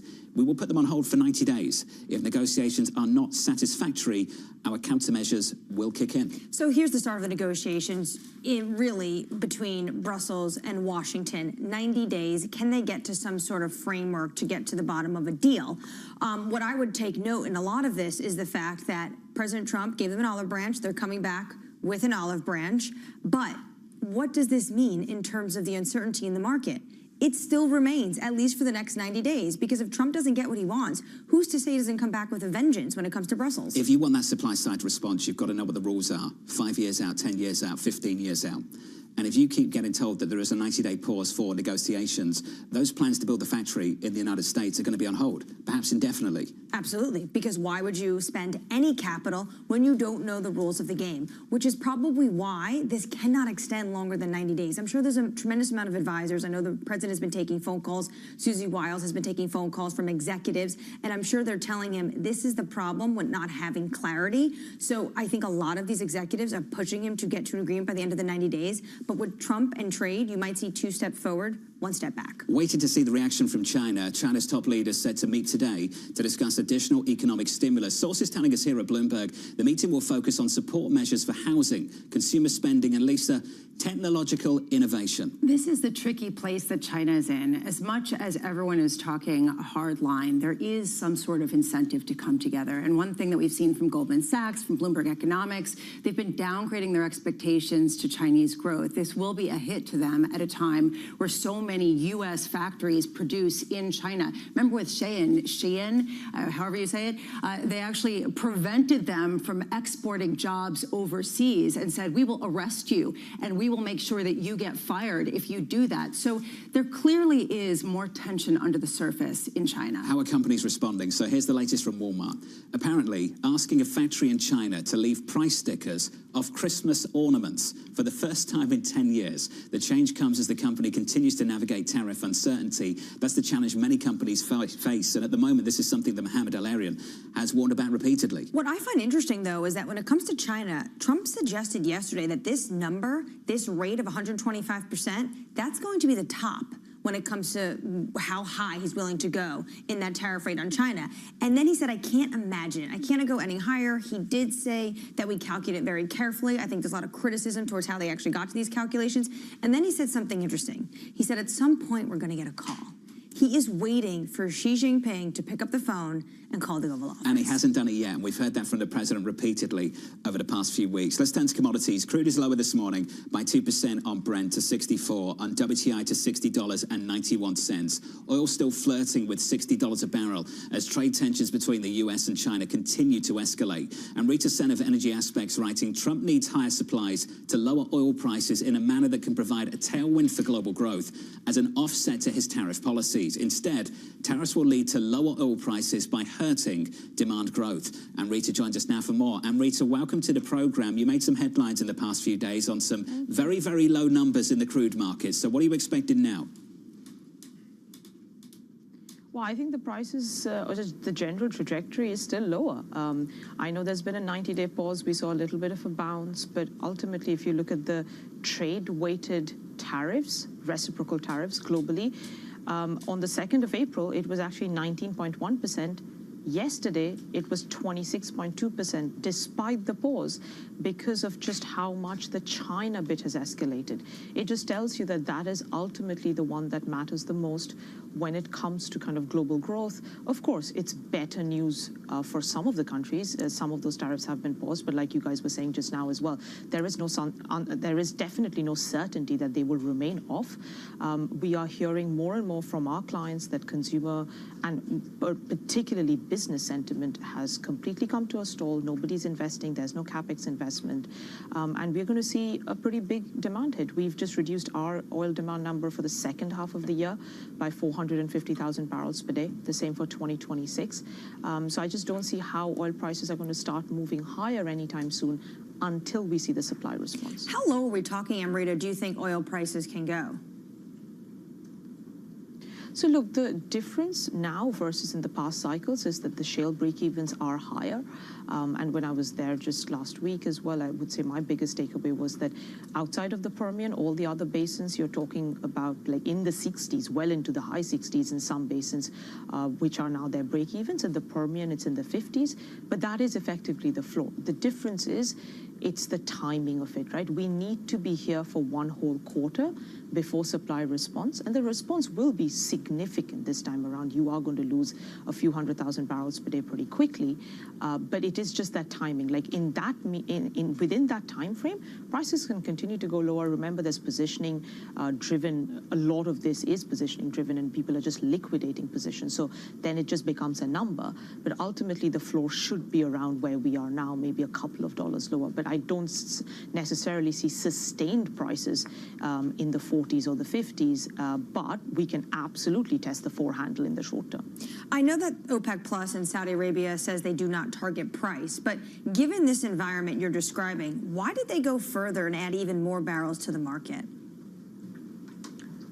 Yeah, I mean, look, the timing of it has obviously led to plenty of rumors about, like, you know, were they doing this on the back of tariffs or to appease President Trump ahead of his visit to the kingdom. In reality, OPEC just has its own timelines for doing things.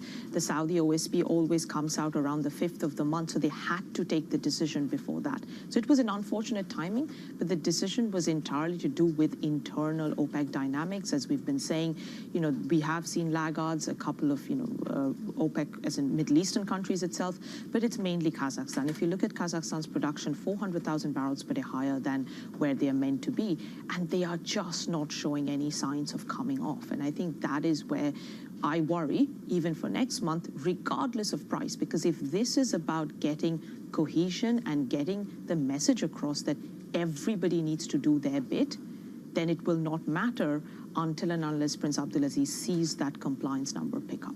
Rita, let's put that into English. Basically, this is all designed to punish Kazakhstan with lower oil prices for a margin grab unless they are into compliance, and then there could be some sort of agreement. Yes, I think long story short, that's it. And not just Kazakhstan, the few of the laggards. But yes, it's to say that cuts need to be equitable. It can't just be Saudi Arabia that carries the cuts for everybody. At a certain point, there's also a knock-on effect that this potentially could become punitive at that kind of level for U.S. shale producers, for the U.S. oil export system that has been one of the drivers of a lot of growth that we've seen in the United States and the GDP here for the past decade. I'm just wondering at what point that factors in as well. Mm-hmm. Well, that's what I was saying just now, right? The shale break-evens are significantly higher now, which is why I was saying that I don't see prices sustainably going below 55 to 60 or even 65. But in the short term, it could be, because even at these price levels, we are hearing from our shale producer clients that they have just stopped drilling, or they're planning to stop drilling. They could even drop rigs. You're going to see a very significant turn down in shale production very quickly. And like you said, that has, and we forget this, we tend to talk about the U.S. as a consumer nation. Production, and given how much U.S. production is a huge part of U.S. GDP right now. And Rita, just quickly, we've seen commodities drop across the board over the past week or so. Seems some evidence that, particularly with copper, Chinese buyers might be stepping back in. Ahead of stimulus, are you seeing anything like that with crude? We've seen a little bit here and there, but I do think right now there's just a bit more panic because it's still a moving target. They have come out with an SPR program as well, saying that we need to stockpile, but that's really from July onwards. The biggest hit is actually going to be on LPG, ethane in particular, and propane. Crude's still okay, but the physical market is actually still very strong. Even in the East, it's, you know, stocks are still drawing, but it is really about the fear of the future. Got it. Amrita, appreciate the update. Thank you. Amrita Sen there of Energy Aspects. Quick update on prices for you. We're down 2% on Brent, 2.3% on WTI, $60 and about 94 cents on WTI crude. Brent crude this morning, $64 unchanged. Let's give an update on stories elsewhere this morning. Here's your Bloomberg Brief with Danny Berger. Hey, Danny. Hey, John. The EU will pause counter tariffs on U.S. metals for 90 days. Sources tell us the bloc is weighing a proposal where it would move forward with tariffs on around $23 billion of U.S. goods, but then immediately suspend them. EU Commission President Ursula von der Leyen saying this morning that she wants to give talks a chance. Goldman Sachs has rescinded its recession forecast in the space of just a few hours' time after its initial call. The reversal came after President Trump announced a 90-day pause on most tariffs, and as there still see policy uncertainty leading to a sharp economic slowdown this year and 45% odds of a recession in the next 12 months. Now, ahead of President Trump's tariffs, Apple flew as many as 1.5 million iPhones to the U.S. from India after it ramped up production in the country. Reuters reporting that Apple chartered several flights to transport 600 tons of its flagship product. Analysts have cautioned that iPhone prices will surge if the tariffs on China remain in place. And that's your brief, John. Hey, Danny, thank you. Appreciate it. More from Danny later on in the next hour. Up next on the program, a beautiful bond market. I thought that people were jumping a little bit out of line. They were getting yippee. Bond market is very tricky. I was watching it, but if you look at it now, it's beautiful. It's beautiful. Subhadra Jaffer, SocGen, joins us next, live from New York City. You're watching Bloomberg Surveillance.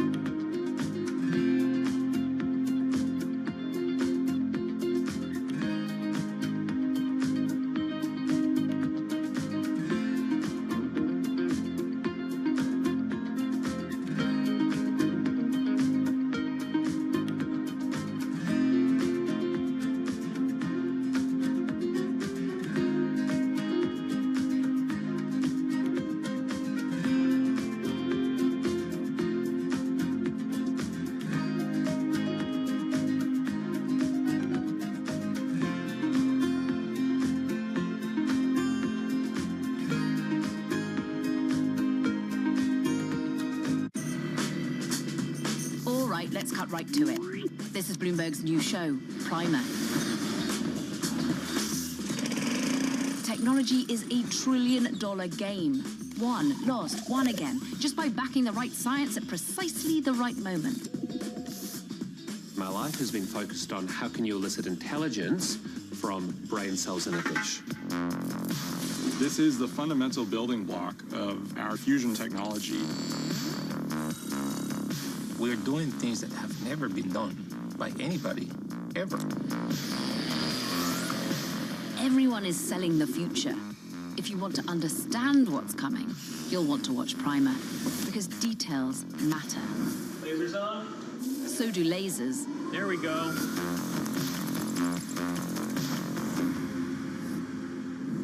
Oh, and it's on all these lovely channels. Hope you're jotting this down. Listen carefully. Can you hear the rhythm in the markets? Not just in the syncopations triggered by inflation, but in the preludes leading to global elections, in the dissonance that moves the Nikkei, and the rising course conducted by AI. There's music in the markets, and if you want to learn to listen for it, we'll show you how. Always on the heartbeat of the tech spread across global markets. The real-time data aspect is going to be important. We're going to bring you expert analysis on that. Sure. Don't miss Bloomberg's interview with the...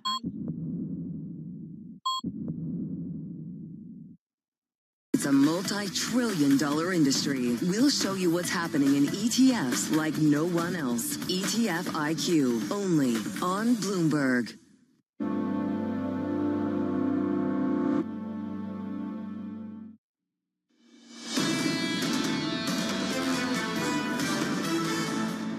Futures this morning down by 1.5% on the S&P 500. On the S&P on Tuesday, it closed below 5K for the first time since April 2024. By Wednesday, we closed above 5,400 with a major move higher. This morning, we take some of it back. We're down by 1.8% on the NASDAQ. Speaking of wild trading ranges, check out the bond market and look at the front end of the curve, the 2-year 388, down just 2 basis points. Look at the range yesterday.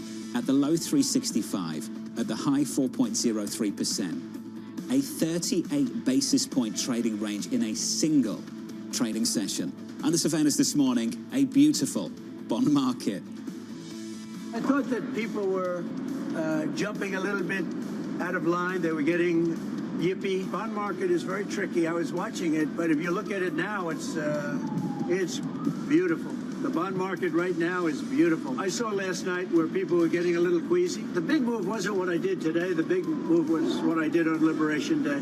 So here's the latest this morning. The president backing down from major tariffs, attempting to offer some support to a very nervy bond market. Subhadra Jaffer of SocGen writing, Trump raising the pressure on all U.S. trading partners may not bode well for their willingness to hold treasuries. Subhadra joins us now for more. Subhadra, good morning. Good morning. Is it a big, beautiful bond market this morning?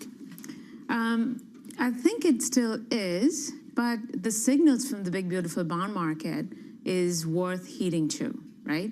Less bad is not good. If you look at the effective tariff rate, it's still around 25%. You're going to see that impact on both consumer, spending, consumer sentiment, business investment, and ultimately growth. And yes, we have kind of reduced the odds of a recession, but growth is still going to be at or close to flat for this year. Mind you, in December, in the summary of economic projections, the Fed had 2.1% growth for this year, and core PCE heading lower. Now we're looking at inflation somewhere between 3 to 4%, and very nearly flat growth. So that is not necessarily a good thing. So still negative for growth, which should be good for bonds, but at the same time bad for trading relationships, which might be bad for bonds. So is this good or bad for bonds this morning?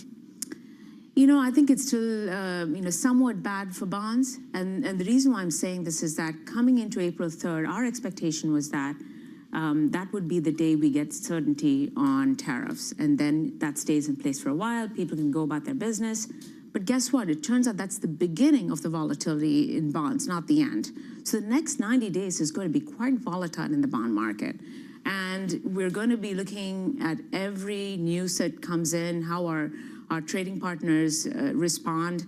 And that, I think, is going to add to a lot of volatility. And that skittishness is going to be very evident in the bond market. The bond market will remain yippy. That's what I hear from you, that yippy is not going away. I'm curious about the auction that we saw yesterday. It was pretty hyped. People were very concerned we could see some sort of failed auction of 10-year bonds. But it was actually really successful. There was a record amount of indirect buying of these notes. What signal did you get from that, given that that came before President Trump's announcement?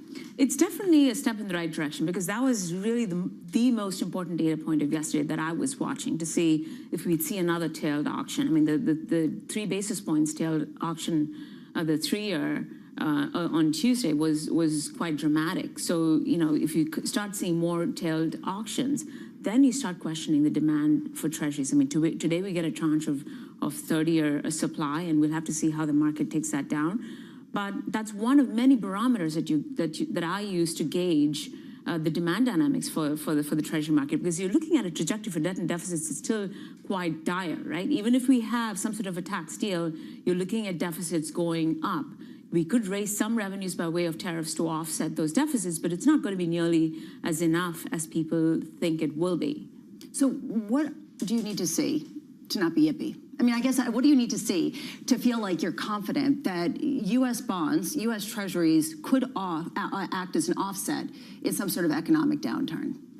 So we did see that price action initially when you saw the rout in equities. You saw investors fly to the safety of bonds. The 10-year yields got to like 380, 390, but then it kind of moved all the way back up because the market started to view that as a sign of instability. So when you have sort of a little bit more of a crisis of confidence, if you will, then you're going to see that bias towards higher yields. And that's my concern, is that you need to see stability in the data. You need to see some level of clarity, if you will, on tariffs for this sort of volatility to subside in the bond market. Is there a problem with subscribing a narrative to something that might be more just fundamentally liquidity driven? The fact that we haven't gotten the regulatory break to a lot of banks to hold a certain amount of treasuries, that there are certain liquidity constraints, and frankly, when you get that level of uncertainty, all buyers step back at the same time that there's a basis trade unwind. How much is this purely liquidity driven, and we can't really make too much of all of these moves? A lot of it is liquidity driven, but when it is liquidity driven, you have to make a lot out of these moves, right? Back in 2020, in March, the entire rout in the bond market was because of a lack of liquidity, and the Fed had to step in to be that backstop provider of liquidity. So the lack of liquidity is something that's definitely a serious concern. What was also interesting to me in the price action in the last week was the fact that the haven assets were actually bonds and JGBs, because that treasury bond and JGB spread actually widened. So that leads me to believe that investors are not viewing treasuries in the same way that they did or they used to in past crises. I mean, going back to either COVID or you look at the great financial crisis, you see that the market very quickly prices in a lot of cuts. you see a pretty dramatic rally in bonds. You saw none of that this time around. So that's something that's worth paying attention to. Nouriel Roubini this morning is talking about how the bond, credit, and stock vigilantes ended up being the most important people in the world.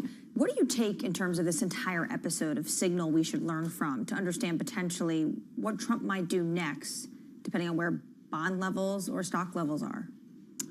So I think it was wise on his part to pay attention to the signals coming from the bond market because as Lisa was pointing out, the basis trades, the unwind of any sort of unruly unwind on those basis trades, any sharp move higher in repo rates could be something that could really roil the markets. So we need to see that there's steady demand for treasuries. There's not that same level of volatility in the bond market going forward. So if anything, I think that President Trump is going to be paying more attention to the bond market because that's something, if we see more uncertainty, you're going to have to see the Fed or some other big, large backstop buyer step in to provide that liquidity. CPI data, 8:30 Eastern Time. Are you going to hang around? Going to look at it? How useful is it? We have CPI today. Precisely.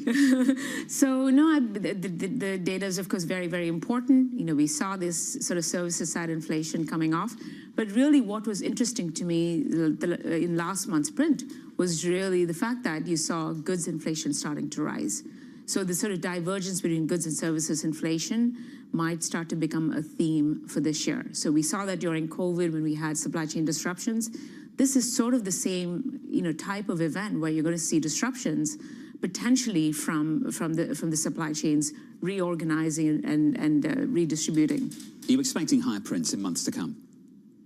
It really depends on what tariffs stick, right? If there is a very high tariff regime as it stands, if we see at least 10% tariffs on all the countries and maybe 50-60% tariffs on China when the dust settles, that's still a big number, and you should see perhaps higher inflation over the next couple of years. Subhadra, it's good to see you. Good As to see always, you too. a lot to figure out. Subhadra Japa there of SocGen on a big, beautiful bond market. Yields are lower this morning on a 10-year by 5 basis points or so, around 4 now to about 4.30 on 10s. At the front end of the curve, down 2 basis points. Lisa, just wild swings at the front end of the curve and across the curve in yesterday's session. There was this feeling, and you alluded to this earlier, that potentially it was getting dysfunctional, given these wild swings and given some of the sell-off that we saw.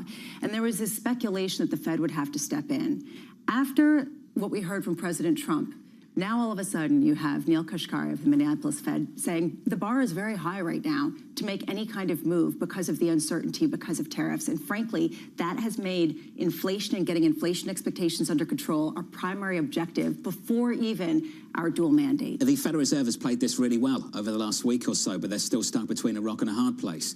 Downside risk to growth and upside risk to inflation. Coming up in the next hour of Bloomberg Surveillance, we'll catch up with Stuart Kaiser of Citi. We'll speak to the former Deputy Treasury Secretary Wally Adeyemo, Eric Resnick of KSL Capital Partners on the luxury hotel business, and former Kansas City Fed President Thomas Hoenig on what the next move should be for this Federal Reserve. Live from New York City this morning, following some wild swings in financial markets worldwide. Equity futures this morning down by 1.7% from New York. This is Bloomberg.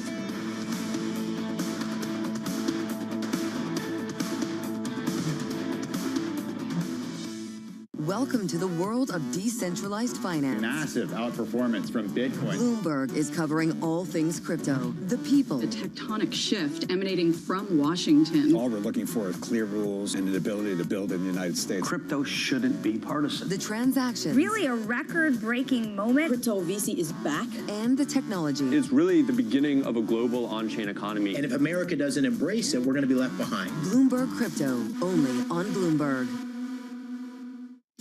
DraftKings hit a milestone in the second quarter of 2024. For the first time as a public company, it turned a profit. Is this a new era for DraftKings? There's an inflection from when you're cash flow negative and you're operating off of equity raises from the past to when you're self-funded and you're cash flow positive and able to control your destiny a lot more. You've had your first quarters of profitability now. Does that take pressure off? Does it increase pressure? I think it increases pressure. I mean, once you start making profits, people expect you to make more, and all of a sudden you're valued on a multiple of those profits as opposed to the theoretical what could be. So very important, I think. When you're cash flow negative, you've sold a vision of what the company should be working on, and you're very focused on working on that and delivering against that.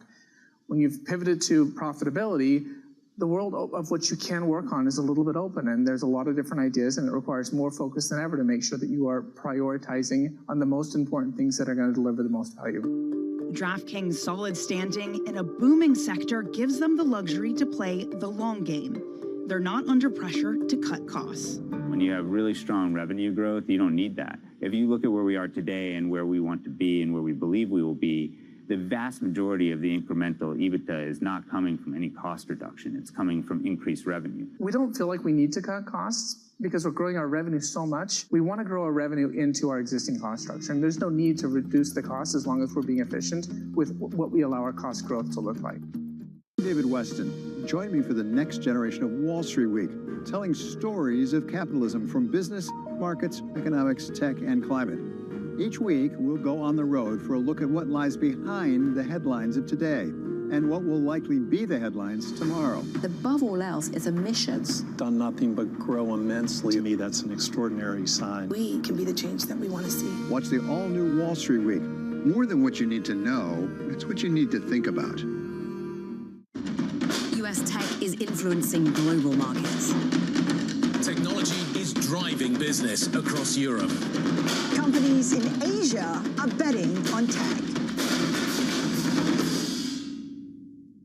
From our studios in New York and San Francisco, our expert hosts have the data and analysis from the companies you know and the startups to watch, plus the interviews you don't want to miss. Watch Caroline Hyde and Ed Ludlow on Bloomberg Technology, the only daily business show dedicated to tech, right in the middle of the trading action. Live every weekday, only on Bloomberg Television. Context changes everything.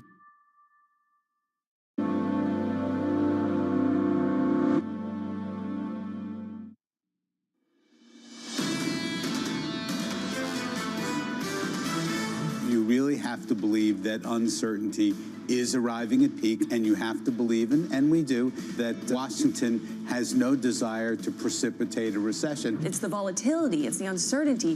Where are we going from here? The scarcity in the marketplace is certainty. Certainly the markets are challenged. Everyone knows there's going to be pain, but the issue is they just don't know that the cure seems to be worse than the disease right now. This is Bloomberg Surveillance with Jonathan Farrow, Lisa Abramowitz, and Anne-Marie Hordern.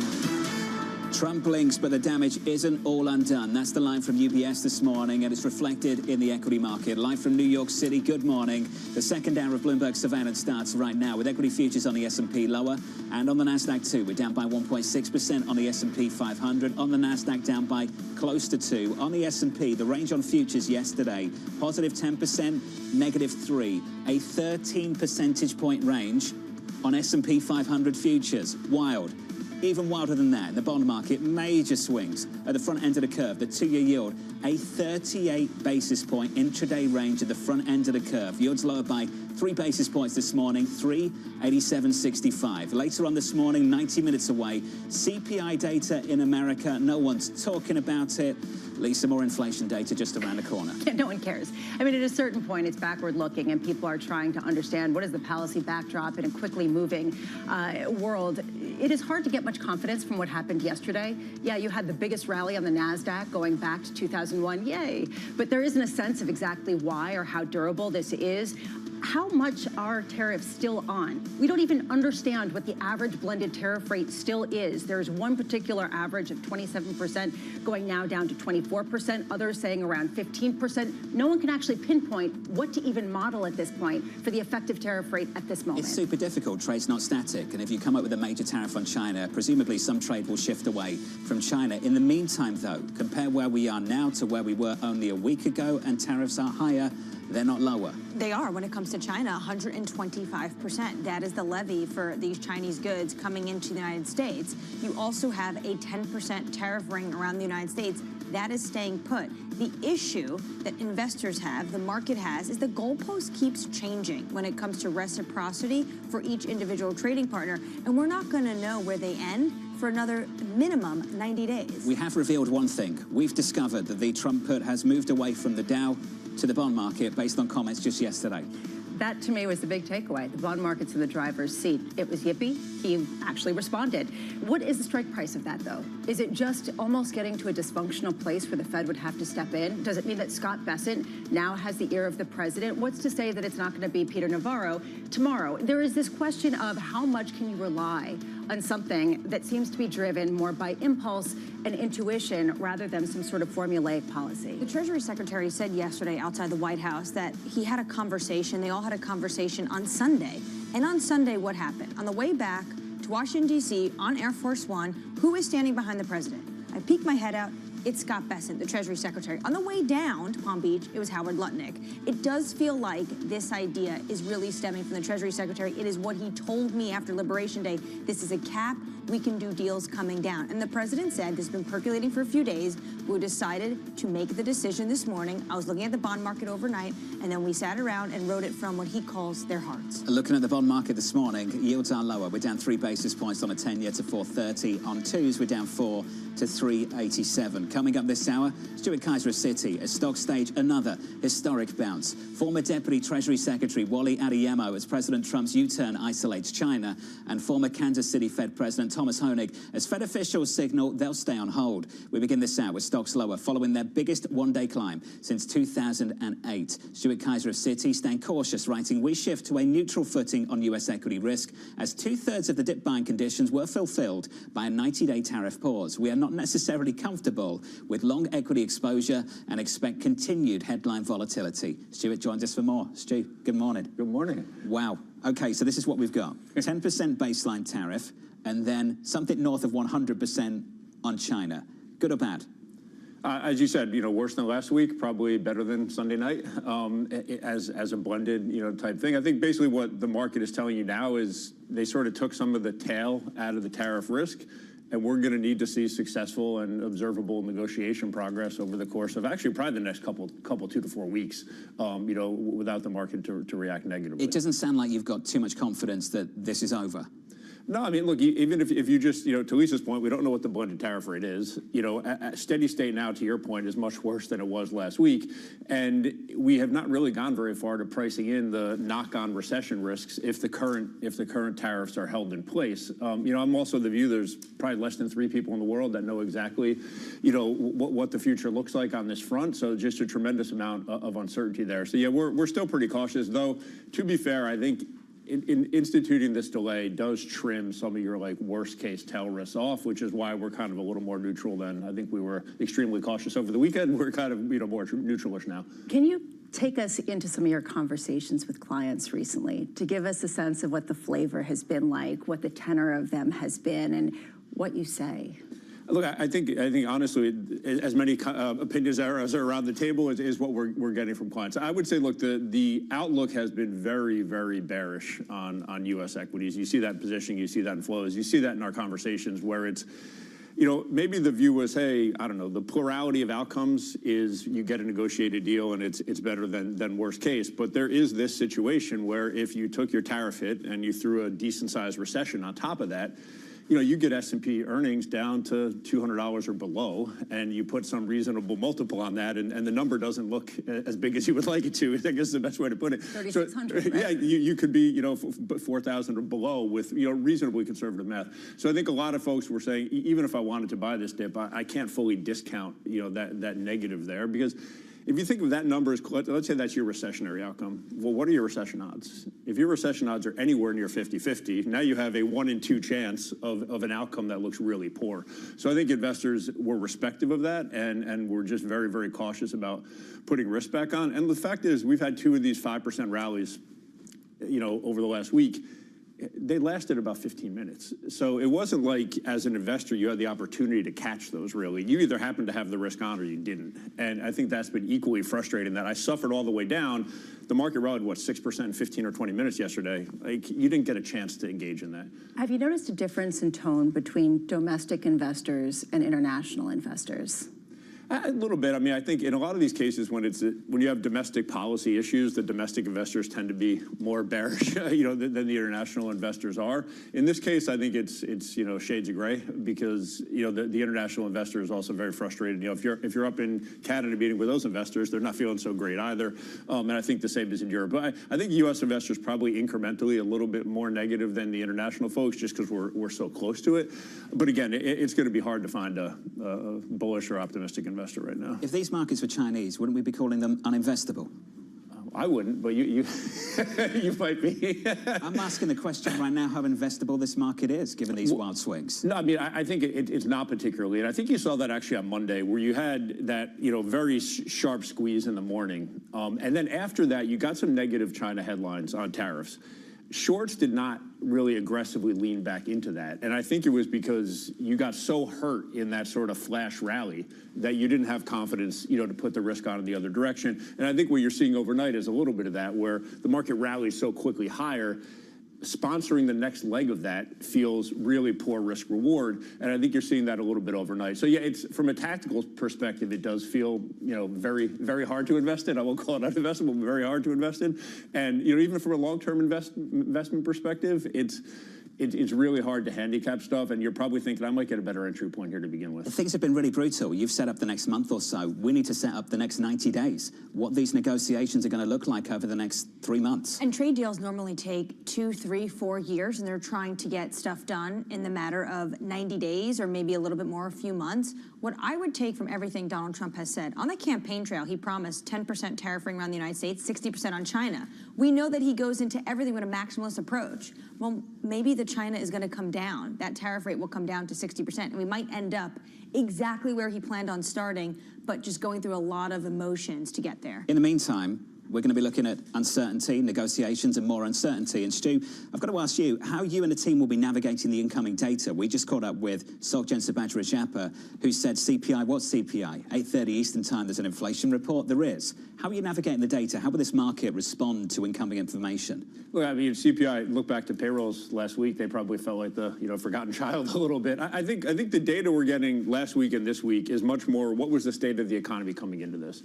And if you got a strong enough labor market report where at least it was, okay, the economy was solid before I put these tariffs on. If you had gotten a weak payrolls report and then added tariffs, that would have been incrementally negative. I think that today's data is going to be interesting because the last inflation report, the data was actually pretty good. The market traded down because they treated that softer inflation as weaker demand. So the data today is going to be really interesting. If the data prints hot, it's going to be, oh my God, we had an inflation impulse before tariffs. If it's light, it's going to be, oh, maybe the demand's getting destroyed already. So it's hard to see actually a positive outcome from the inflation report today, but luckily it might get ignored. So I guess we don't have to worry about it. Will earnings get ignored? Because right now it's very hard to really trade on the guidance that also seems a bit, I don't know, unreliable as well. Earnings, I think, are going to be all over the place because if you're a company, you either have to defend numbers, and boy, you better have a good story about why you're defending them. You say, I don't know. Frankly, I don't think that's going to be rewarded as an answer, or you kind of throw in the towel a little bit, which I think we talked about a month ago. And that side of it, I think if you kind of throw in the towel and your stock is washed out enough, that might help you. But again, none of those three outcomes are good. Broadcom the other day announced a buyback. It wouldn't surprise me if you get some guidance maybe pulled or widened, but then some buybacks announced behind it to kind of support the stuff. But yeah, it's going to be a very, very interesting earnings season. Stu, it's good to see you. Thanks for breaking it down. What a couple of days. We all need some rest. Stuart Kaiser there of Citi. Your equity market on the S&P 500 negative by 1.7% with an update on stories elsewhere. With your Bloomberg brief, here's Danny Berger. Hey, Danny. Hey, John. House Speaker Mike Johnson has canceled a vote on the Senate's budget resolution last night, with fiscal hawks saying it would add too much to the nation's debt. The House and Senate need to adopt identical versions before they can move on Trump's domestic agenda, led by a $5 trillion extension of his expiring 2017 tax cuts. Elsewhere, U.S. Supreme Court Chief Justice John Roberts let President Trump temporarily fire top officials at 2 independent agencies while the High Court decides how to handle presidential power. The case tests a 1935 ruling that let Congress shield high-ranking officials from being fired. The decision could determine whether Trump has the power to fire Fed Chair Jay Powell. And Amazon CEO Andy Jassy out with his annual shareholder letter, writing that the company has to act like the world's largest startup in order to meet demand for AI and trim its bureaucracy. Jassy said that Amazon will continue to invest heavily in AI alongside forays into healthcare, including Amazon Pharmacy. That's your Bloomberg Brief. John. Hey, Danny, thank you. More from Danny later this hour. Up next on the program, doubling down on China. China wants to make a deal. They just don't know how quite to go about it. You know, it's one of those things they don't know how quite. They're proud people. They're in the process of figuring it out, but they want to make a deal. Up next on the program, the former Deputy Treasury Secretary, Wally Adeyemo, live from New York City this morning. Good morning.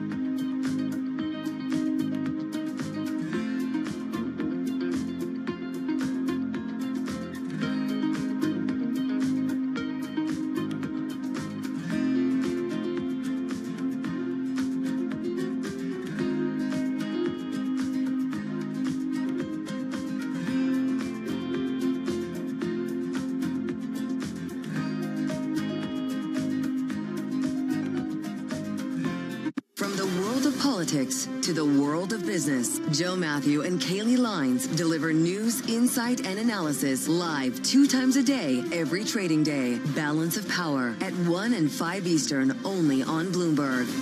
The countdown is on. Everything you need to get the edge at the end of the market day. Big tech earnings kick off later this afternoon. Gilead is coming out right now. We have take 2 numbers. Back to the markets, right? Our bread and butter. NVIDIA is one of the best stories in the tech space. That actually matters a whole lot more. It might shock some of your viewers. You're watching The Close. Get ahead of tomorrow's trading with The Close. Weekdays on Bloomberg. Context changes everything. Middle East and Africa. Vibrant resources and high-yield investment opportunities abound. Join me on Horizons Middle East and Africa for the stories, newsmakers, and insight from this exciting region. Now weekdays, only on Bloomberg.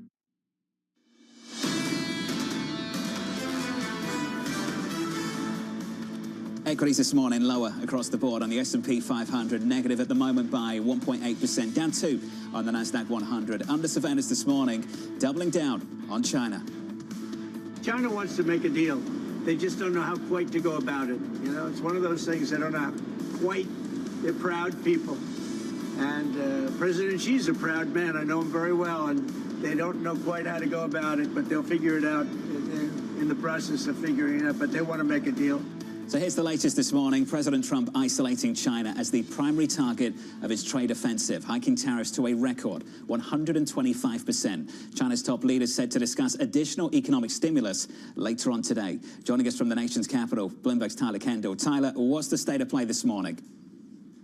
Yeah, hey, John. Well, you heard President Trump there signaling optimism that there could be a potential deal with China. He said that once Beijing calls, we'll be, quote, off to the races. The only thing is that per our current knowledge is it appears Beijing hasn't called. And as you've been reporting this morning, there was that apparent escalation with China announcing those potential curbs when it comes to imports of U.S. films into the country. President Trump did say yesterday, though, that he couldn't imagine raising that tariff, that 125% levy, any higher when it does come to Beijing. Now, when it comes to the other countries, Treasury Secretary Scott Bessent has said that this was all part of the plan all along. It shows that the U.S. wants to negotiate in good faith. But Bloomberg Economics writing that these whipsaw movements do very little to quell any of the record high uncertainty that we are seeing, not to mention that companies have been really hitting the pause button of their own as they try to discern if any deals can actually get done in this 90-day timeline. Now, Besson has confirmed that he has meetings on the books already with Vietnam, South Korea, Japan, and India as we try to see if any deals can be done there. But the big question is, what does it take to actually clinch something in such a short amount of time? John, the Commerce Secretary yesterday did give us some further hints to things that we've already been tracking. He said that the U.S. has been rather intrigued by the concessions these countries have been putting on the table, particularly when it comes to those non-tariff barriers. Tyler, appreciate the update. Tyler Kendall down in Washington, D.C. I think we're all just totally desensitized. You wake up, see futures down 1.8%, just kind of shrug your shoulders. Big deal. What's 1.8% these days? Extending the conversation now. Joining us around the table, the former Deputy Treasury Secretary under President Biden, Wally Adeyemo. Wally, good morning. Good morning. How good does it feel to be on the other side? It feels really good to be on the other side at the moment. What do you make of what you've seen down in Washington so far? Give us your opinion on things. I do think that everyone agrees with the president that we need to do more advanced manufacturing in the United States, and tariffs can be a tool. But as the markets have shown us over the last few days, broad-based tariffs ultimately are going to cause pain for American businesses, but also American consumers. And I think that everyone was encouraged, and that's why we saw the relief rally when the president paused. But the important thing is a pause is not a stop. And you still end up in a place where you have 10% tariffs across the board and 125% tariffs on China. And that's going to mean that Americans are going to pay more for groceries, they're going to pay more for housing, and our companies, especially small businesses, have uncertainty because what's going to happen in 90 days. But the thing the president has said that I think is encouraging is that he's open to negotiating, and the goal now is for him to define what does he want to accomplish in these negotiations, and hopefully for those things to happen very quickly. But trade deals take years. You've been in the rooms with all of these counterparts. Do you think they get deals done in 90 days? It's really hard to get a trade deal done. We negotiated a deal with the Japanese over critical minerals as part of the IRA, and that happened relatively fast because both sides wanted to get to an agreement. And the hope here is that over the next 90 days, the administration can accomplish three things. One, lower tariff barriers for the United States so our companies can be a level playing field, and non-tariff barriers as well. And then the third piece is also important because what we found was after President Trump cut his first deal with the Chinese companies moved to Vietnam and Malaysia. So the question now becomes, when you're cutting a deal with these other countries, can you get them to put in place restrictions so the Chinese firms can't take advantage of their economies to ship things to the United States? But even more importantly, when you think about what's going to happen now that China has these huge tariffs on them, they need to sell their things, and they're going to sell them to Southeast Asia, they're going to sell them to Europe. So now they need to think about, do you need to put safeguards in place to make sure that Chinese overcapacity doesn't overtake our shores? And that's where you have the opportunity potentially to partner with some of these countries to confront China. And my hope is that the president and the secretaries he's appointed to do this work with our allies and partners to confront the Chinese. Recently in The Economist, you wrote that the global trading system needs new rules, not tariffs. Is this what you're talking about? Basically more bilateral rules and then taking the friends along for the ride to confront Beijing? It's critically important because what we've seen is that if you care about our steel industry, preventing Chinese steel from getting to the United States doesn't mean the price is going to be lower if they're selling that steel to the rest of the world. So we've got to work with the rest of the world if we want to put our companies on a level playing field. We all agree that we should do more advanced manufacturing in the United States, but the U.S. is 4% of the world in terms of population. We want to make sure that Ford cars, our steel, we can sell it in other parts of the world, which represents 96% of the population. And if we're not willing to work with those countries, it's going to be really hard for our companies and our workers to be open to those markets. When it comes to the end goal, you actually sound a lot like a Trump official. Even though you were part of the Biden administration. But the Biden administration used subsidies, industrial subsidies in the United States to try to cajole business to do work here. Do you think Trump is right to use this carrot and stick approach as well? I think the key thing to remember is that we did do things like the Chips and Science Act, where we provided companies with funding to help them build in the country. And it wasn't just about the manufacturing jobs, it was about the entire ecosystem. But we did also strategically use tariffs. Because the key thing you have to do is an all-of-the-above strategy. Ultimately, you have to give incentives to companies to build here, but to create really good paying jobs. But when a country is unwilling to create a level playing field for you, for example, China, sometimes you have to use tariffs strategically. The problem is when you do broad-based tariffs, you get into a situation where it hurts American consumers, farmers, and also our businesses more than sometimes it hurts the other country. Ultimately, the hope is that when you get into negotiations, we're able to pull back some of these tariffs, with the idea being that if you can reach an agreement, where you end up with is fewer tariff barriers for American companies, because I think the thing that you believe across the aisle in D.C. today is that if American companies are given the ability to compete on a level playing field, our companies and our workers are going to do well. The key now is how do you get there? Given your negotiations with international partners, do you think that there's legitimacy to this feeling that maybe some of the other nations who used to be our trading partners are going to get closer to China, not further away, as a result of some of the tariff turmoil? My view is that the United States still has an incredibly good hand, but it matters how we play it. And over the next 90 days, we have the ability to work with our other countries to build a coalition by getting them to reduce tariff barriers and non-tariff barriers. But we also have to remember that the U.S. has tariffs on their economies too. So, for example, we have tariffs that protect certain industries here. Are we going to be willing to lower them as well as part of this process? And then what we have to remember for all of us is that Chinese overcapacity is not a problem just here in the United States. It's a problem in Southeast Asia. It's a problem in Europe. And we have to be able to work together to solve it, because if we take a unilateral approach, ultimately that overcapacity is going to wash up on the shores of other countries. Why aren't Democrats coming out and saying that Donald Trump's goals are the right way to go, that actually this is correct? It's just that we disagree with the measure. I think that what you heard from Governor Whitmore yesterday was exactly that, which was that we think that we should have more manufacturing in the country. We can use tariffs, but ultimately the problem is that it can't be the only tool. You can't do it in a broad-based way. What are you doing to create incentives for businesses to build advanced manufacturing in the United States and to create good jobs is going to be just as important as how you strategically use tariffs. The challenge we have today is that for American people, when they go to the grocery store, when they go and try and buy a house, the prices are going to go up, but their incomes haven't. If you're a small business today and you're thinking about your supply chain, how are you going to buy the things you need to be able to get things to your customers? That's harder today than it was a week ago. And if you're a big business thinking about earnings season, how do you give forward guidance in a world where you have a 90-day pause? And I think ultimately we agree that we need to have more manufacturing in the country. And I think that Democrats and Republicans can work together to accomplish that. Tariffs should play a role, but it has to be an all-of-the-above strategy that includes how do we create the right incentives here in the United States as well. Wally, can we just finish on what I'll call the European problem? Why is it so difficult to get the Europeans on side with U.S. policy? Why is that so hard?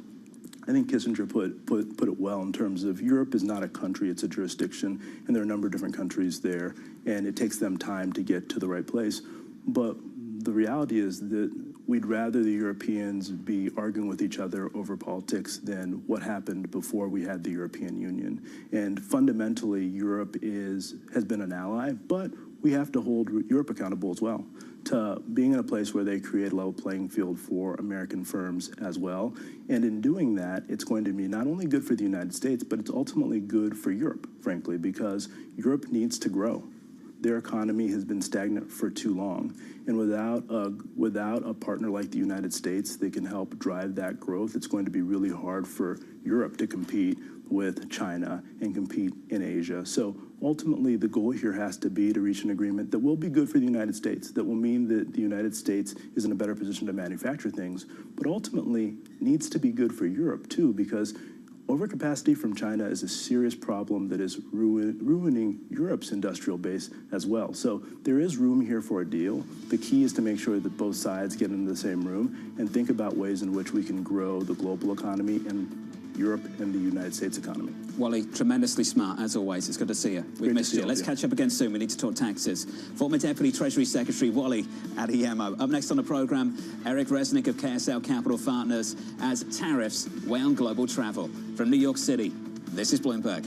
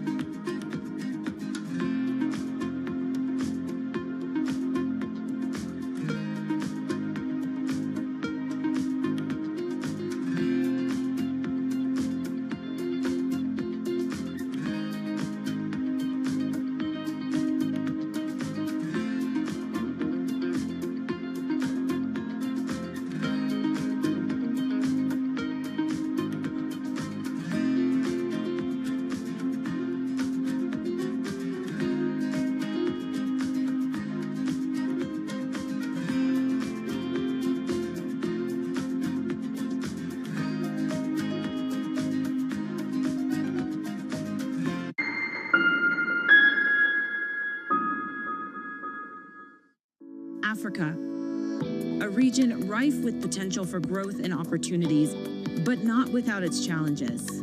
Bloomberg highlights the biggest stories, interviewing key players, and reporting on the issues impacting the region. Join us as we get to the heart of African business, politics, and economics, and ask the question, what's next?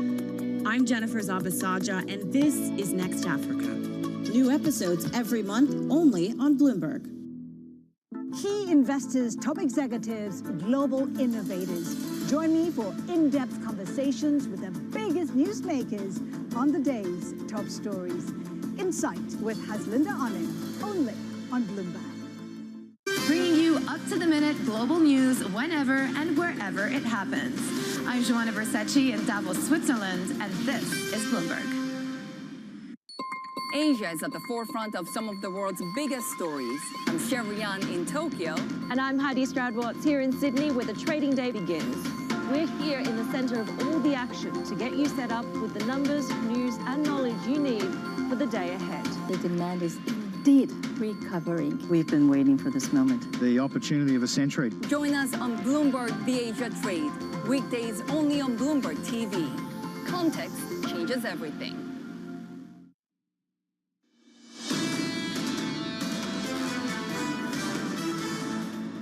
60 minutes away from the CPI report, equity futures are negative and near session lows. We're down 1.7% on the S&P 500. 2 hours away from the opening bell. With your morning movers, it's Danny Berger. Hey, Danny. Hey, John, it's the deal that refuses to go away. U.S. steel share prices falling nearly 10% this morning. President Donald Trump saying that he does not want to see a Japanese owner for this company. The reason it's moving so much on that is the fact that there had been hopes to start the week that maybe this deal would go through, with Trump ordering a review of the deal. He has said Nippon Steel, you can get creative, but he's been advocating for something of a minority stake, not a majority stake. Also on the move this morning, we had earnings from CarMax.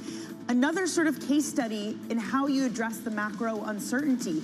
They've removed their timeline for long-term goals, saying we're still keeping those long-term goals, but we don't know exactly when we're going to get there. The interesting thing is, if you look through the earnings report, they don't talk about tariffs, they don't talk about trade. It's literally business as usual, except for one little line that says broader macro uncertainty. That's what they're attributing to, but of course, used car prices very impacted by tariffs, considering new used car prices are likely to move higher. Those shares down by more than 7.5%. Wrapping up with Dell, another case study for you. This and what happens when component prices go up.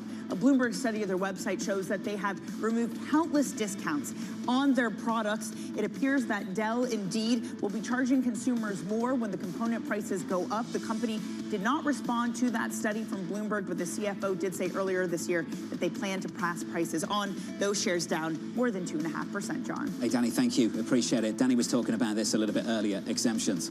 How many exemptions will we see for big tech? And I'm thinking almost exclusively of Apple at the moment. How many exemptions will we see in the weeks to come? Well, there's certainly all these companies are lining up and they're asking for these exemptions, these carve-outs. You saw exemptions and you saw carve-outs in the first Trump administration. And then Trump yesterday pretty much signaled that he's open to it depending on what it is and what the company is. So I think if you make your case to the president, you likely are going to get one. Futures down this morning on the NASDAQ by 2%. On our radar this morning, President Donald Trump pausing tariffs on most global trading partners for 90 days, but raising levies on China to 125%. The U-turn coming roughly 13 hours after duties on 56 nations and the EU took effect. So obviously the Trump administration is coming out, Caroline Leavitt saying this is art of the deal. We all missed it when it comes to what the president was doing. I think maybe it's a bit of both. We know that the president likes to start out from a maximalist position. At the end of the day, he wants to get deals done.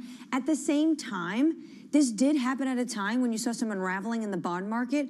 That certainly got the attention of the Treasury Secretary Scott Bessent, who on Sunday, after an interview with the American media, went down to Mar-a-Lago, clearly had a meeting with the president, and then they came back to Washington, D.C. together. So how this played out, I'm not actually surprised about. The question now is uncertainty remains. Who gets the deals first? Certainly felt like the bond market had a key role to play in all of this. This was the president's quote just from yesterday, Lisa. The bond market is very tricky.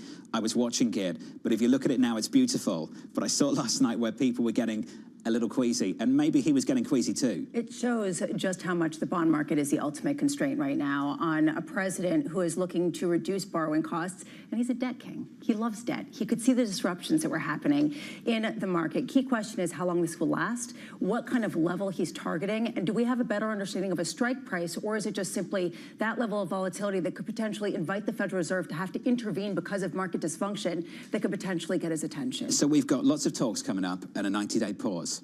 Is a 90-day pause realistic? Is that long enough, a decent time frame to get a lot of this stuff sorted out? To be honest, I didn't think it was. Maybe when you're talking about a comprehensive bilateral trade agreement, it's not. But what did Wally Adeyemo, who's the former Deputy Treasury Secretary, say just now? There was an impetus and a need to get a critical mineral deal done with Japan, and they got it done very quickly. So when you have two parties that want to get to an end game as quickly as possible, then potentially they can get at least some of these, a handful of these deals done within 90 days. Speaking of Japan, the president also had some comments on U.S. steel. He doesn't want to see U.S. steel owned by a Japanese company. Trump pointing to the steel producers' rising orders as evidence that it doesn't need outside investment. And on Monday, ordering another national security review of Nippon's proposed takeover. So I think his comments are really interesting because on Monday, what individuals took from that memorandum and that new order he gave for CFIUS is that potentially that he would amend the decision by the Biden administration and the predecessor to block this $14 billion transaction.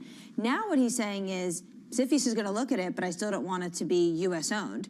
Potentially, though, on the margins, there's a way to get a deal done. And it'd still be an American-owned, maybe just more money coming in, a bigger just investment, not a full takeover. Remains to be seen. Watch this space. So at the moment for companies, it's a tricky moment. How much guidance can you actually provide for 2025? Delta Airlines pulling full-year guidance, warning of uncertainty in global trade. The caution comes for what is expected to be a resilient 2025, according to travel and leisure investor KSL Capital Partners. The CEO and co-founder, Eric Resnick, joins us now for more. Eric, good morning. Good to see you. Good to see you. It's great what to does be with this you mean for you and your investments? What changes for you in the last week or so? I don't think anything changes today. If anything, I think with all the stress in the markets, people need a vacation even more than ever. Amen. Are you offering a discount? That's what everyone wants to know. No discounts. No, we can't bribe the media. But we're happy to arrange bookings for you, though. I think, in all seriousness, we've been investing behind the trend towards experiential travel, especially amongst the mass affluent consumer, for 30 years. We've invested through, half a dozen different downturns at this point with different sources of volatility. While certainly we're on our toes, we're alert, we're paying a whole lot of attention to what's going on in the markets and the discussions that are happening, it doesn't change anything that we're doing today. We're about having great assets, great businesses, providing a unique experience for our customers and guests. And so if we can deliver on that, I think we do well in the long term. In the short term, there's disruption. Uncertainty isn't good for anybody. But we like to think in that disruption, there can be investment opportunity. Well, that's what I was going to ask you. Is this dislocation a sort of golden opportunity for you after having just raised a new fund? Is it something that you want to get really active in? Or do you think that right now there's sort of a new level of uncertainty permeating some of the disruptions? Well, this is a little different, right? I mean, every downturn you have is always a little different. I don't know whether this will be a blip or something significant when you look back, in 6 months and we have more data. We just closed on our Tactical Opportunities Fund number 2 last night at its hard cap, and we're grateful for the investor support in that because I think they see what you're referencing, Lisa, that there is an opportunity to step into the breach if there are some companies out there that maybe don't want to sell but need capital, and that's what our special situations or tactical opportunities strategy does, is we provide partnership capital to those businesses. Our main equity fund, which invests in control positions in businesses, we've had a quiet time on the acquisition side over the last 2 years, really, since inflation reared its head and rates came up, and there were those challenges.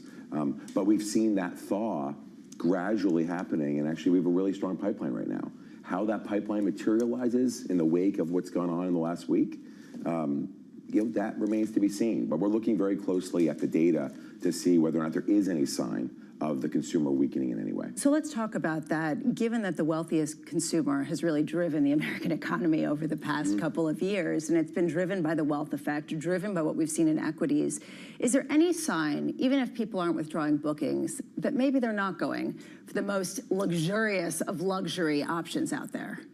right now, we're looking for that because we are asked that, and we understand the logic behind the question. But right now, we're seeing a message of resiliency. But it's too early, I think, to extrapolate from the data. We're up about 10% in bookings for the current year. And we have seen that number drift down a little bit since the beginning of the year. I mean, maybe we started off at 12 to 13, and now we're 3-4 points behind that, but still up healthily over where we were at the same time last year. I was eagerly awaiting our booking data from last week to see what happened the week of these announcements. And I was a little bit surprised, and it's one data point, it's 1 week of data. We were actually up 15% in bookings last week, which I wouldn't have expected that. I don't think that's because people rush to make vacations. I think that's idiosyncratic. It depends. Last week was a week. But certainly the data could have said we were down 20, and I would have been telling you people naturally pause when there was such a news cycle, right? That didn't seem to happen. Will that happen? We'll see. There are trends within the trends, though. This question of whether U.S. consumers are still going to go to Italy. Yeah. I mean, some of them will, but not all of them in the same kind of way, especially if there's a weaker dollar and a stronger euro. Whether international consumers are going to be coming to U.S. resorts in the same kind of way. Have you seen any changes in that? The one data point that you can look at and say it is different is, and there has been a little more time on this one, is Canada. We have seen a pretty dramatic reduction in the Canadian demand to the U.S. Now, example, Hawaii, right, which is a meaningful destination for Canadians, Palm Springs. We've seen kind of double-digit reductions in demand already from Canadians, saying, you know what, we can take our dollars elsewhere. And so that is something that concerns us. Now, Canada is a relatively small proportion of the total business in those markets, but that we think is statistically significant because that's been happening for, if it's 4 or 6 weeks now. On the converse, we're up more than 20% in our bookings in Mexico and the Caribbean from Canadians and from Americans. So it's the overall travel picture is pretty strong, but there are definitely gives and takes, and you can see that in the Canadian data. What I'm hearing from you, Eric, is that there's going to be no deals because the bookings just keep holding up. I hope not. I hope that's true. At any point, are there going to be any hotels, packages that have to cut prices? We've seen pricing power be reduced, right? And the CPI data comes up today. It'll be interesting to see what that shows. But what we have seen right now is when I said bookings are up about 10% for the year, that's virtually all volume. Only a couple points of that are price. Now, price is up a little bit more if you look year to date at the more luxury end of the travel spectrum, but it's not up tremendously. The pricing increases that we saw in 21 and 22 were unique. It was a unique period of time. Those have come off quite a bit in 23 and 24, but the prices have stayed high. So I think what you're reacting to is that high level price more so than a dramatic increase in price that's happening right now. We're not seeing that today. So what's the #1 destination right now? Look, for Americans, one of the most attractive destinations is Mexico and the Caribbean. Always has been and always will be. Lisa mentioned Italy. We actually see Italy being off a little bit right now from Americans. I don't think that's because of the tariffs. We saw that before. I think that's coming off of the incredible peak last summer in Italian travel.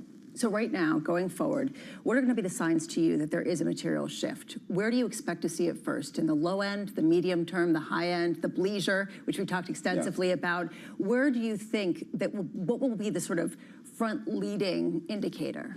That indicator we have already seen a bit, which is, I would say, the lower end, bookings to select service hotels, to mid-scale economy hotels, those are not as robust as they are at the luxury end.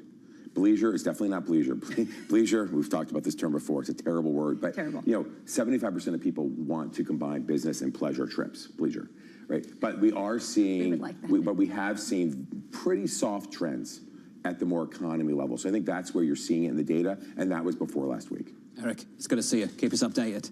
Great to see you. Thanks for dropping by. Thank you. Eric Resnick there of KSL Capital Partners. Let's give an update on stories elsewhere this morning with your Bloomberg Brief. Here's Danny Berger. Hey, Danny. Hey, John. China is reducing the number of imported U.S. films and introducing more films from other countries. According to a statement from the Chinese government, U.S. tariffs on China will make the films less favorable to domestic audiences.